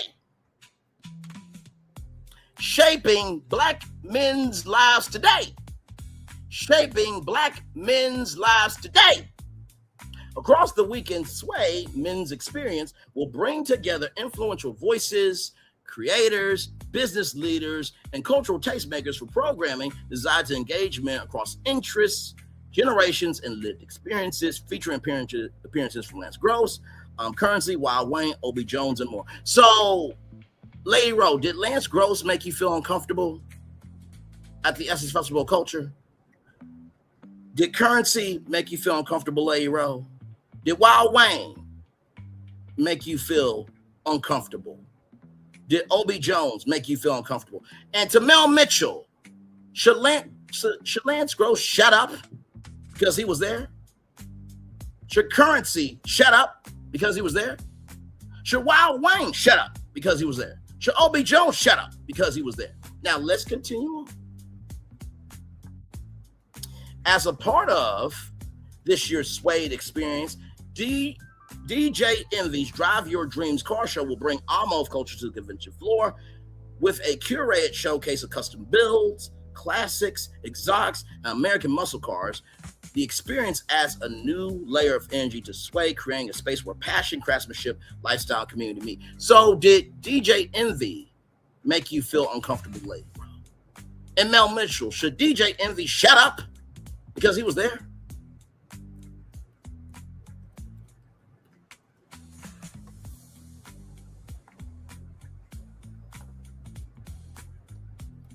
Give me a moment, y'all.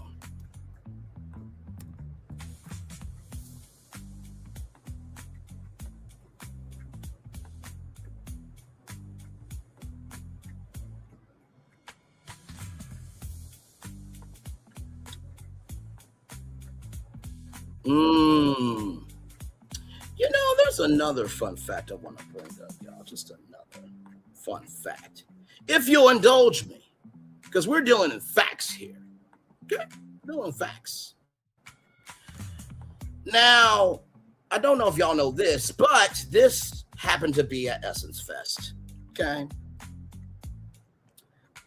The Fourth Rope is a Black-owned pro wrestling hip-hop culture promotion founded by Westside Gunn and Smoke DZA.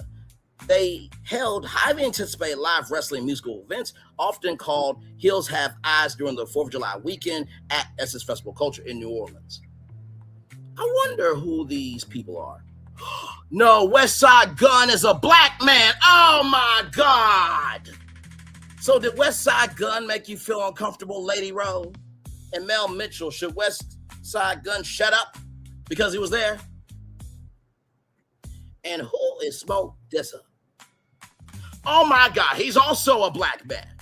Wow. So, Lady Rowe, did Smoke DZA make you feel uncomfortable? and Mel Mitchell should Smoke DZA shut up because he was there? Wow.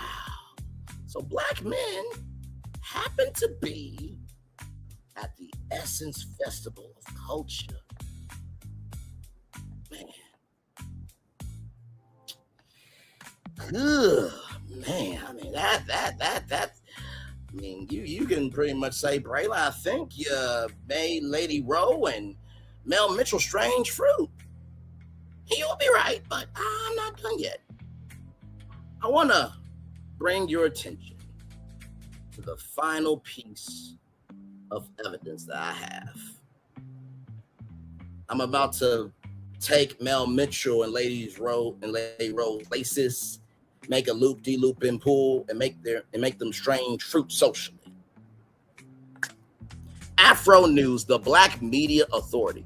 Edward Lewis and the Creation of Essence by Stephanie Cornish. February 3rd, 2016. I thought I was the quiet one is a repeated mantra throughout The Man from Essence. This is how Edward Lewis describes himself in a quartet of black men who founded Essence magazine in the early 1970s. Say what? Say what? Say what? But if you a man, shut up, according to Mel Mitchell. And apparently, black women make Lady Rowe and other black women uncomfortable at the Essence Festival of Culture.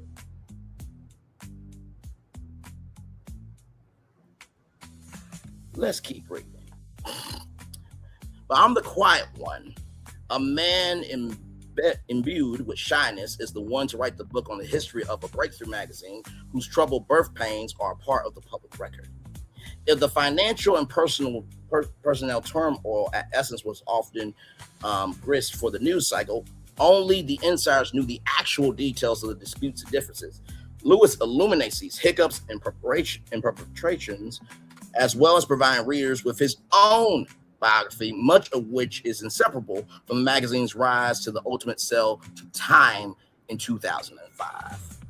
So black men founded Essence and a black man bought Essence. Interesting. In his acknowledgments, Lewis warns of the book's subjectivity, right? None of the three men I went into business with consented to contributing to this book by agreeing to be interviewed. Thus, he is the last man standing and left to impart his own version of how the magazine managed to overcome bickering, competition, and internal contradictions. One of the problems from the very offset of the publication was something Lewis relates again and again in the book. There were no black men involved. There were no black women, rather. Excuse me. There were no black women. There were no black women. There were no black women involved in the creation of a magazine designed for them. Nonetheless, Lewis, Clarence Smith, Cecil Hollingsworth, and Jonathan Blount. So I want to bring up these men.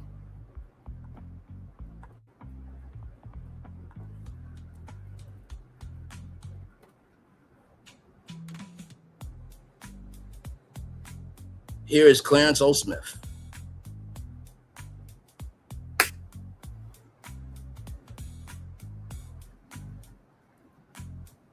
He was one of the original four founders of Essence magazine, served as the company president, and was in charge of marketing through 2002.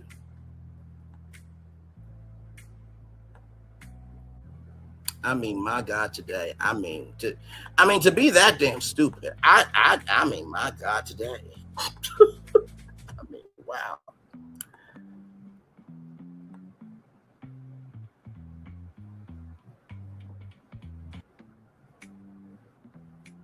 Right here, Cecil Hollingsworth, right there.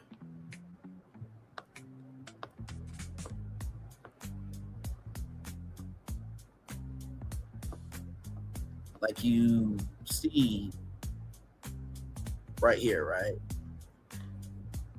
The company that will become Essence was founded in 1969 as the Hollingsworth Group. Cecil Hollingsworth, a graphics consultant.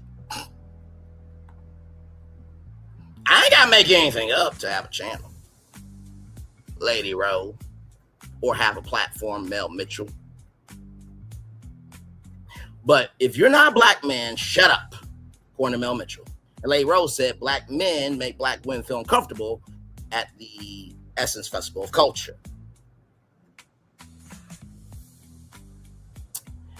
And finally, Jonathan Blount.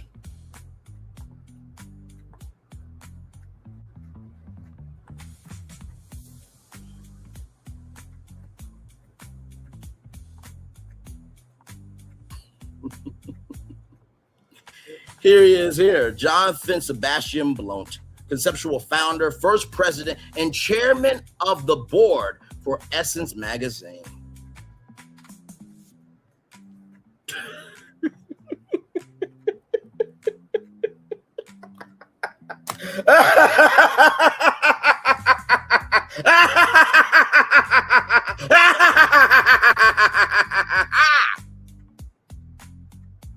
Let's keep reading. And of course, let me bring up Edward Lewis. Essence. Since we're getting it all on the record.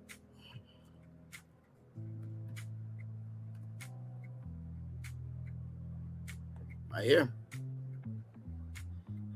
In 1969, he co-founded Essence, a magazine specifically targeted to black women, and went on to serve as CEO and publisher of Essence. Once again, your man talk about Essence, according to Mel Mitchell, shut up. And black men make black women feel uncomfortable at the Essence Festival of Culture. Now, I don't think Larry Rose spoke for every black woman at the Essence Festival of Culture. Unless there was an event that Richard Lou Dennis didn't tell us about, how Larry Rose what should be a motherfucking factor when she's a non-motherfucking factor. I don't know if that event was like on the itinerary of things to happen. Then they just said, oh, this is a waste of time. Let's continue. My God, today just, oh Lord. We were popular with the ladies, Lewis wrote of the four, envied by working class brothers and sometimes a little full or ourselves, fueled by a powerful sense of new possibilities. In the beginning, there were 5 of them. But Anthony Germain, okay. There were 5 of them. Okay. I don't mind.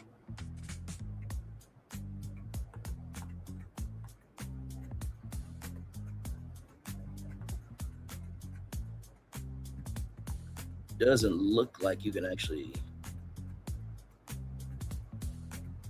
find a picture of him.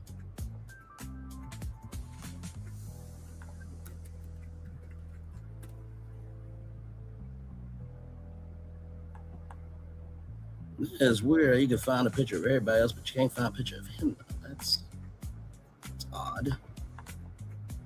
But hey, I will believe this brother here, okay, of Edward Lewis before Mel Mitchell tells me to shut up as a man, because I've never been to Essence.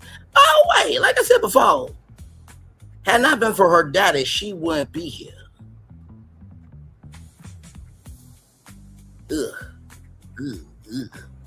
Moving on. Departed before even the magazine was fully conceived, leaving the Hollingsworth Group, a name of the one partner with business experience, to fend for itself. Lewis was the executive vice president in charge of finance. Smith was the vice president in charge of advertising. Hollingsworth was vice president in charge of circulation. Blount became president after Jameer left. It is amazing the magazine ever gained any traction given the succession of mistakes and missteps. With no black woman to advise them, they sailed on Sapphire from the magazine's title. It's not until they hired their second editor-in-chief, Ruth Ross, did they change the name to Essence at Ross's suggestion. But Ross's tenure, like several that succeeded her, was brief, and she was barely around long enough to witness the struggle the four men had in raising funds for the venture. The men of Essence had a number of angels in the early stages. Shearson, Hemmel and Company, Freedom National Bank, and several major banks on Wall Street, none more significant then First National City Bank in Chase, Manhattan. Later, to keep them afloat in wires far short of the $1.5 million need to be fully capitalized, would be a $250,000 loan, $250,000 loan from Playboy Enterprises. Hugh Hefner loved black women, damn it, which would be among the magazine's future headaches. Interwoven through his telling of the magazine story, Lewis has alternate chapters on his life that in many ways mirrors the fits and starts Essence experienced. Born in 1940 and raised in the Bronx in New York City, that is, or New York, by his mother, Lewis earned a football scholarship to the University of New Mexico. After graduation from the DeWitt Clinton High School, he never got the chance to show his brilliance on the gridiron for the Lobos and was confused over why he was dropped from the squad. Many years went by before he learned why he was cut from the team. No spoilers here. No longer in football gear, he became active in campus politics and student activism, so much so that he traveled representing the students' chapter of the National Student Association. He soon had his undergraduate degree and a master's in political science when he was given an opportunity to study law at Georgetown University. Being cut from the varsity football team was one unpleasant setback. Flunking out of law school was even more traumatic, so much so that it took him a long time to tell his mother. But these were just momentary bumps in the road for a determined Lewis, and it wasn't long before he found another chance to shine, this time on Wall Street in a job at First National City Bank. Other than an occasional discussion about his personal difficulties, the failed first marriage, and a series of angioplasty surgeries, the rest of the book is devoted to the good and bad deals of the company, to say nothing of the fast-changing personnel at the top of the magazine's masthead. Editors and writers associated with the magazine over the years will certainly discover their names dropped here and there, though with Marcia Gillespie and Susan Taylor given more than a line or two. More than a line or two is expended on Ebony's John Johnson's attempt to take over the magazine. By the way, John Johnson was born in Arkansas City, Arkansas. Tell you Black history. The interminable litigation by Blount and the magazine's later successes, particularly with the Essence Musical Festival in New Orleans. 2008, Lewis ended his relationship with the magazine. In 2014, among his many awards, he was inducted into the Advertising Hall of Fame. I don't think Mel Mitchell has been inducted into the Advertising Hall of Fame, nor Lady Rowe. Content in the warmth of his marriage to Caroline Wright, the quiet man has spoken. Edward Lewis spoke at the Book Lovers Breakfast on February 6th at 8:30 a.m. at the Baltimore Marriott Waterfront Hotel. So, are we good here? Y'all, like if you don't know something, just say that. Woo, child. It took 4 hours, 22 minutes and 46 seconds to get there, but damn it, we got there. I had to build all that up so you can understand that the real information is out here. Actually, let me go to Mel Mitchell's thing real quick.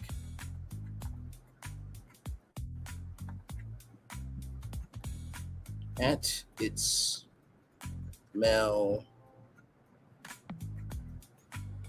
Did you know that 4 black men named and I'm going to link the article too. She's going to really look like a dumbass. My God, today.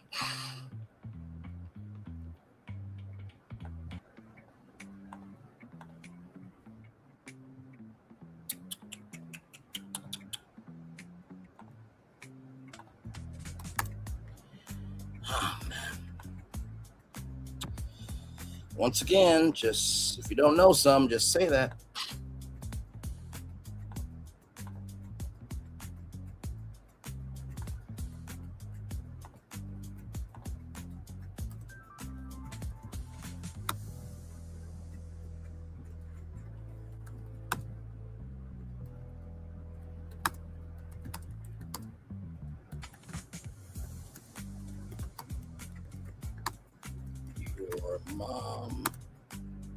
goes to. And I will link the article. Now, of course, you know, sometimes, child, it might take somebody a minute to get the fact that, hey, maybe, just maybe, they could be wrong. Oh my God, man. Just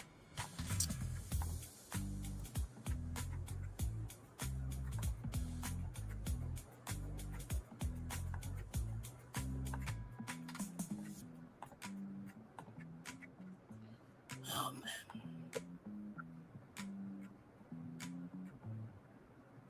Give me a moment, y'all. I'm still typing out the comment. Man, I just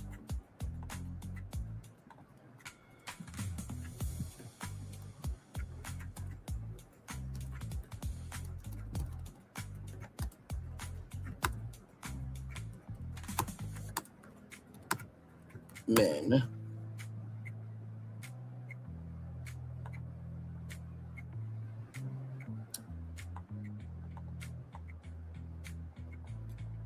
my God, today I mean, man, just to be this stupid, it's just ridiculous.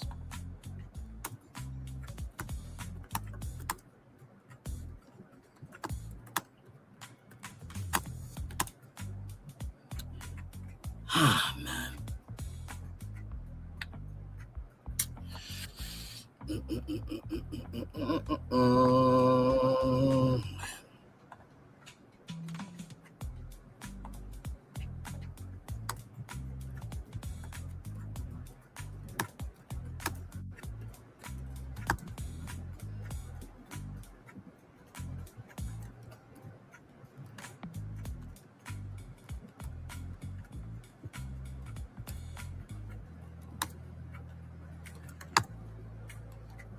Sorry, y'all, still typing here.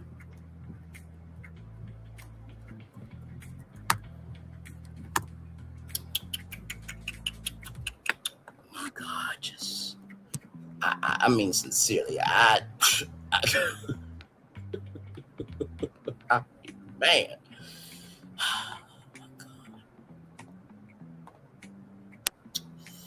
Yep.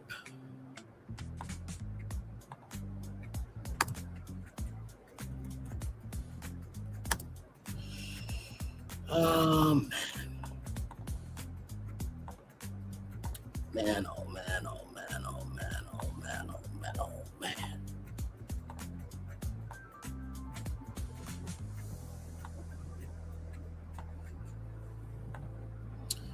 All right, just had to.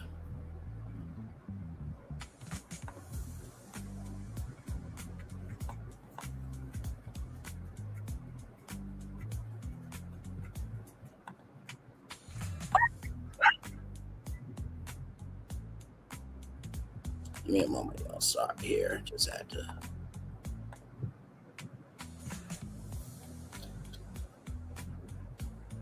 Oh, wait a minute. What the hell? Hang on, y'all.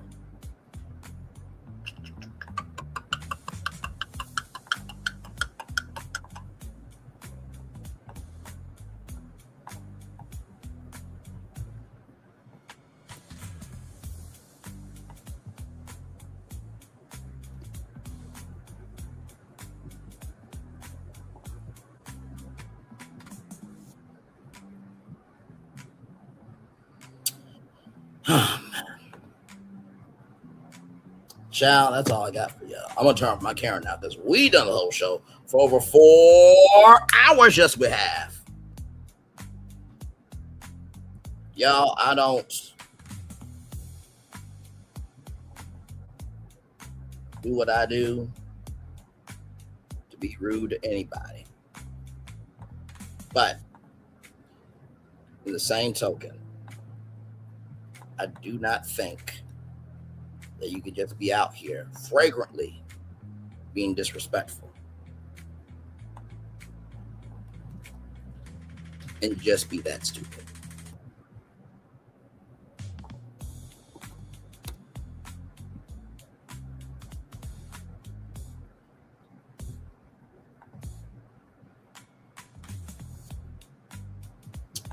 Oh my God. Man, I don't know what else to say. I really don't.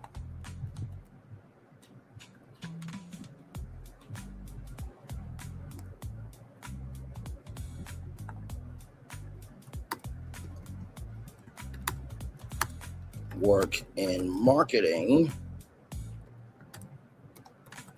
and you are INFLUENCER. Did you know about? Oh man, this is a damn shame.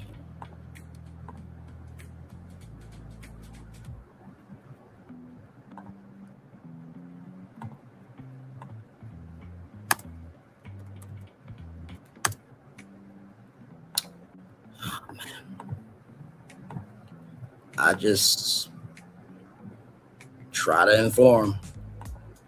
I do. I really try to inform.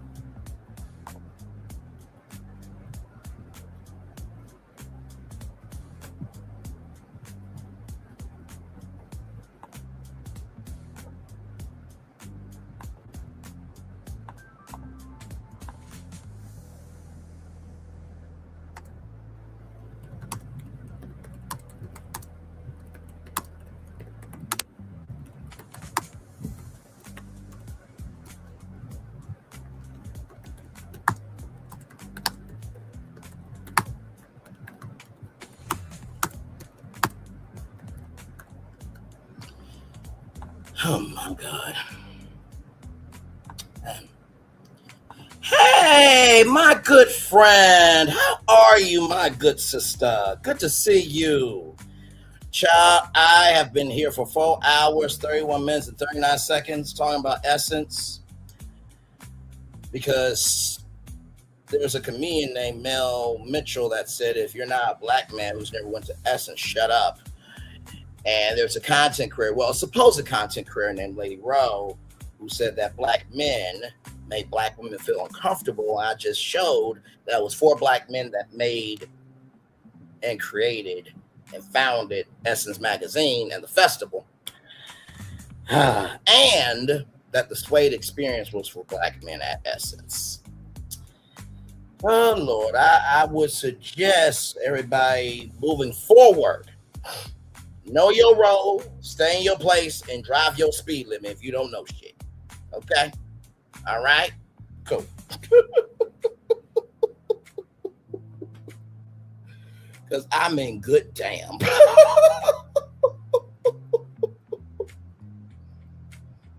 Man.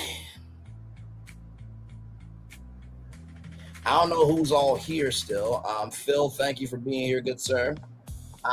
And also, too, thank you to Cheryl Rhodes. Thank you very much for saying, I pray a new following makes its way to you.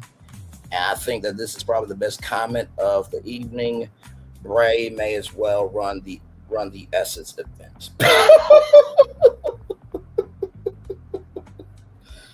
Oh my God.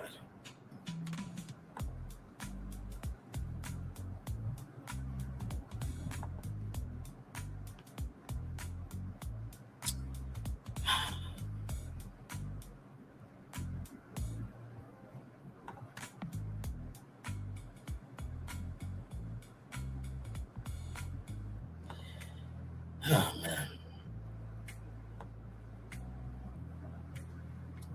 I just do what I can. Just provide receipts. Now, if you don't like the receipts, don't get mad at me. Get mad at yourself for being that stupid to say, Mel Mitchell, if you're a black man that's never been, shut up. But yet you didn't know that there was a men's experience at the Essence Festival of Culture, nor did you know that there were 4 black men who founded and created and made way for Essence to rise. And if you're a supposed content creator that went to Essence and you didn't know that there was a male experience happening at the festival, you're going to, Lady Rowe. And in addition to that, if you didn't know that 4 black men founded Essence, maybe you should retract what you said if you have any integrity through your vagina. Same thing with Mel Mitchell. If you have any integrity through your vagina, y'all should both retract what y'all said. But you can't, you won't, you never will. So what's the point? Why ask y'all to have credibility for giving a fuck about history? We don't have credibility to give a fuck about Black culture. Why ask for credibility at this point? Oh my God. Well, does anybody else got anything that they want to say before I get out of here? Because I'm done. I ain't got nothing else for y'all. Except the Daily Motivator, then I'm out of here because I got the Honest Collab to do. Still. So I know they're like, Bray, what are you doing? I'm like, I had to take care of some business. People think that they can say this, that, and the third and don't think nobody else can come out here and make it do what it do. Oh my God.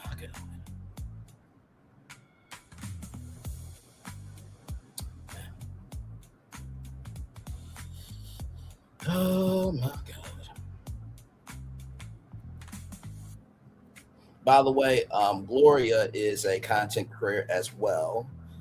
She's on Clubhouse. She's not on YouTube yet, but whenever she gets ready, I will be supporting her here. Of course, you know, Phil is with BFP Imagineering and has his own YouTube channel, and Cheryl Rhodes is a very good virtual friend and subscriber. Well, it looks like all hearts, minds, and souls are clear. Let's do what we do with the Daily Motivator and get on out of here, everybody. Man, that was a lot of fun. Oh, my God. Let's get to the Daily Motivator, everybody. He who wonders discovers that this in itself is wonder. MC Escher. Very well said, good sir. It's time for the Daily Motivator for Friday, July 10th, 2026. Build on what you do. You always have something to learn. Child, not Mel Mitchell and Lady Rowe. And that includes others too. You can always map out and follow pathways to improvement if you make yourself let your mind be present, have the spirit to be available, have the soul to be open to what can be. You're able to stack one skill on top of another. You make your knowledge more valuable by deepening it and broadening it. In so doing, you transform what was once possible into useful, valuable reality. You expand upon the richness in your life and in your world. Even the most mundane task can serve as starting points for great achievement. The key is to act and then build on what you do. No effort occurs in isolation. Each one is a culmination of what came before it, and it can serve as a precursor for more effective work. Stay involved, stay active, stay curious, and continue setting the stage for more accomplishment and purposeful living. Ralph Wilson. Ralph, did you know I was going to talk about this? Build on what you do. Listen. I'm sorry y'all weren't able to see that. I will read it again. I don't mind. He who wonders discovers that this in itself is the wonder. MC Escher.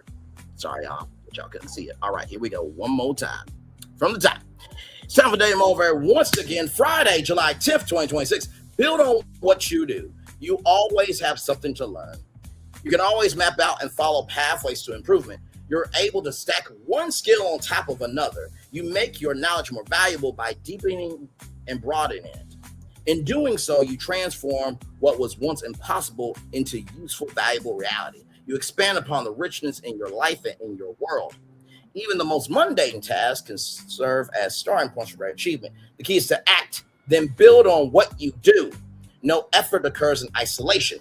Each one is a culmination of what came before it and can serve as a precursor for even more effective work. Stay involved, stay active, stay curious, and continue setting the stage for more accomplishment and purposeful living. Ralph Wilson. You know what's really amazing? I've done over 1,000 tours on YouTube. Over 1,000. And every time I have went live, whether it was to bring you the highest destinations that people are virtually traveling to, whether it was to pitch a brand new business concept, whether it was to focus on a single destination to give context, conjecture, or connection, or to bring solutions and not be a motherfucking ass problem like Mel Mitchell and Lady Rowe were born to be out of their mother's vagina because their mother's placentas did not give them enough nutrients and enough oxygen did not go to their brain. With all that being said, every time I have stepped out upon this virtual stage, I have always been about right is right, wrong is wrong. Just because you don't have the most resources to give doesn't mean the best you have doesn't mean nothing. And just be good to people. That's it. That's it. That's it. Now, do I hate Mel Mitchell? Do I hate Lady Rowe? No, I don't. Because I would have to give a fuck about them in order to hate them. But yet, I don't want hell to be towards either of them.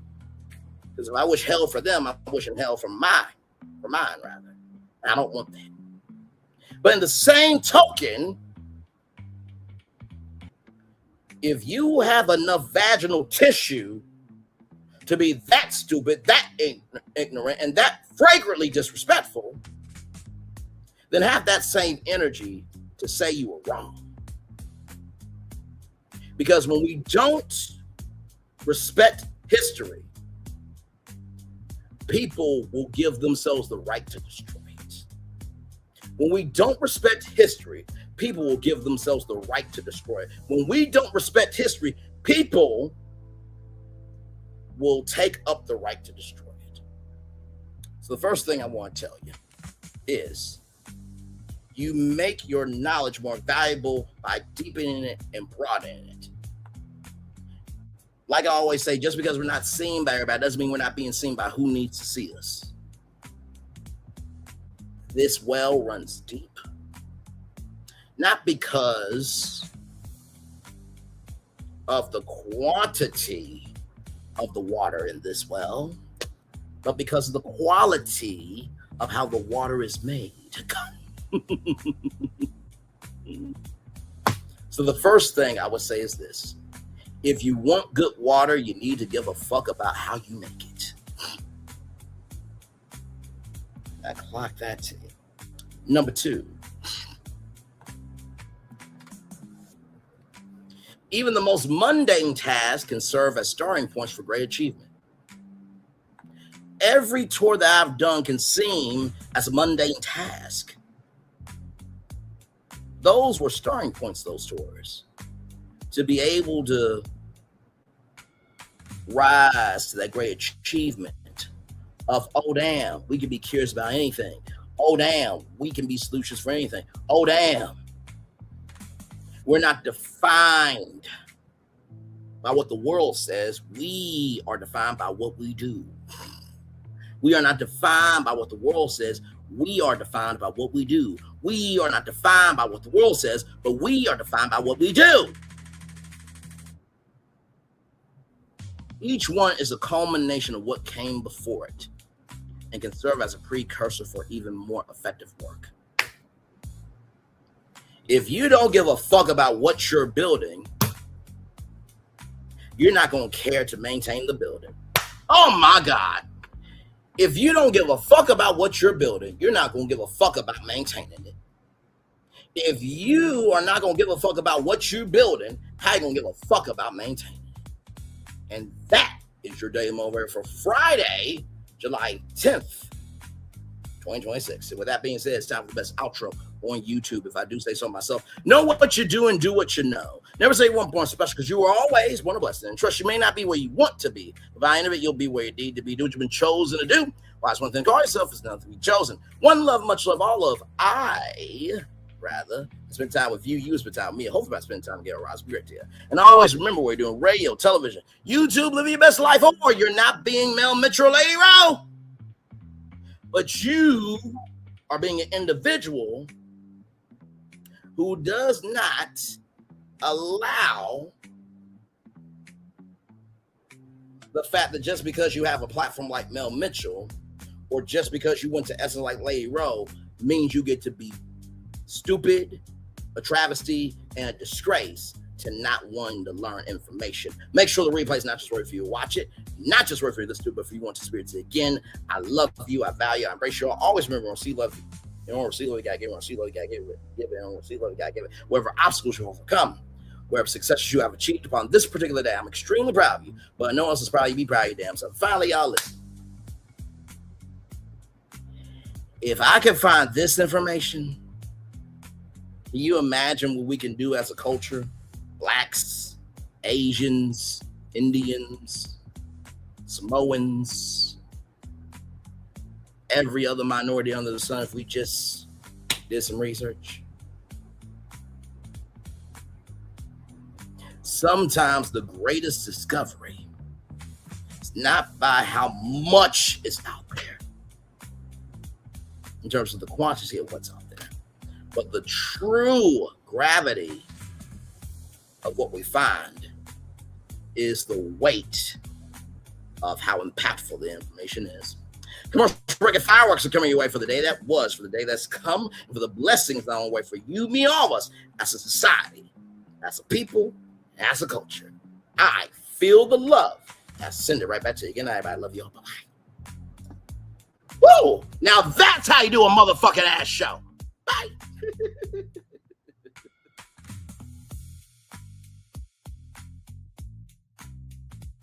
I thought I should tell you they've been talking about you. Yeah, they've been talking about you. They've been talking about the fact that they've done everything they could to stop you and everything they could to block you, but you still win.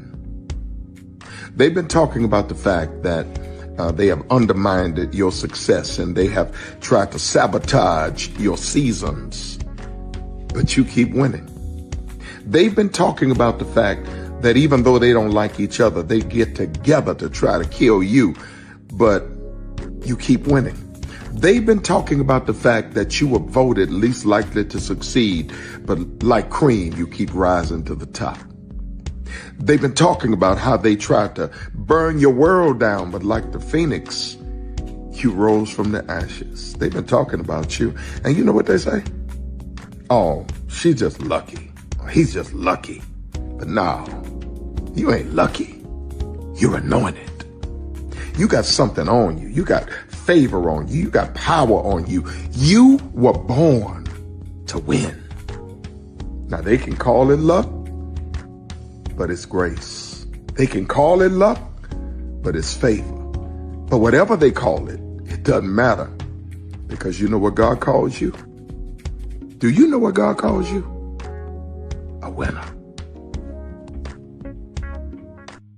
I thought I should tell you they've been talking about you. Yeah, they've been talking about you. They've been talking about the fact that they've done everything they could to stop you and everything they could to block you, but you still win. They've been talking about the fact that they have undermined your success and they have tried to sabotage your seasons, but you keep winning. They've been talking about the fact that even though they don't like each other, they get together to try to kill you, but you keep winning. They've been talking about the fact that you were voted least likely to succeed, but like cream, you keep rising to the top. They've been talking about how they tried to burn your world down, but like the phoenix, you rose from the ashes. They've been talking about you, and you know what they say? Oh, she's just lucky. He's just lucky. But no, you ain't lucky. You're anointed. You got something on you. You got favor on you. You got power on you. You were born to win. Now they can call it luck, but it's grace. They can call it luck, but it's favor. But whatever they call it, it doesn't matter, because you know what God calls you? Do you know what God calls you? A winner. Good evening. My name is Mark Woodbury. I'm the chairman and CEO of Universal Destinations and Experiences. Well, we're finally here. Tomorrow we begin a new chapter at Universal Orlando Resort as we open Epic Universe. We built this place for you. I want to thank you, our fans, for your love of our stories, characters, and immersive experiences that inspired this incredible place. Epic Universe represents over 8 years of meticulous planning, immense creativity, and innovation, combined with unmatched craftsmanship and operational excellence on the part of thousands of people who have brought to life the stories and characters that live beyond each of Epic's portals. But it represents so much more. Your love of Universal and the deep connections we've shared together here in Orlando over the past 30 years inspired us to dream bigger and to push the boundaries to create something extraordinary for you and for generations of fans and families to come. And tomorrow, as we open Epic Universe, I can't wait for you to experience this place for yourself. Now it's your turn to step inside, to lose yourself, and to share this place with the ones you love most. As we open this park, we hope your world becomes a little more epic. Tomorrow, Epic Universe becomes yours.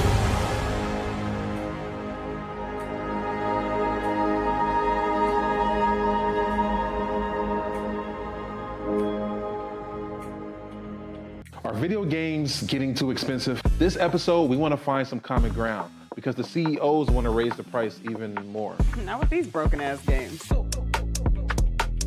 $5 million. That's how much San Andreas costs to make. Is it their fault for selling or our fault for buying? Corporations claim all this stuff. Devs say otherwise. Sports gamers, cozy gamers, whatever you call the people who play Power Wash Simulator. I think it stings a little bit more because I'm spending my actual money and my mom is not. Imagine they get rid of all movie theaters and then charge you the same price to watch the same movie at home. That's like every streaming service. It doesn't have to be the longest of games, but am I having fun with it? This is Lex. I'm Ronell. Let's get right into it.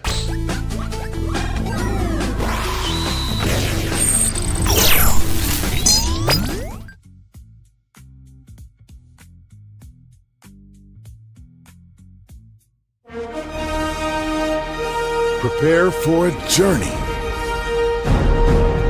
beyond imagination,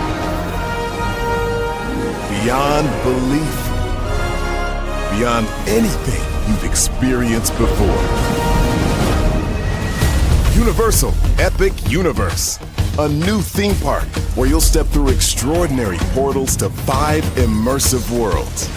Prepare for a cosmic voyage of discovery, an isle of fire-breathing excitement, a shadowy world of monsters and mystery, new wonders in the wizarding world, and a new way to play. Plus the splendor of a magnificent resort hotel overlooking the park.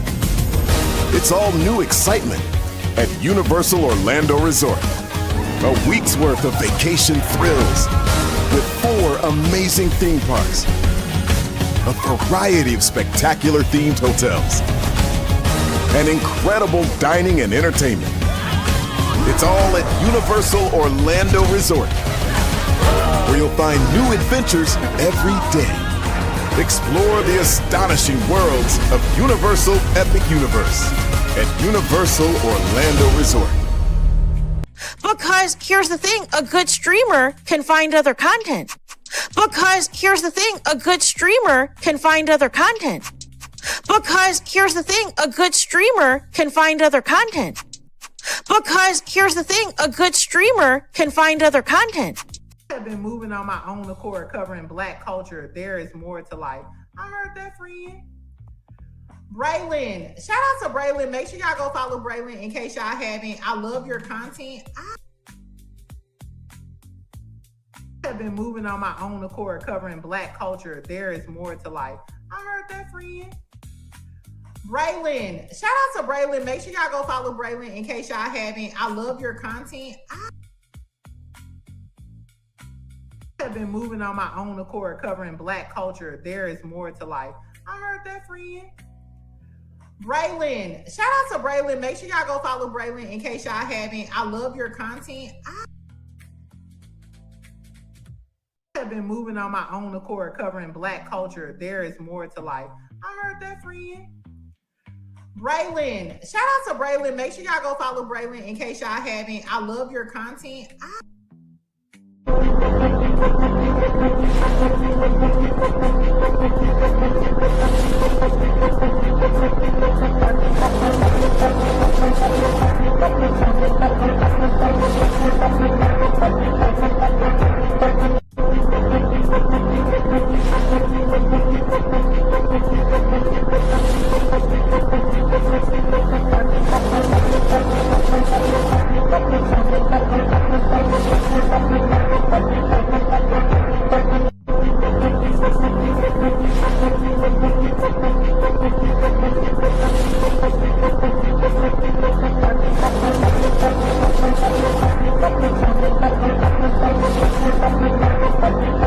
Child, Braylon been over there doing his thing, minding his GD business, staying out of trouble, trying to get the folks some positive stuff to talk about, besides lying all the damn time.